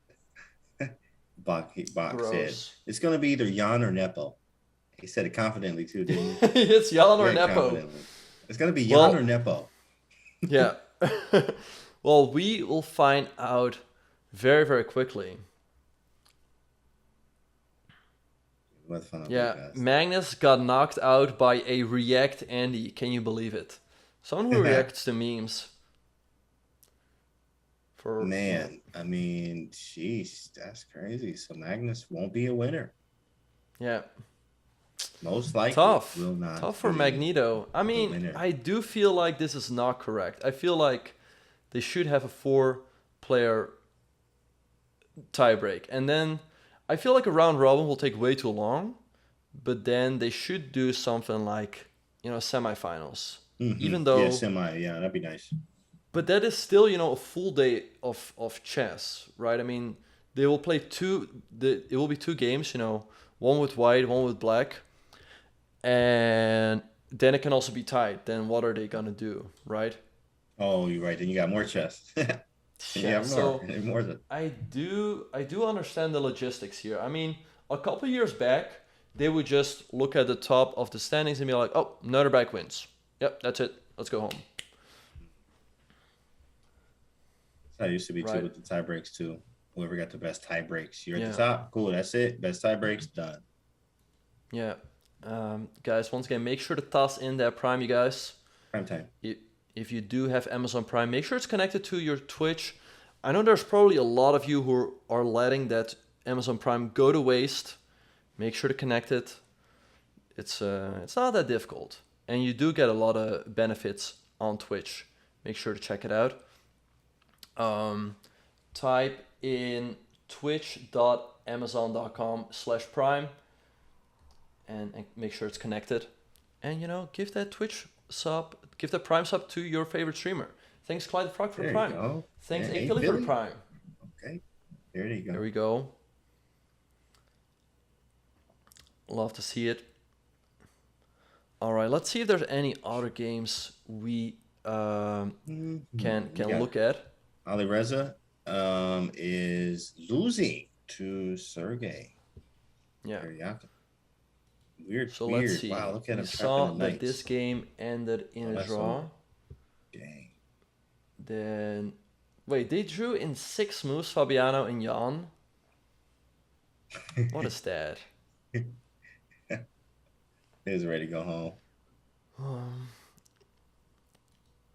All right. Oh, Sergey is pushing against Alireza.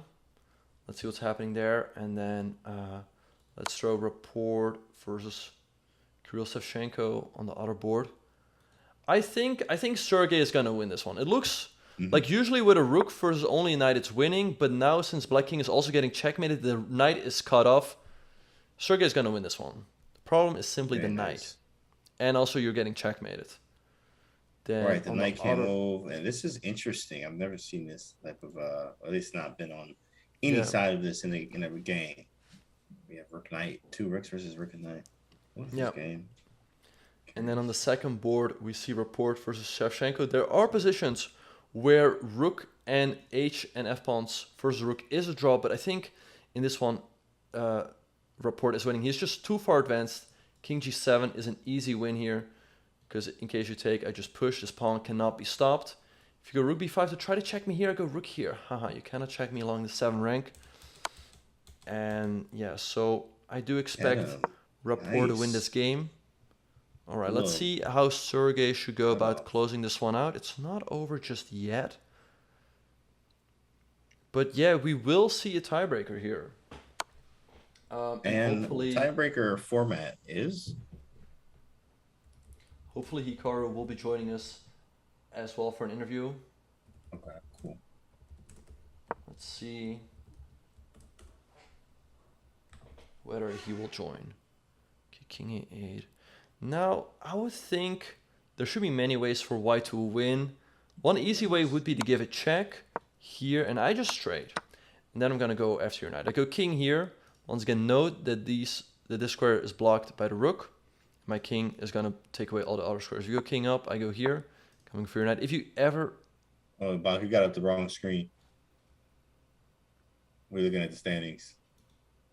Oh, we're looking at the standings. Wait. Yeah, because we all There. like. I'm Wait. looking too. Like, where is this? Wait, What is he talking about? What? There he is. There we go. This is what I was talking about.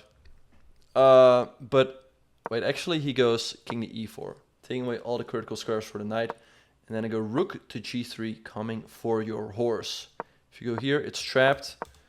If you go here, I will not allow you to jump back to your king. I'll go here, and guess what? Your horse is getting... Oh, that is fine too, but this is the easiest way to win. The horse is trapped. Just keep cutting off all his squares. Every square. All right, so... And Sergey did play rook a1. I'm pretty sure he's going for that sequence that I just mentioned. Here, here, here, here, here, here, here, here, here. He's gonna trap the horse somehow. He's gonna find it. Yep. Right, so I think something like this is gonna happen. I think we're all following that. Yeah. That looks like the last. Oh, there's made in 21. Exactly. Yep. Made in 21. So let's see. Sergey seems to be closing this one out against Firouzja. Rapport did win his game against Shevchenko. Let's see what other games we have going on in the last round. We have this game here between Stelios Halkias and Sindarov. What in the world is going on? White is in a check. And this pawn is about to promote. But guess what? I can move my king over. Because if you check, if you queen, I check you, I check you. If you go here, I keep checking. If you go here, checkmate. Nice. And even if black throws in a check first, it's apparently still fine. I go king here.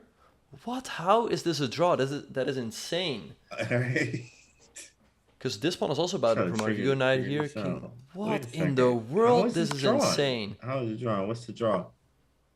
This is insane. Okay, move the king.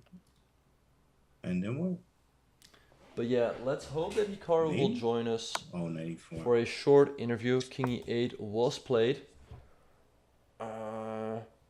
Definitely lots of interesting games still going on. Let's see what else we have. Let me throw another game on here. There was one game with there was a queen versus a rook and pawn. Right, yeah, I saw that. Let me pull that one up. This one is going to take a while for sure. I don't know whether this is a fortress or not. I think... I heard that if it's a knight pawn, it is, but it's always difficult, of course, in a rapid game with little time on the clock. Yeah, that's tough. All right. I'm gonna take a short break here. I'm gonna call my boy Hikaru, see whether he will join us for a short interview. But you keep talking to the chat, James. Well, cool chat. Yeah, we got a few games left. So see if Hikaru is coming or not. That'd be great to talk to the big fella. What's up, Canty? What's up, Milky Tech? Bach has legs, yeah. Yeah, he got a few. What game he got on the screen for y'all?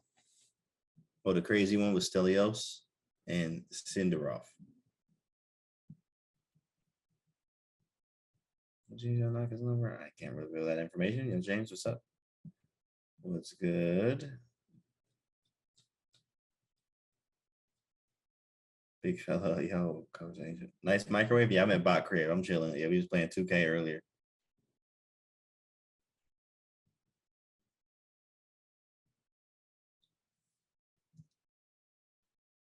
Waiting on oh, that ended in the draw. Oh, that game's over. Oh, so what games are left? Oh, that game. That game gonna take forever. There's only one game. If you a 2K chess, that's right. Yeah, 2K chess. Pick your players, pick your teams. You know what I'm saying? You draft them, Magnus and them, or you can draft your players. It's called.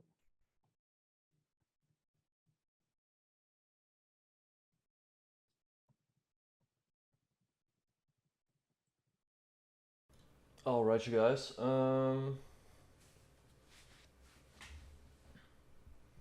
Okay. We got word that Hikaru is not joining us for an interview. Unfortunately, it seems that he was held up with some press interviews again. But don't go anywhere, you guys. We will be covering the tiebreaks between... We don't know yet. We don't know yet who will be in the tiebreaker. That's right. Sorry, guys. But don't go anywhere. This tiebreak is going to be fire. Woo. It will probably be Noderbeck versus Nepomniachtchi. Yeah, that's what I'm expecting. Yeah. I'm expecting the same. So let's see. I think the standings have still not been updated yet. This round is wrapping up. There's still games going on, right, James? Yeah, that game's still going. That Queen Fortress type game. Yeah. Yeah, I think that's the only game left. Maybe another one, but I mean, that I'll probably throw is the that last on the game. main board. Yeah, let me know if there's another game. I don't see one right now that is going on. But indeed, we have that one. Yeah, that is indeed the last one. Yeah, so this game is keeping probably Noderbeck and Jan waiting.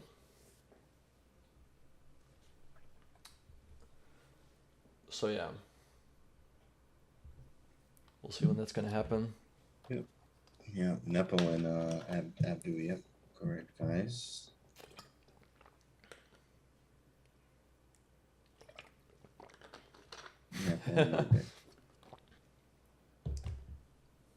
Carlsen crying on Norwegian television? Is that a joke or is that serious? I mean, I hope not. Oh, Carlsen speaking to Honor NRK, saying he thinks the rule about a player for only the top two with the same amount of points is completely idiotic. Wait, let's try to pull it up. Oh, he tripping about... Oh, he mad. Yeah. Bro, listen. You know what?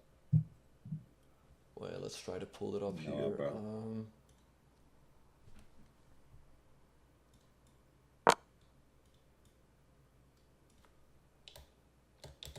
He's so mad. Yeah, come on, man.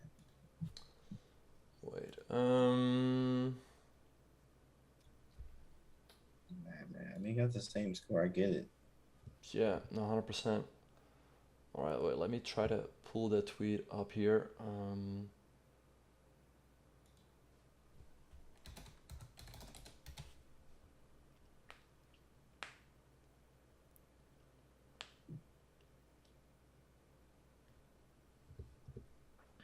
Great tweet. Yeah, let me actually go check.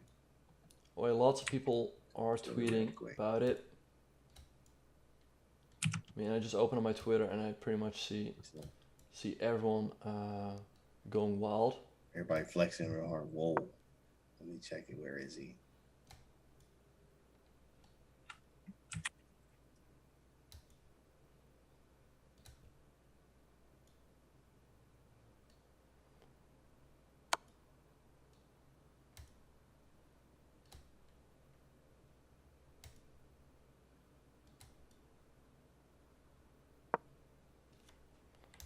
Wait.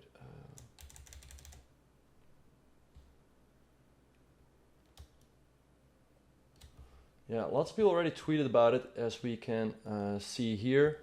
We see Leonard Otis tweeting, "Dear chess community, please stop using your phones and playing all. Don't care what's written on your damn badge. Checking the games with an engine while standing 2 meters away from the players is not cool." But this was indeed the tweet we're talking about by Magnus Carlsen. Carlsen speaking to NRK, saying he thinks the rule about a player for only the top two with the same amount of points is completely idiotic. Gotham Chess tweeting, completely ridiculous situation in World Rapid 2021. 4 people, Carlsen, Noderbeck, Nepo, and Fabiano tied for first place. But according to regulations, only top 2 by tiebreaks have a player for gold/silver. Horrible rule. And yeah. I think also by that same token, they will just have the bronze medal given away. There will be no tiebreak. Wait, that sucks.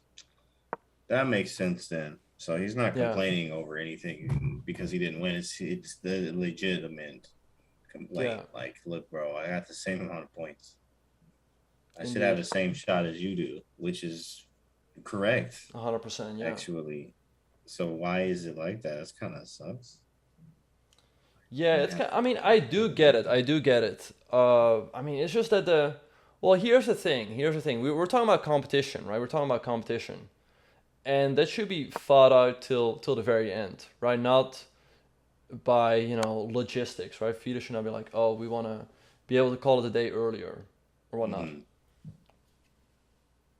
Insane, man. That's you got a point. But hey, so the Yeah, rules are the rules. They have there. Two are there, and they got right. to play it out. And it will not be Very very brutal Magnus. stuff here for Magnus. Yeah. In the meantime, though, is wait, isn't Jumabayev winning his game? Like he's winning the pawn, no? So King G5. He does have King takes G3. Oh, somehow Right. he got around there and got that pawn. Yeah. Yeah, he got Right. in there and got that pawn somehow. Wow. Everything Yeah, on this is Twitter. winning now. Now he's winning. We should be able to win, right? Check King G5, King takes G3, Mm-hmm. and then we just Yeah. got to set up The from final there. standings are not in just yet, guys. We don't know yet what the final standings are gonna be. So yeah, we'll find out shortly. But stay tuned for that.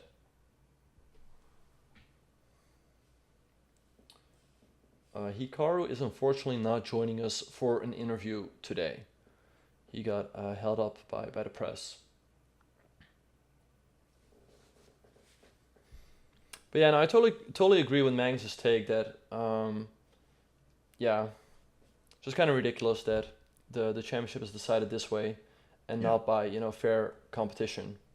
Or they should. I mean, I do get it. Like a four-player tiebreak, that's gonna take a while, but um, but still, it feels unfair that this is just it, and the other two players who score the same amount of points are not included. Yeah, that is that's something got to change. Probably Magnus gonna have a say on that or help at least to say, look, we got to change that or something got to happen. Fix that for the next time because technically that's not like 9.5. I have the same amount. Why don't I play as well? There's really no real answer to that. Like, oh, because there's two. Why is there two? Like, it doesn't make sense really. Yeah, no, for sure. Yeah. That sucks. Oh well, man. We got a Nepo and probably we're back right going at it in the final tiebreak. Yeah, it will probably be Noterbeck and Nepo. But let's find out. The ranking is usually done by book holes, which is based off your opponent's scores. Right. Yeah. I think. Yeah, I think many players have often complained about tiebreak systems and whatnot, but weird rules do stay in place, so that is very disappointing to see. Yeah. Yeah, very disappointing. So they see here tie breaks. Four tie breaks we played. Yeah. Yeah. So yeah, I think 25, 10 games. yeah, we'll just have There's to four wait for the games. final games of the tournament to come to an end. I don't think the final standings are in just yet. They're still calculating that. But yeah, I mean, these are the regulations that were posted beforehand. There's nothing to do about it. I mean, the only thing is, I guess, right? Like everyone probably signed a player contract before the start of the event, and that's where Magnus could have addressed this, maybe. But I don't know. Yeah. Yeah, it probably could have been addressed earlier, much earlier, obviously, but I think he was Yeah, expecting to win, which of course he's a favorite, and he didn't win. yeah. So yeah, tough situation He didn't there read the for. rules. Somebody said he didn't read the rules. And Right. he Yeah. probably read the rules. He knows. Oh, Fabiano did. Oh, of course. Like if Fabiano knew that a draw that like only the top two would make it, he would never make a quick draw like that, because he had the worst tiebreak. So yeah. Oh, so he just took a quick draw. He knew what it was. Yeah. Yeah. Funny.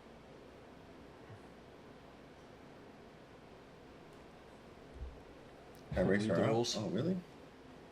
Yeah, so we're just waiting for the final results to come in. Oh, wait.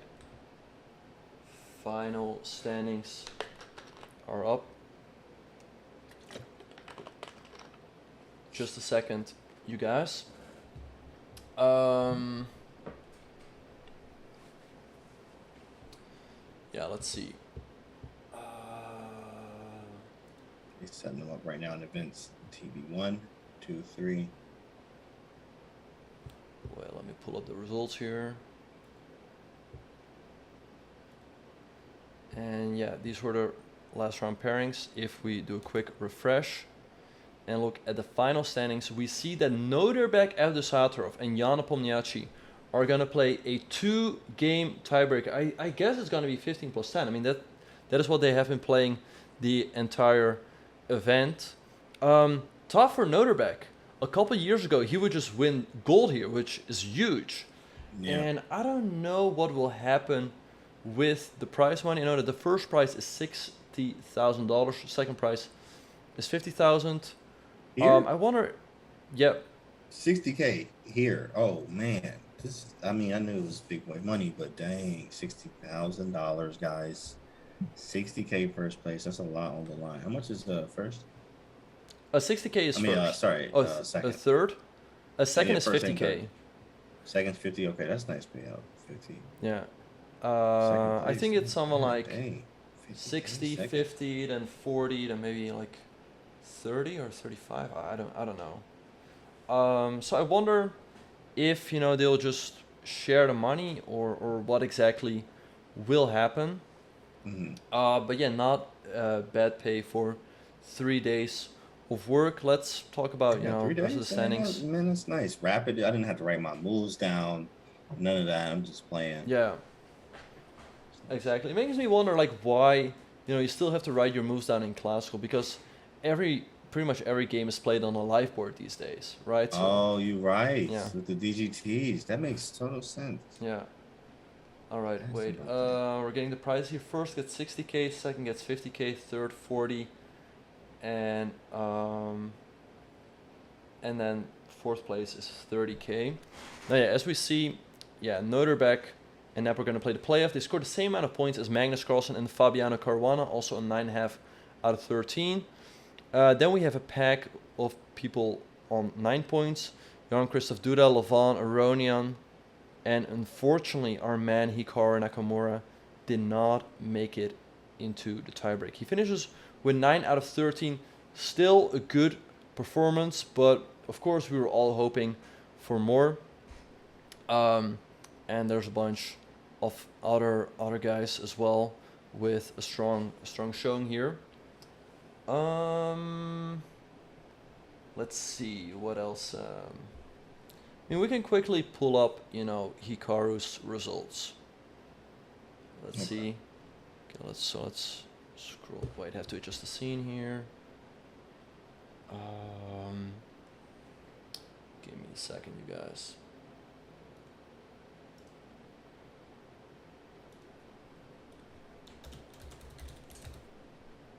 If we look at Hikaru's results, we will see that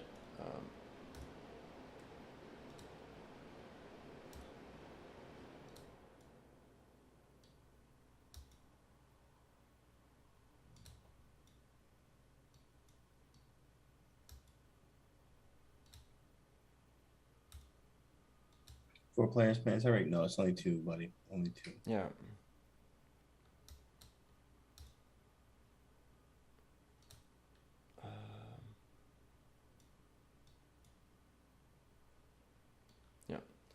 Okay, as you guys can see here in just a second.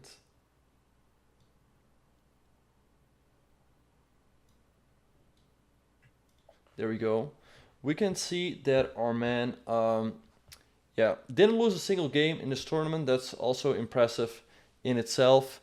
He won 1, 2, 3, 4, 5 games.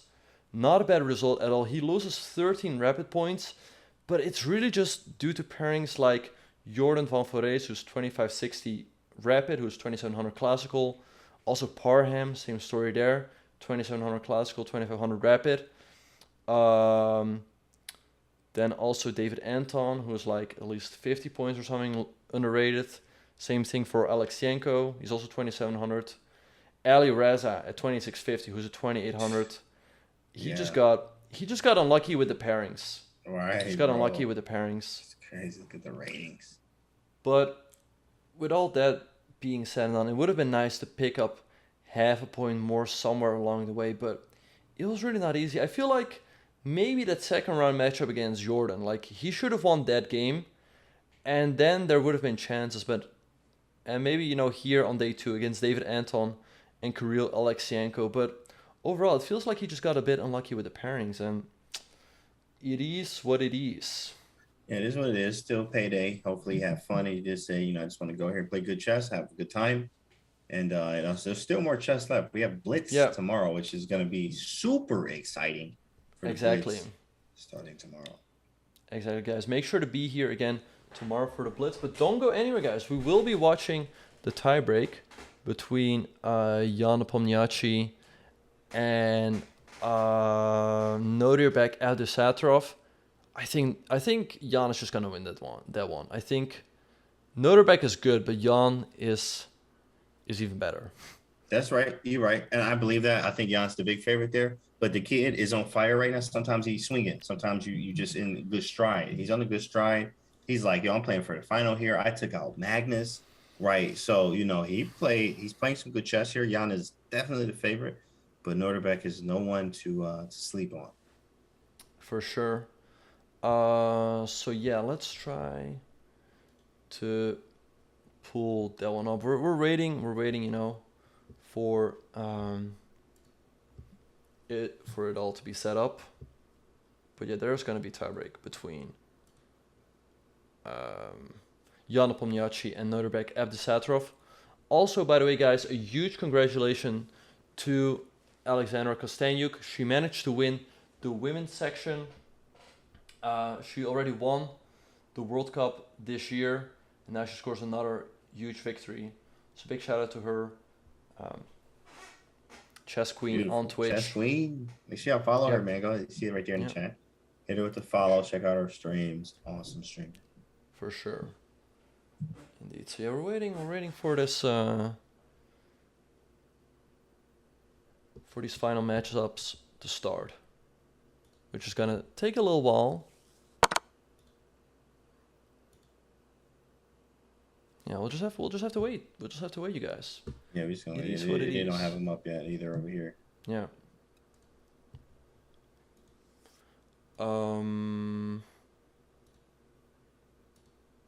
Yeah.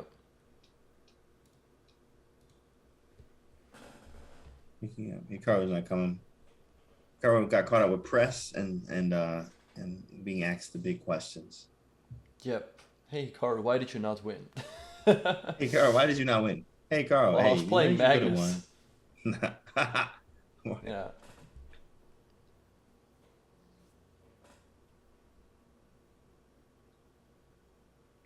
Probably Hikaru's tiebreak was not enough for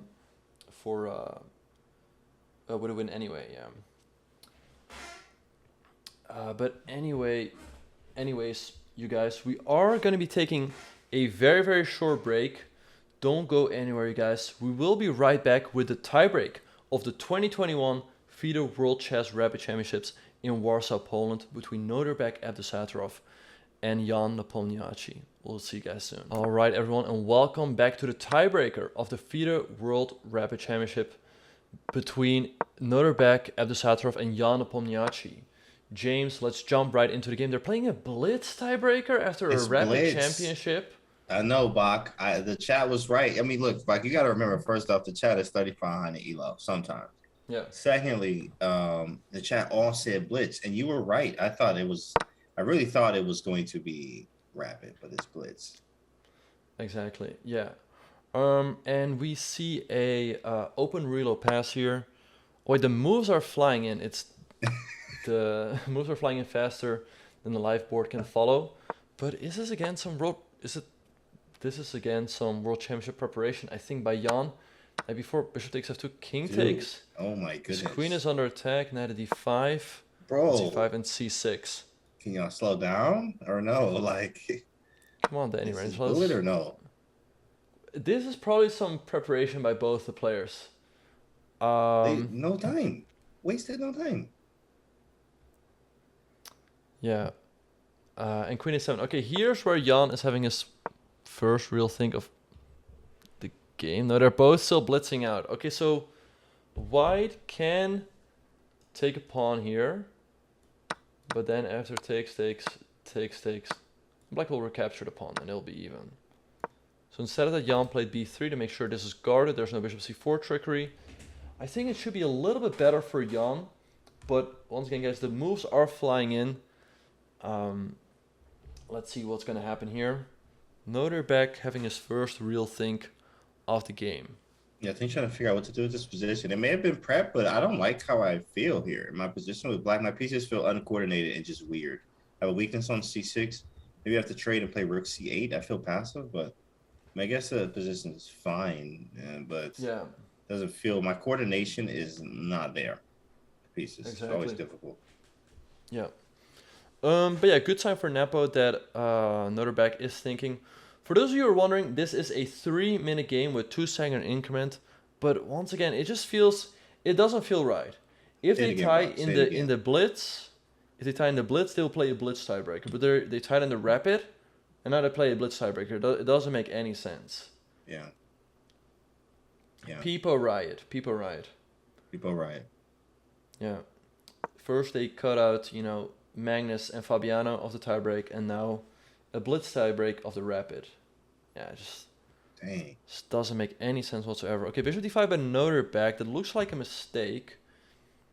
Jan can probably take here, and black cannot. I mean, okay, let's say we trade queens, and then he takes. You can't really take with the knight because that leaves this pawn hanging. But Nepo took on d5 first. Bishop d5 is on the board. So, and if black takes with the pawn, that leaves him with a fairly passive position. This should be great for Jan. This is 3+2. It's also sometimes kind of slightly nerve-wracking too when, like, as I'm looking at some of the event footage there from chess.com there, I can see there's like 1, 2, 3, 4, but it's like 4 or 5 people standing around him right now too as well. So playing with this kind of pressure, obviously, I mean, you do have to play like this sometimes, but it is kind of like, man, all these people watching you literally right here. Yeah. No, I mean, yeah, that's a picture. Yeah, it's very common at those FIDE events that very often there's still one game going on, so then all the arbiters will be circled around that game, and when something happens, you can be sure that they will not do anything. But anyway, we see a queen trade here, and Jan expanding here on the king side. It's looking pretty good. This knight can always go to d4. Maybe king g3, rook d7 by Noderbeck. He wants to push through d4. Right, it makes sense, right, to create some counterplay here with the pawn. So maybe white should go this way to block, but so Noderbeck having... Actually, is it one game, Bach, or more than one? It's 2 games. It's 2 games. 2 games, guys. Okay. If this game ends in a draw, they'll play Armageddon. I think that's it. I think it is 3+2, but not 100% sure. Because Noderbeck is 3.5. Okay, now the clock is updated. He has 148, so I think it is 3+2. E4. Let's see what Nepo should be better. H5 by Nepo on the board. Okay. Tough game here for the young Uzbeki talent. How will he try to hang on? Also, I do wonder why the event went from 15 to 13 rounds, but it is what it is. Rook c6 by Noderbeck. Apparently, India hated this move, but why?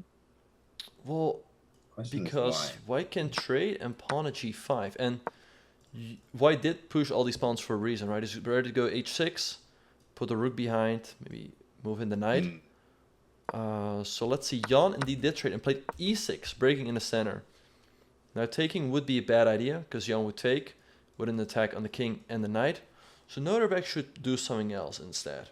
Let's see which move he's going to choose. Jeez, man. It goes rook to was d6. chosen. But take, there's knight g5. Oh my goodness. But you go king f8, only move. You have to go here. If you go to f6, there's a fork. And if you go to g8, there's checkmate. So king f8 Bro, forced. What? King f8, I feel like I'm about to get my head absolutely cracked here. King Yeah. f8. On the Still board. okay though. 96. No. I'm good. I'm holding. Fire here. So let's see. Jan goes rook to e6. He feels his chances are best in the knight endgame. Noorderbeck has to trade. Then his king and pawn are under attack. So probably king of 7. First. But then white has moves like knight c7 perhaps. Hitting this pawn, if you move the pawn up, you hang this. Knight b4, Let's see what's going to A3, happen. Knight c2, a4. Take Yeah. a5. Interesting. Knight c7. There is knight b4 though. Yeah, it's knight b4. Defending A3, the pawn, knight c2, defending, a4, hitting this take at the same. a5. But still a3. Complicated to figure out what's going on. Oh, he played king to f6. Is that a f6. blunder? Or no? Well, he's Maybe it's not a sacrificing the blunder. pawn for activity. It makes a lot of sense. Take king And then knight g5. d4. Yeah, and I mean knight e4. Right. But knight c. Let's say I go knight c7. Right, hitting your pawn. But you probably take here. And if it takes, this should be fine. Right, your knight is blocking my pawns. d4. And indeed, he did play knight c7. King h4, I think, holds the balance here. But it might turn into a race. Take, take. But once again, these pawns are blocked, and I'm just going to push on this side of the board. This should be a draw somehow. Now, let's see what's going to happen. You can't really push. You can't get to a5 or b4 just yet, at least. Right, yeah, that is why it's a problem. Yeah, that's his problem, right? Yeah, His h5 should be straight. Wow. Yeah. Amazing. Yeah, so amazing save here by Noorderbeck. I mean, a loss would put him in a very tough situation. Jan going knight at d6. I think he should just push, or maybe bring the king back. Both moves should be a draw. Let's see which one he's going to choose. King g4 chosen by Noorderbeck. He goes a3, trying to get b4 and king f4. But once again, this should be a draw. I mean, b4 you go king e5, you bring your king back. Nothing that can really happen here to either side. King e5, hitting the knight. Where do you go? Knight c4, king d5, maybe black. I was Can about to start say that. pushing for the win. Yeah. You need to tread lightly, big fella, right? You need to be very careful here. Black actually is very close to the pawns. His king looking good, you know, knight maybe. a5. Jan has to scary. be careful. This d pawn is very far advanced. The b pawn is still blocked. Knight d7 chosen by Nepo. d3. Wait, how does he hold a draw? Like king e1, maybe king e3. The knight can also join in any moment. Hitting And I got the knight outside c5. G. Still ain't King moved yet. d4. Wait, he took on d3. Wait, is this a draw? Oh, Is this a draw? that's Wait. nice. Nepo. King f3. Very nice. Aha, and he's probably just in time. King c4, Very king f4 nice. takes, king g5, and black is just not in time. You pick up the pawn. King It's d4 not in chosen. time. Shoot, how fast did he calculate that? How fast did he notice? And Oh, I take if here you- and I get there in time. Yeah, if you move your knight around, then I'll push this pawn. So it's going to be a draw. Damn. Tough game. The tournament is not over, you guys. This is the tiebreaker for the World Rapid Championship. King g6. Yep, everything is disappearing from the board. And we have a draw in the first game between Jan Nepomniachtchi and Noorderbeck Abdusattorov. So it's all going to be decided in the second game. But if we see a draw there as well, we will see an Armageddon. So let's see. Yeah, switch colors. Draw is in the books. Switch colors here. Yep. Best of two. Best of two. This is it. This is it right here. Exactly. And, so, Jan gets black. yep, it will be an Armageddon. I don't know when the next game is going to start. Probably they will not take too long. Oh, I see they're taking a break over there. I have no idea what's going to happen here.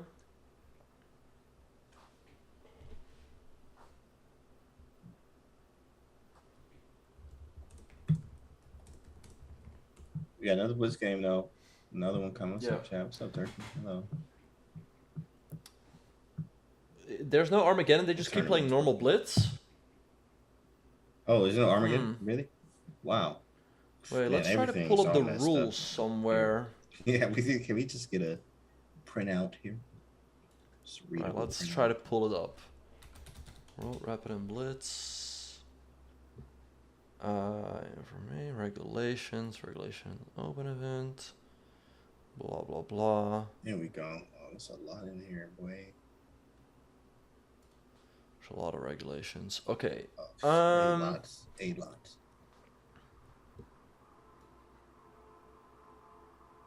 Tie breaks.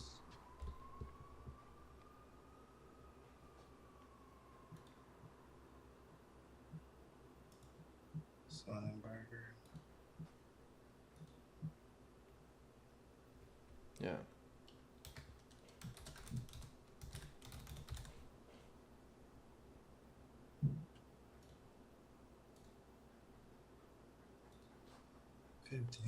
Started move 1. That's weird. Choice and a playoff. Wait, let me try to pull it up here. Interesting. About this other game here. All right. Just waiting on them. Yeah.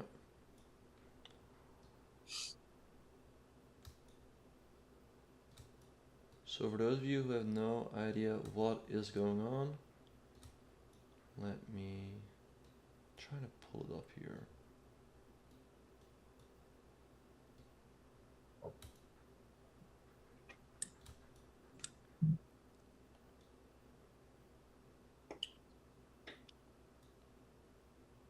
There's Hikaru right there in the chat. It says, I ran out of time, needed to win one more game somewhere, but I just couldn't. There he is, guys. Give him the man some love. He's give him right some there love. In the chat. Give him some love. Yeah. Give him some love. You see him right there in the chat. Right here. Okay, guys. Keep that love flowing. It looks like we will be taking a short break.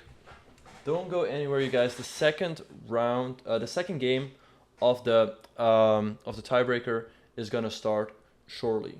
But we'll be right back. All right, and welcome back, everyone, to the tiebreaker of the FIDE World Rapid Chess Championship 2021 between Noder Abdusattorov and Jan Nepomniachtchi. They are already off.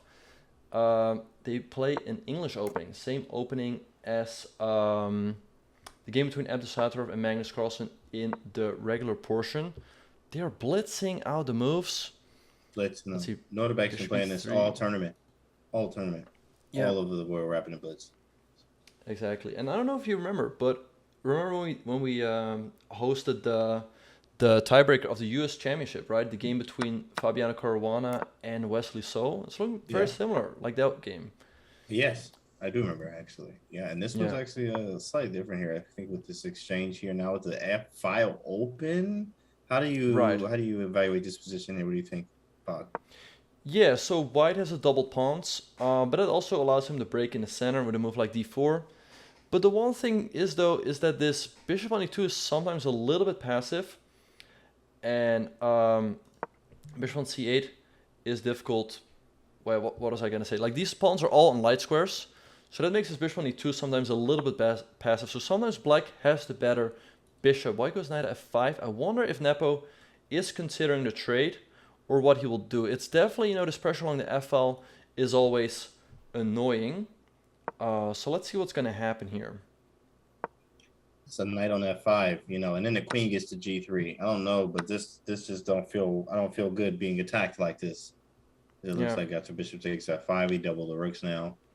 Right, and we have a tweet here from our big man saying, "See by Hikaru, seeing the World Rapid Championship go from 15 rounds to 13 was an oddity, but seeing these tiebreak rules for a World Championship is beyond laughable." And yeah, I don't know, the whole tiebreak rules do seem very, very, very, very weird. But let's see what's going to happen here. Right.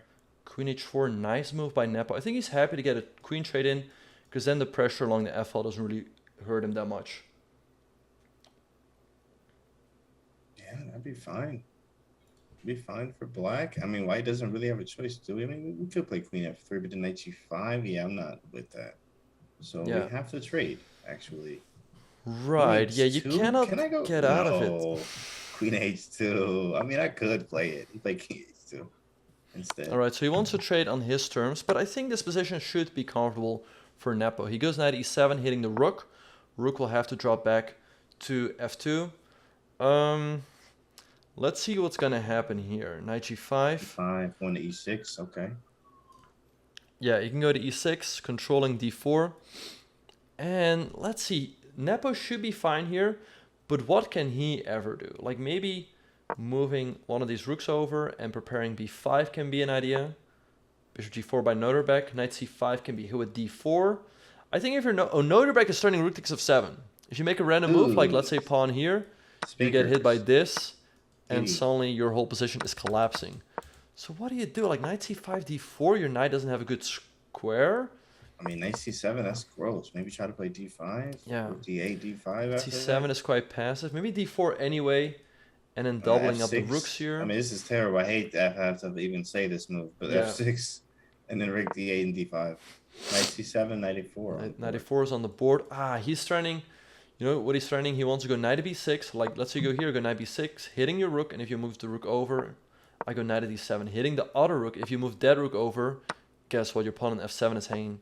So Jan goes f6 to make sure that this never hangs. But now knight b6 is nasty. F6. Gross. f6 is a move we had to make, kind of. But whatever. Rig d8. Exactly, guys. Also, don't forget that we go again tomorrow for the World Blitz Championship. I have faith in Hikaru there to win a medal for sure. Oh, we know that. Come on now. What else is new? Yeah, rook d8 on the board by Nepo. Let's see, rook to d2, he's switching his attention over to the d file. I think that makes a lot of sense. If he ever puts other rook here, d takes c5 will be a legitimate threat. Tough position for Nepo. If Noterbeck wins this game, he becomes world rapid champion. That would be huge. And he's 17? He's 17 years old. He's rated like 2650 or something. That would be a huge shock for the entire chess world. Wow, Noterbeck. And then we're talking about him and another one. What's his classical? I think maybe this is his classical rating, 2633, and Nepo at 2782. Okay. But it's looking tough for Nepo. Also, he's getting a minute down on the clock. He goes b5. Can you go knight b6? And if rook b8, there's knight d7, which is annoying to deal with. b8, takes on b5. Takes on b5. Right, Nepo takes with a knight, okay. At least activating that piece. Right, let's see what Noterbeck will do here. Maybe knight b6 to c4 to put pressure in the center. He goes rook c1, pressuring the pawn on c6. Okay, rook b8, rook to b8. Yep, stopping rook knight to b6. That was a nice move by Nepo. Now it's not as bad anymore. But still, like, all these pawns are weak. So let's see what Noterbeck will come up with here. Yo, the kid is strong, bro. King f7, maybe try to tuck the king. Yeah. Maybe get on the dark squares, but... Okay, he went knight to c3, but it feels like he's letting Nepo off the hook. Absolutely.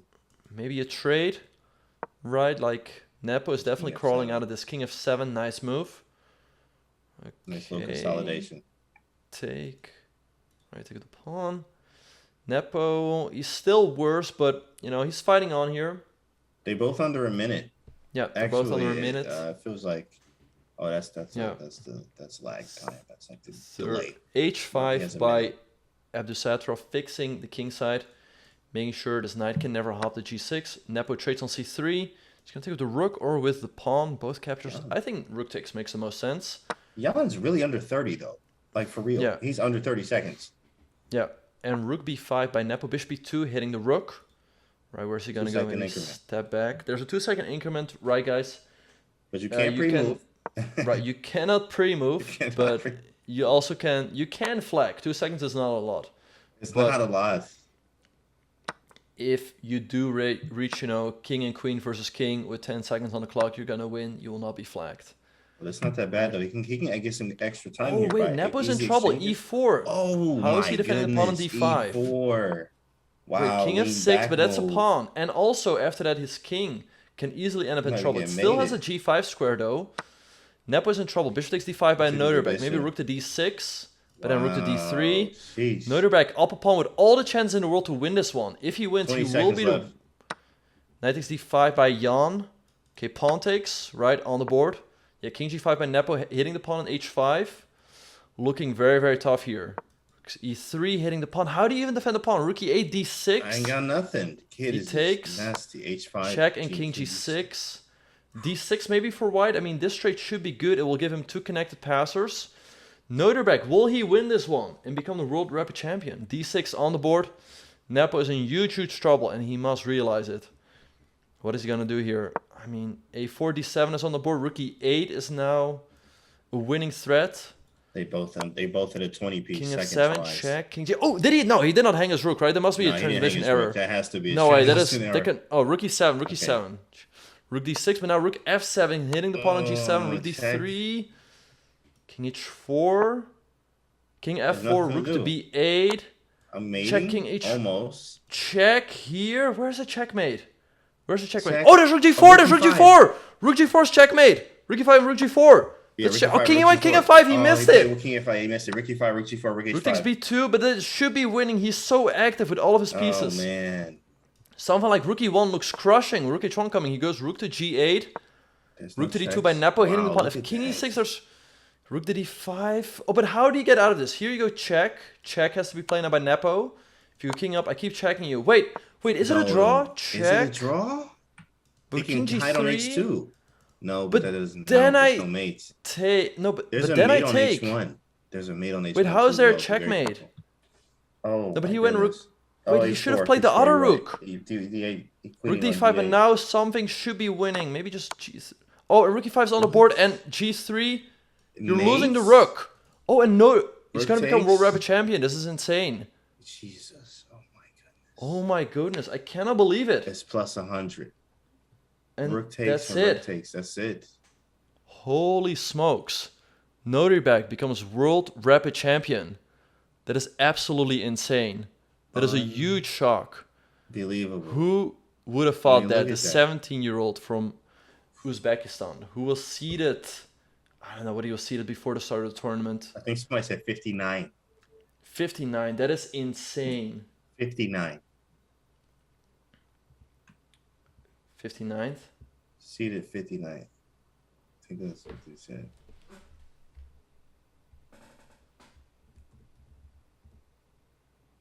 Wow. That was like, that was amazing. Absolutely insane, guys. Like, Noterbeck for the win. The kid is a monster. That is insane. Who would have believed that? And he beat Magnus too, bro. Beat Magnus, beat Jan. Like, he like, shoot, I don't care who you are right now. I'm going to win. That's very good. Good stuff, man.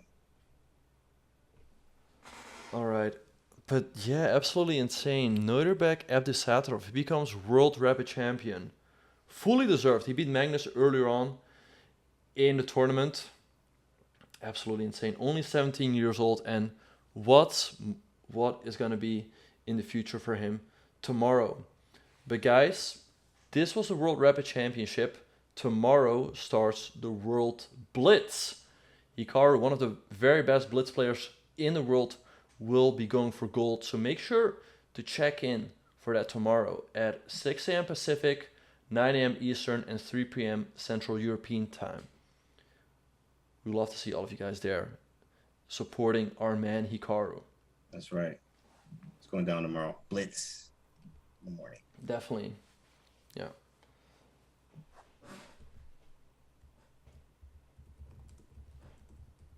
Very good stuff. That boy good. Yeah, that boy good. That boy is good. Thanks, guys. Yeah. No, thank you.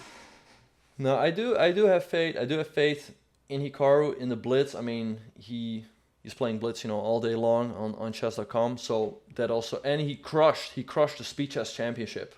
Right. So we gotta have faith in our man there. Yeah. All right. So that is what's coming up. All right, and yeah, I will be saying.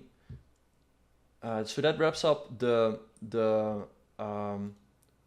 world.